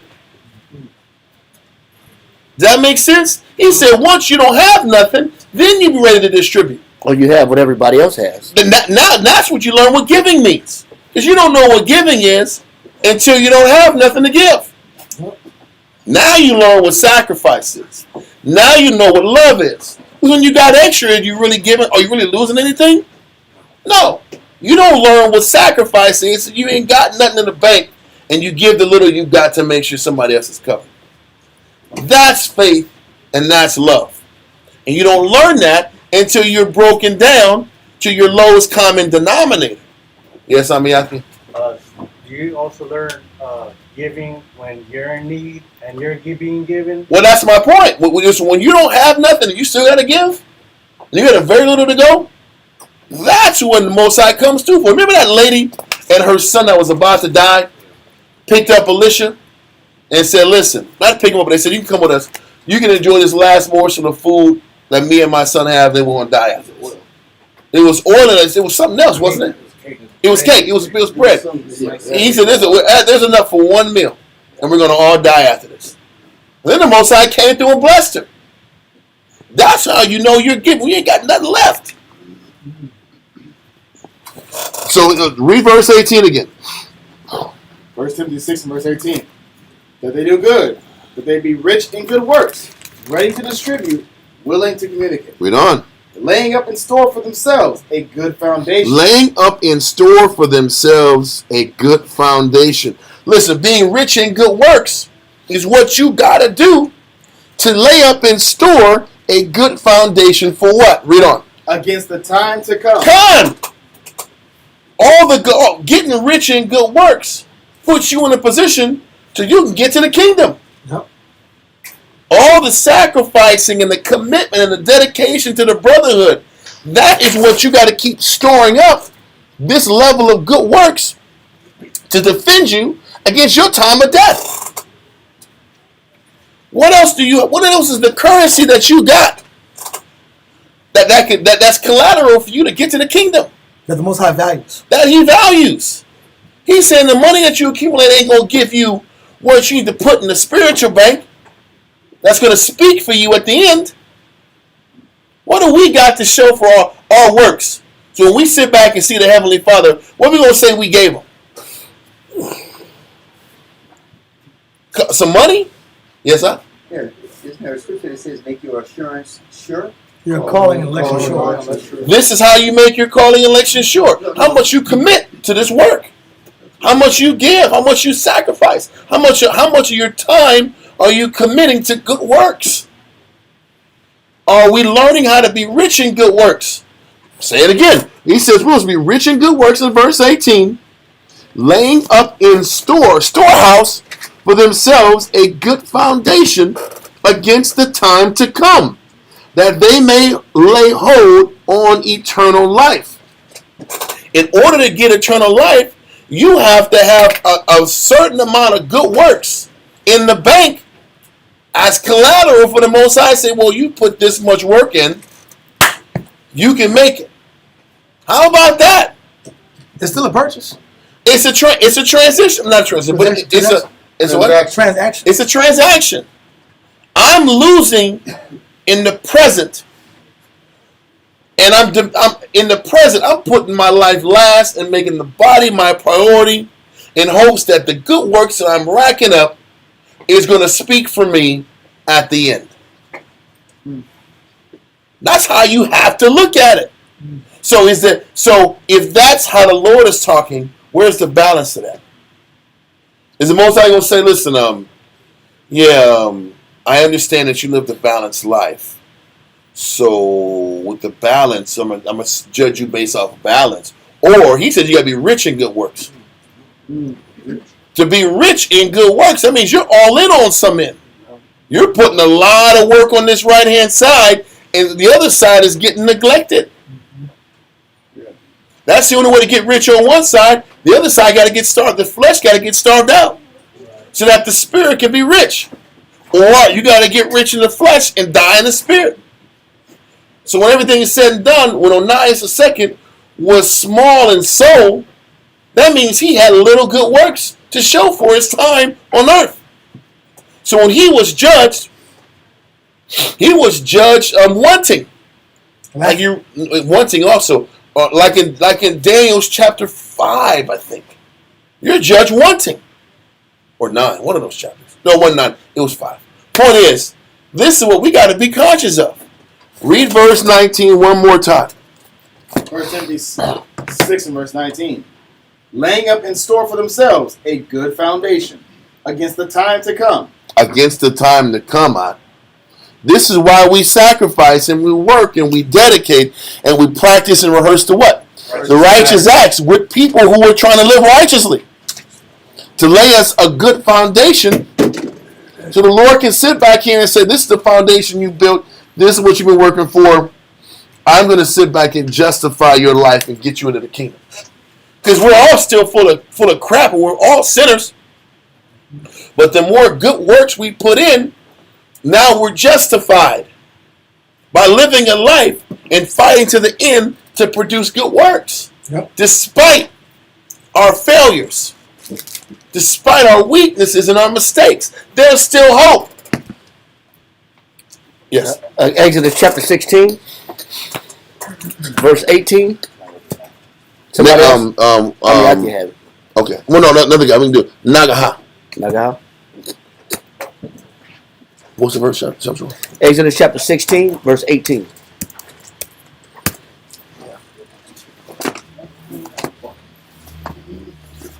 We salute you, eh? Yeah, let's get you. Okay.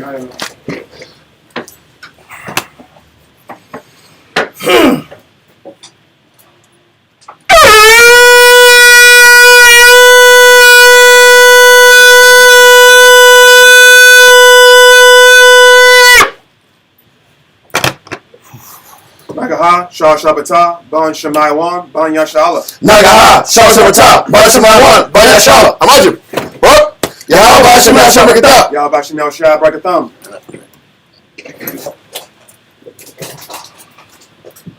Exodus chapter 16, verse 18. Mm-hmm. Read that. And when they did meet it with an omer, he that gathered much had nothing over. Start at verse 16 so everybody know where we at. Exodus chapter 16, verse 16. This is the thing which the Most High hath commanded. Gather of it every man according to his eating. So the Most High had dropped manna down from heaven down to earth.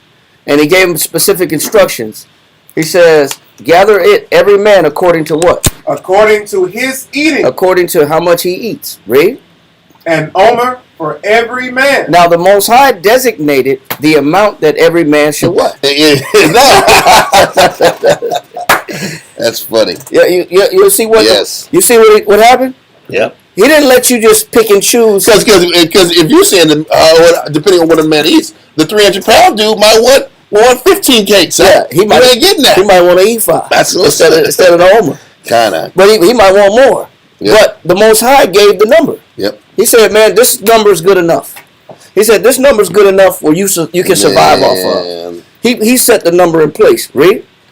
An omer for every man. Go ahead. According to the number of your persons. So it's really not based on what you want. No, it's not. That's the point. It's not on what you want. It's not every man. It's not really every man according to his desires. Exactly. Right? It sounds that way. But because it was written that way, but it's not that way. It's what he deems is it's sufficient. Yes. Amen. Read. According to the number of your persons, take ye every man for them which are in his tents. So he said, you divide up what you collect, and then you split it up an omer per man for everybody that's in his tents. Read. Verse 17.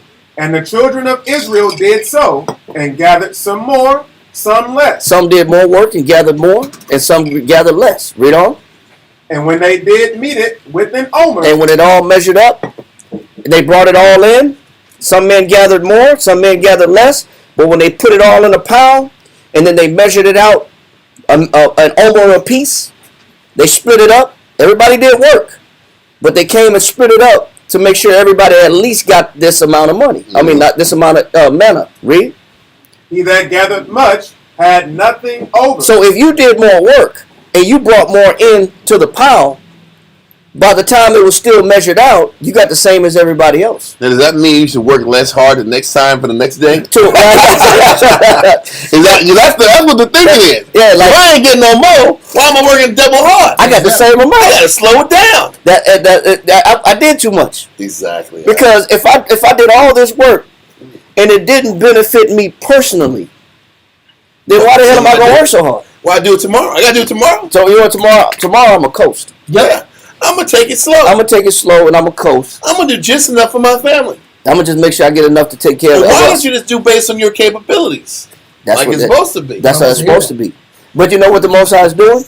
He's trying to get Israel to learn something, even back in the wilderness, something that we didn't even learn ever in the Bible, even up into the New Testament. We didn't learn what he was trying to teach at this particular point in time. What he was trying to get you to see was, it's not about you. It's not about you and your particular benefit and how much advantage you have over the next man. It wasn't about you. The Most High was trying to get you to see that if you had more ability to do more work, you still got the same amount as everybody else. Read. He that gathered much had nothing over. He said, he that gathered much had what? Had nothing over. So yes, you did more work, but it went into the pot where it was distributed amongst everybody, and everybody ate the same amount. Read on. And he that gathered little had no lack. And if you had the ability to do more work, to gather more, you still ate the same amount as everybody else. And that's what pisses people off. Yeah. That's what pisses Jake off. Like, this person's sandbagging, I got to carry him. I got to carry this person because I got to do more work. Yep. And this person didn't even bring in half a omer. This is high key what Ananias was dealing with when he sat back here and kept some of his resources after he sold his property. Yep. He felt, why would I have to sit back and give everything I earned to these people who don't put the work I put in? And the Most High killed Ananias and his wife because he withheld the resources he had.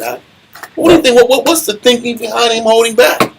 These guys didn't earn what I have.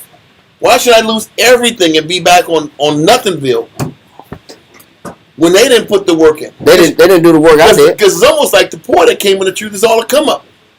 Yeah. But the ones that had something, it's all a loss. It's all a loss. If that's how you look at it. If you look at it that way. Versus looking at the things I give up as to the spiritual currency that I'm building up, that's going to be what speaks for me at the end. What else is going to speak for you? How great of a person you are? I'm a nice person? That's enough? There better be hard, concrete sacrifices and dedication that you have to speak for you when it counts. Anyway. Go ahead. And he that gathered little had no lack. And it said if you gathered little, you still didn't come up short. You still ate that same amount. You were still able to get the same amount of manna as the guy that did extra work. Read on. They gathered every man according to his eating. Go ahead. And Moses said, let no man leave of it till the morning. He says, now make sure that nobody leave it and save some till the what? Morning. What does that mean? Can't store it up. Can't store it and can't what? Can't stack it. Can't hoard it. You can't hoard the extra that you accumulated. The Most High could have made the manna be like not moldy or something like that. He could have made it like that. But you would have never learned how to trust the Most High. We get to that point. Yep. That's what I was just going to say. That was a practice to see if the Most High will come through and give us more faith. Yes, it was. Yeah, because but if we don't have it, we don't know when the next time the Most High is going to drop that manna. Well, you got to trust him. But that's why I say trust in faith. Yes, very much so. Matthew Henry said the same thing. He says that they must live upon daily providence as the fowls of the air. So he said he was teaching us how to live on daily bread like Christ said. But this is what we talked about 3 weeks ago about the Most High's providence. He gave us the law and his providence. The law was only one part of it. The other part of it was how he focuses on us every single day and he micromanages our life. And that's what Israel can't stand. The fact that he's hovering over us and he sits back here, and if you're broke, the Most High all of a sudden, if you're not tripping in your outlook, the Most High sends you a tip and you have just what you need for the day. Am I right or wrong? Yep. When your outlook is negative, that tip don't come. Nope. You be looking for the tip. And that is an example of the Most High's providence. How when you're in the right spirit, he'll give you what you need. When you're pouting and you're tripping, you don't get it. And you get more hungry. That's the providence he's talking about. And he wanted to have us live by his providence. And we don't like living by his providence. We want control. That was what the damn, that's what riches give you. That's what the additional benefit of money gives you. The idea that I have control over my circumstances. When you sit back here, even in psychological books that tell you the Maslow's hierarchy of needs, and one of the main things Esau says in the psychology books is what man wants more than anything is control. They want control and they want acknowledgement and prestige. And that's ego and it's pride. And the Most High's providence strips those things from us. He strips that desire for control and that desire for prestige. He takes that away. And all through our life, he's looking at things that's going to feed that pride and that ego, and he keeps stripping it from us, and we just keep pouting and getting more angry when he's trying to take away things that's really damaging our spirit, and it's getting in the way of us being rich in good works. Because he knows if these things get in the way, you have a less of an opportunity to get to the kingdom. So is that not love or not? It is. It's complete love, because if you get caught up into these things, this is what gets in your way of you producing more good works that give you a better chance of making it to the kingdom. So he's like, what he's showing us is that providence is him, in layman's terms, I'm not going to let you put that little plastic knife into the power cord. I'm going to take that knife from you.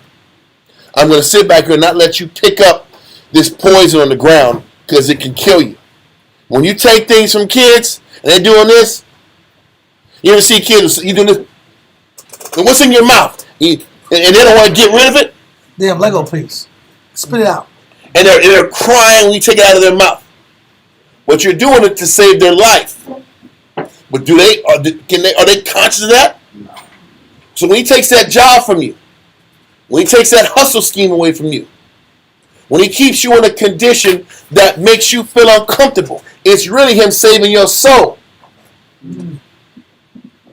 So you can sit back and be in a position to produce better works that gives you a better chance of getting to the kingdom.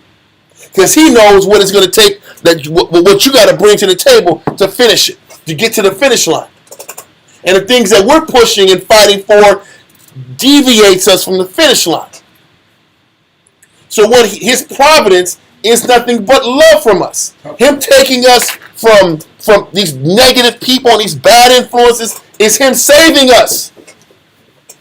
Eliminating quote-unquote fun and me living my life, that's the death of you. Because the more fun you have, the less good works you're going to bring to the table. You'll be less rich in good works, and you'll have this small-ass dead spirit to show for your life. So all these things he's taking from us is saving you. So stop pouting and being unappreciative about what he's taking away from you and realize he's doing it out of love. And this providence and this micromanaging he's doing is really in your best interest. Continue, I'm sorry. Yep. Read on. Exodus chapter 16, verse 19. And Moses said, let no man leave of it till the morning. So he's trying to show him dependency.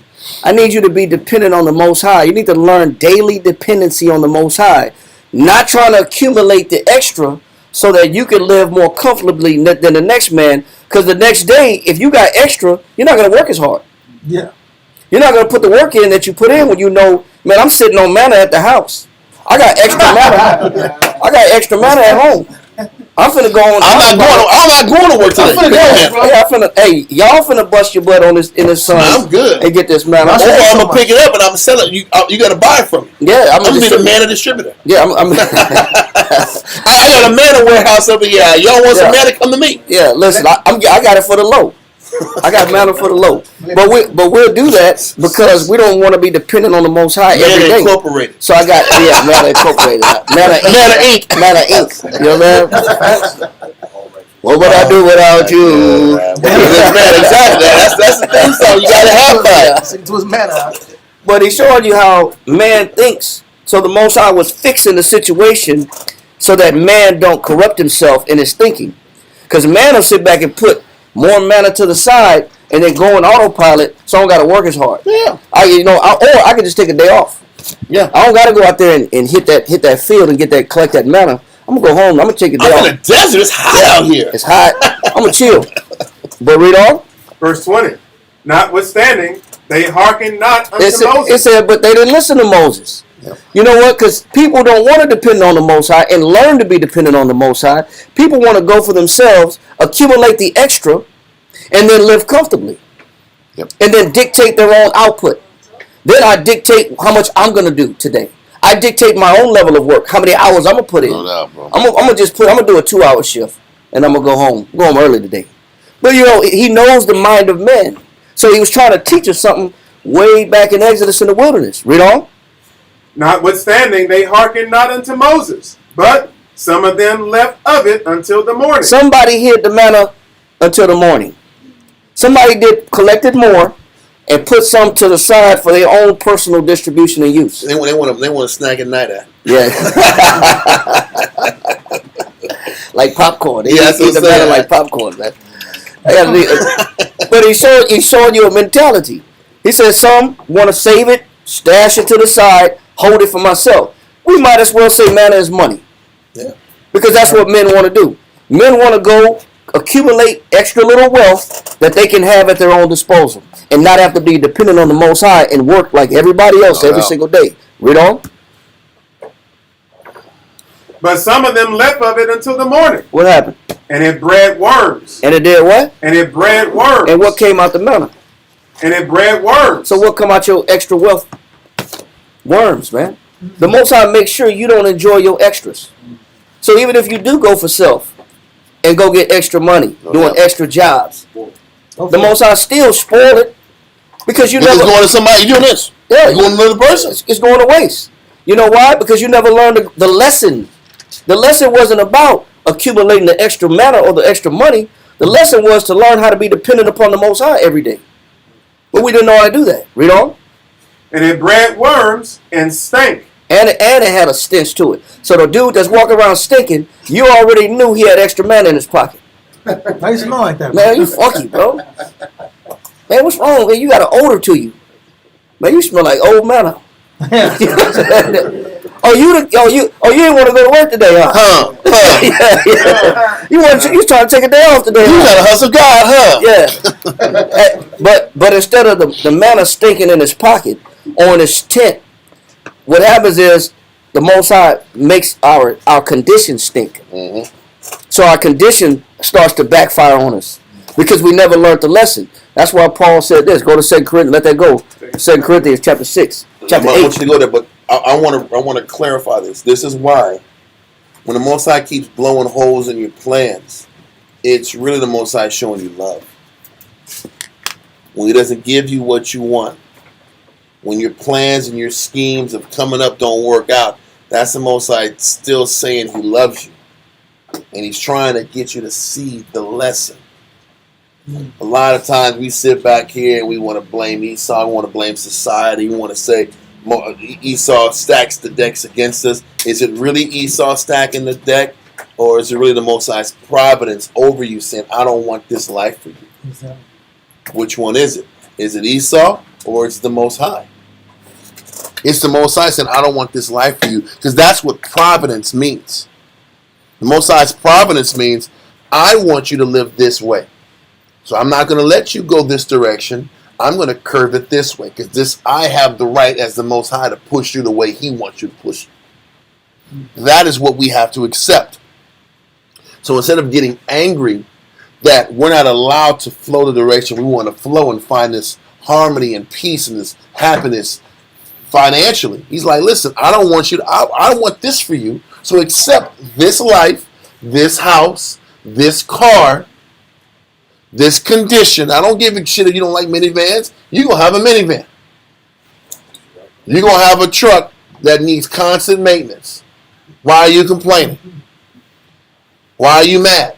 Because you could be on VIA. And VIA is a lot more difficult than this. So the Most High's providence, His control over your life, We fight the why.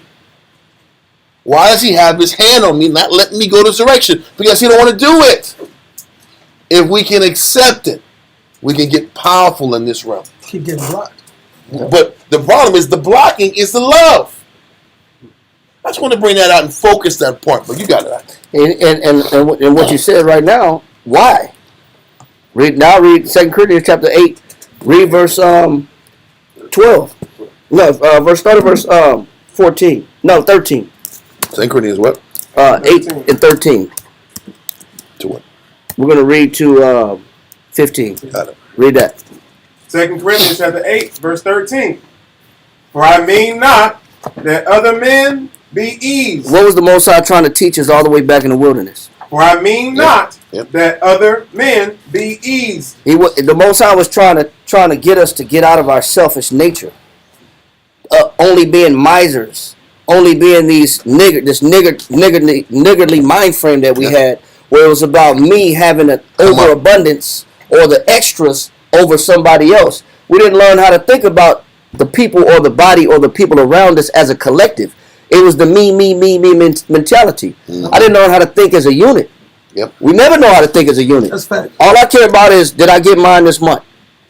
Did I get my portion this month to pay my bills? Yes. Did I get enough to make it through the month? Not did I accumulate enough so that everybody can make it through the month?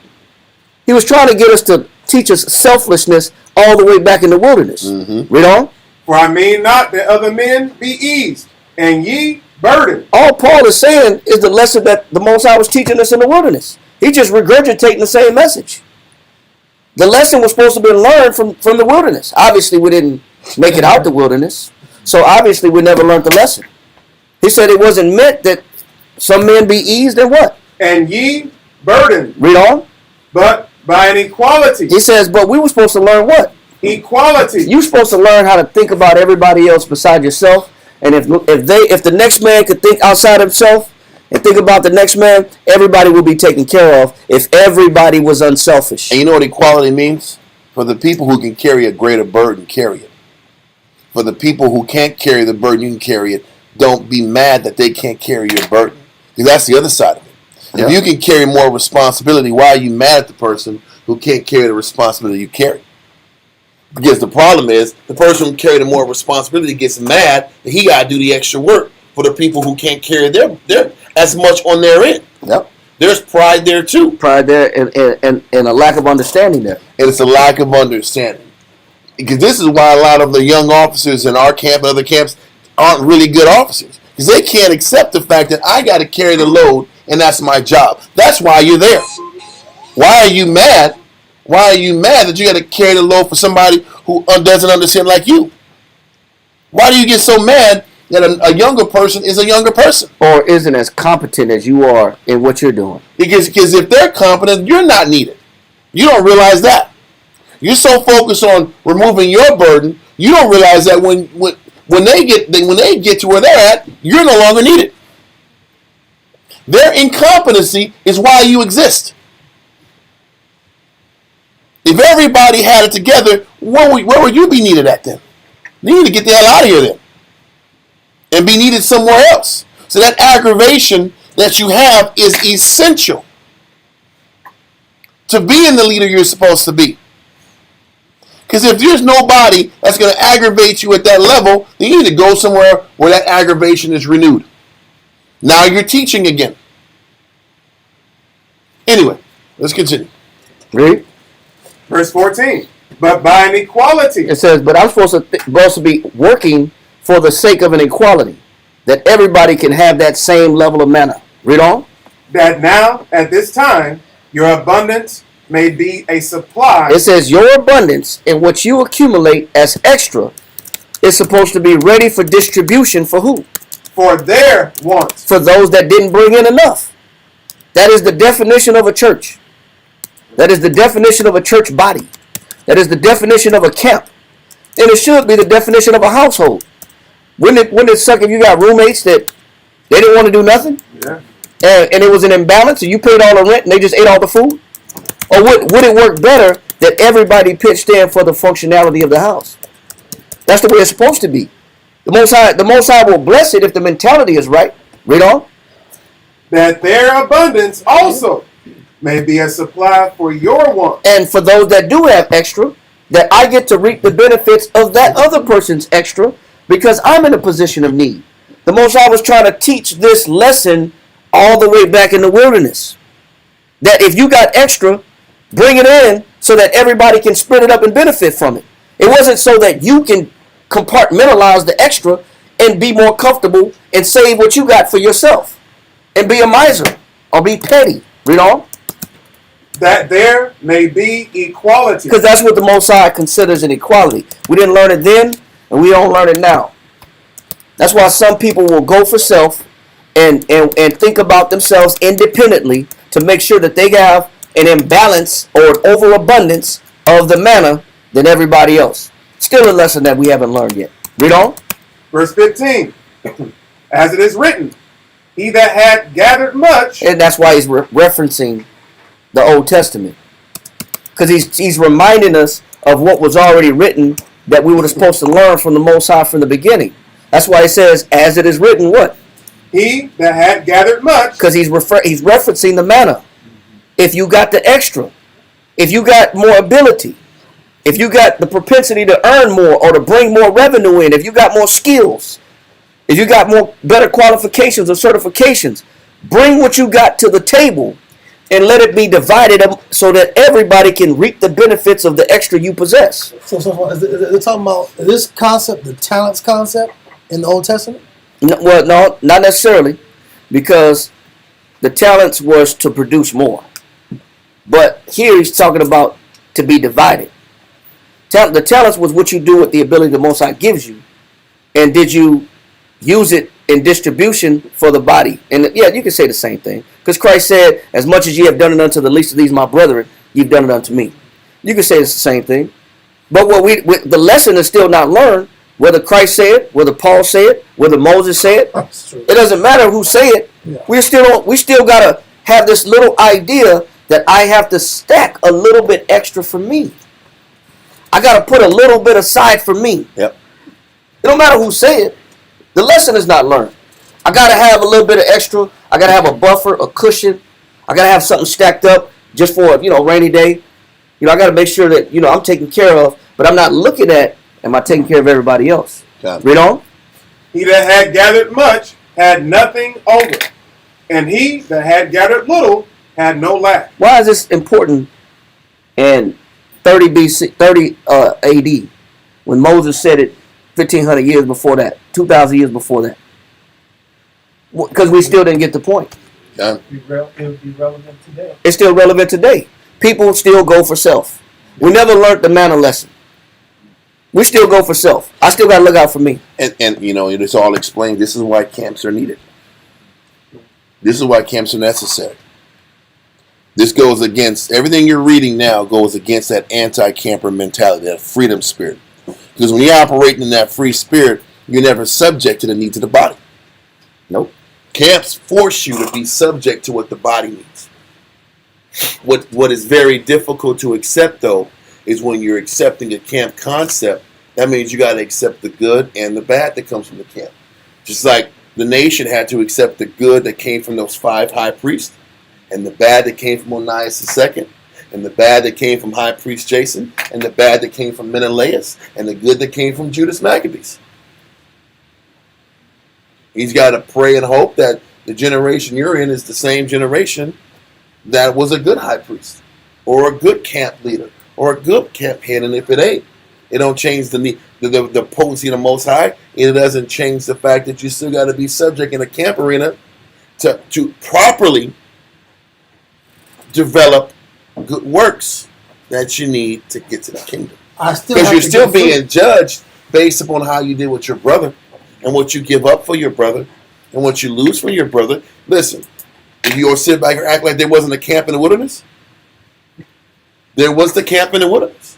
It was literally called a camp. And they depended on one another.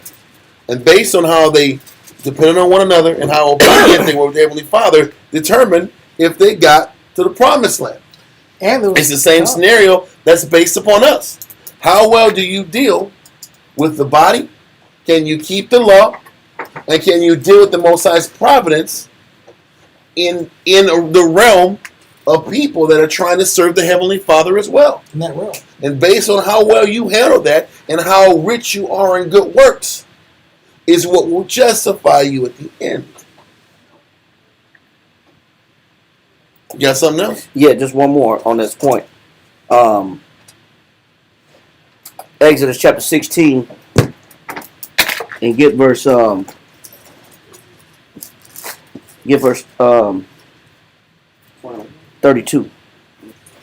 Exodus chapter 16, verse 32. And Moses said, "This is the thing which the Most High commanded." It said, and this is a reminder. He said, this is the thing that came from the Most High as a commandment. Read. I like that one. Fill an omer of it. He said, take some of that manna that fell down for like 40 years. He said, take one little jar of it. Read on. Fill an omer of it to be kept for your generations. It says, I want you to take that little portion, that daily portion that the Most High had measured out, that a man could survive off of. He says, take that little jar as a memorial and do what with it? Read. That they may see the bread wherewith I have fed you in the wilderness. He says, I want a little bit of that manna preserved in the Ark of the Covenant. Why would the Most High take the daily portion that he was feeding the children of Israel with as a reminder and a memorial to be placed in the Ark of the Covenant? Read on. When I brought you forth from the land of Egypt. Go ahead. And Moses said unto Aaron, take a pot and put an omer full of manna therein. Remember, that was the daily portion. Read. And lay it up before the Most High. Go ahead. To be kept for your generations. Why? As the Most High commanded Moses, so Aaron laid it up before the testimony to be kept. And the children of Israel did eat manna 40 years until they came to the land inhabited. They did eat manna until they came into the borders of the land of Canaan. Now an omer is the 10th part of an ephah. So he said, spoiled. He said that. How come that didn't go old though? You know why he said keep it as a memorial and put it in a jar so you can be reminded that this is how the Most High wants you to live. Day to day. He wants you to live day to day. He don't want you to go for self. That's how you remain in the Most High's providence. Is no different than how a lot of times men, how much freedom do you give your woman? You want her to have a whole bunch of freedom? Because if you do, you give her it's a greater probability that she's going to step out on you. Am I right or wrong? So you think the Most High is any different? He is a jealous husband. He going to give you every dollar. And he don't have all that money accounted for. So you can't go and do what you want. Am I right or wrong? Facts, right? This is what the Most High's providence looks like in real time. You're not going to sit back here and get all this freedom and all this control. Because as soon as I give you control, you ain't going to listen no more. Spoil yourself. So the Most High is like, I want to make it to where you depend on me every single day so you'll maintain that respect for me. Because when the Most High gives us control, the Most High ain't real no more. Am I right or wrong? When your money fat, your car is humming and it's purring out, that paint job is candy. you think about the Most High out? Think about washing that whip out and getting out there running the streets out. Yeah. Having fun. Tonight. And you ain't thinking about God the same, huh? Hey, where you at? I'm finna pull up. Yeah. And this is the truth. This is literally the truth. And what the Most High does, His providence means He keeps you in a position.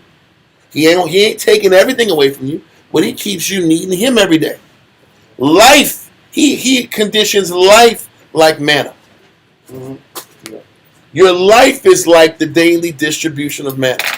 I'm giving you your daily bread. Isn't that the prayer, the Lord's Prayer? Yeah. Give us this day our manna. Daily bread. Give us this day our daily bread. Amen. And that's the most. It's the condition He has set us up for. And all of us praying folk are praying for manna every day. You know you praying for that? That's when you praying for the Lord's Prayer, you're asking the Most High to give us this enough every day? Yep. That's what you're praying for. But that ain't what you want. Well, they ain't praying that no more. That ain't what you want. You want that money. The Lord's Prayer will not be prayed anymore in the camp. Because that ain't what you realize when you're praying for. Stay away from that one. Stay away from that one. Yep. Yeah, the Most High, you ain't getting no passive income. Pray over the Lord's Prayer. Listen, you didn't say nothing about passive income. That's side money.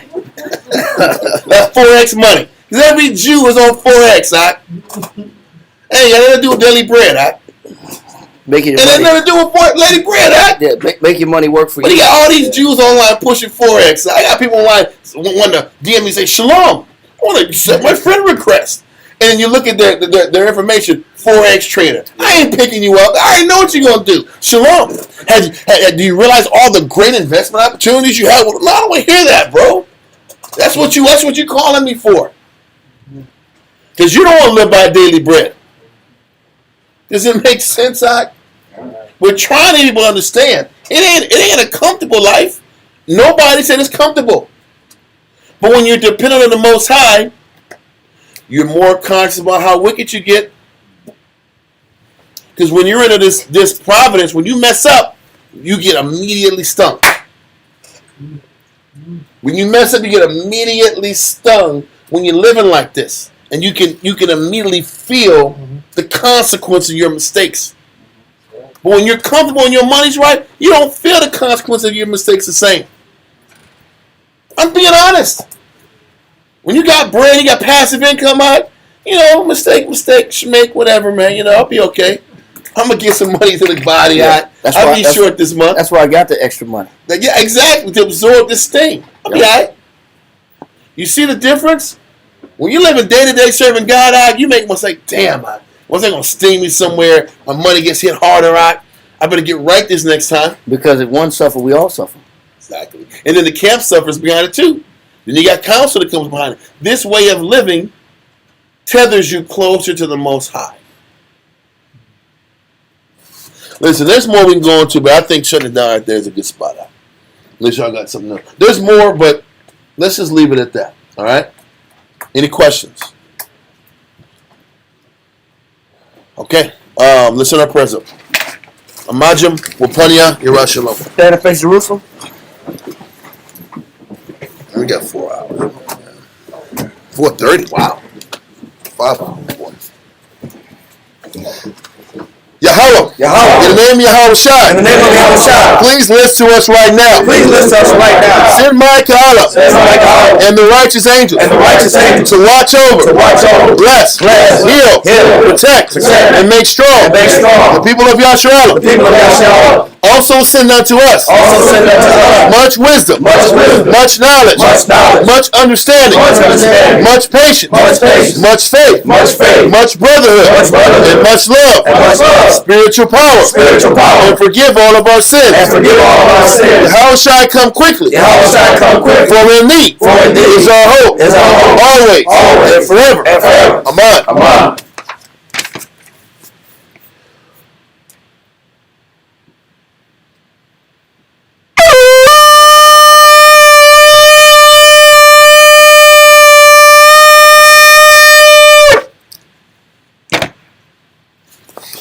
Barak Hashem Yahushai.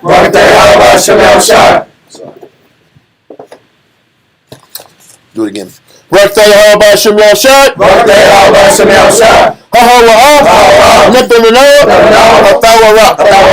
Blessed are you, Yahweh, in the name of Yahweh Shai that gives to us the law.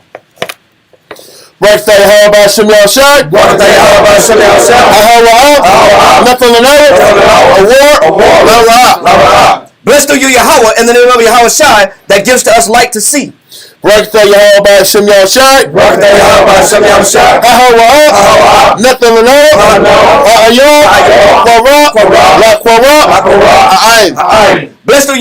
in the name of Yahweh Shai that gives us the ram's horn to call the people. Blessed are Yahweh Hashem Yahushai. Shaman, Zayat, Ramashak, Yasharallah. Blessed are you, Yahweh, in the name of Yahweh Shai that gives us the olive oil to anoint Israel. Psalms 92. It is a good thing to give thanks unto the Lord. It is a good thing to give thanks unto the Lord. And to sing praise unto thy name. And to sing praise unto thy name. O Yahweh. O Yahweh. To show forth thy loving kindness in the morning. To show forth thy loving kindness in the morning. And thy faithfulness every night. And thy faithfulness every night. Upon an instrument of 10 strings. Upon an instrument of 10 strings. And upon the psaltery. And upon the psaltery. Upon the harp. Upon the harp. With the solemn sound. With the solemn sound. For thou Yahweh. For thou Yahweh. Hast made me glad through thy work. Has made me glad through thy work. I will triumph. I will triumph. In the works of thy hands. In the works of thy hands. O Yahweh. O Yahweh. How great are thy works. How great are thy works. And thy thoughts are very deep. And thy thoughts are very deep. A brutish man knoweth not. A brutish man knoweth not. Neither doth the fool understand it. Neither doth the fool understand it. When the wicked springeth the grass. When the wicked springeth the grass. And when all the workers of iniquity do flourish. And when all the workers of iniquity do flourish. It is that they shall be destroyed forever. It is that they shall be destroyed forever. But thou Yahweh. But thou Yahweh. Art most high forevermore. Art most high forevermore. For lo thy enemies. For lo thy enemies. O Yahweh. O Yahweh. For lo thy enemies. For lo thy enemies. Shall perish. Shall perish. All the workers of iniquity. All the workers of iniquity. Shall be scattered. Shall be scattered. But my horn shalt thou exalt. But my horn shalt thou exalt.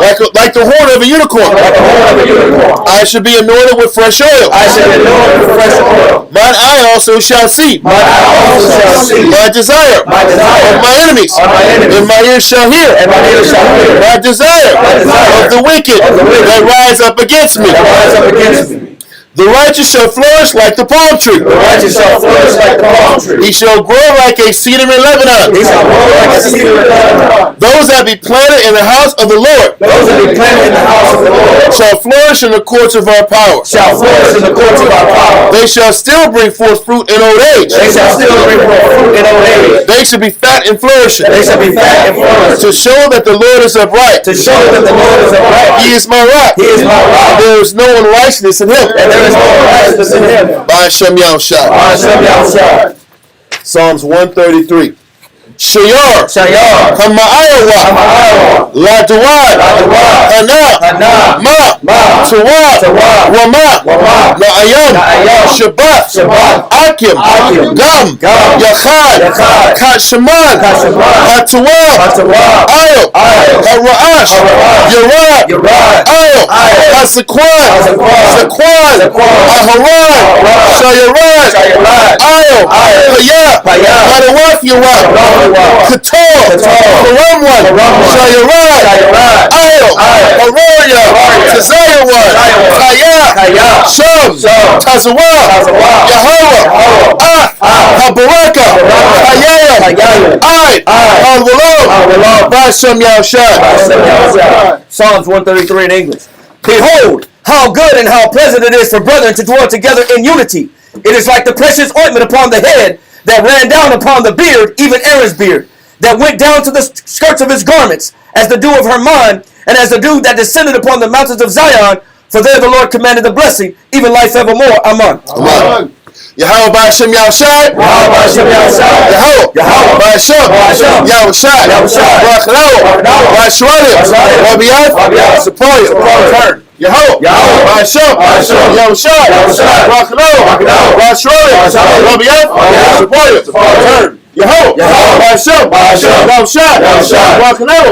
Rashwalim. Rabiat.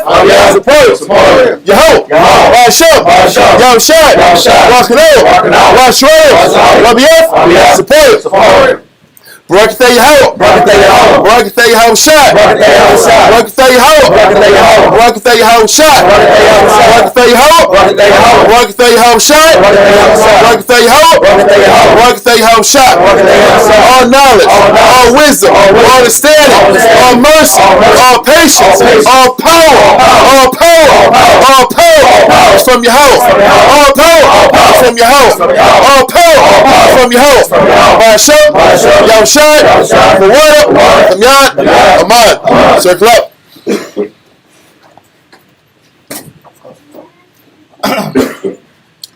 Saluting out in the heavenly order. Yahweh. Wa Yahweh Shai. Wa Yahweh Men of Israel. Moshe. What?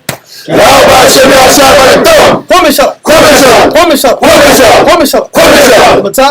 Turn and face sisters. Sisters, please stand. Mom Shabbat. Mama Shabbat. Saluting out the daughters of Zion, men of Israel, and Mudjam. Barak. Yahweh Shema L'Adon B'Hashem Yahushai. Yes, Matap. Dismiss. Fall out. All right, Israel. Throughout for tuning in. See y'all on Sunday.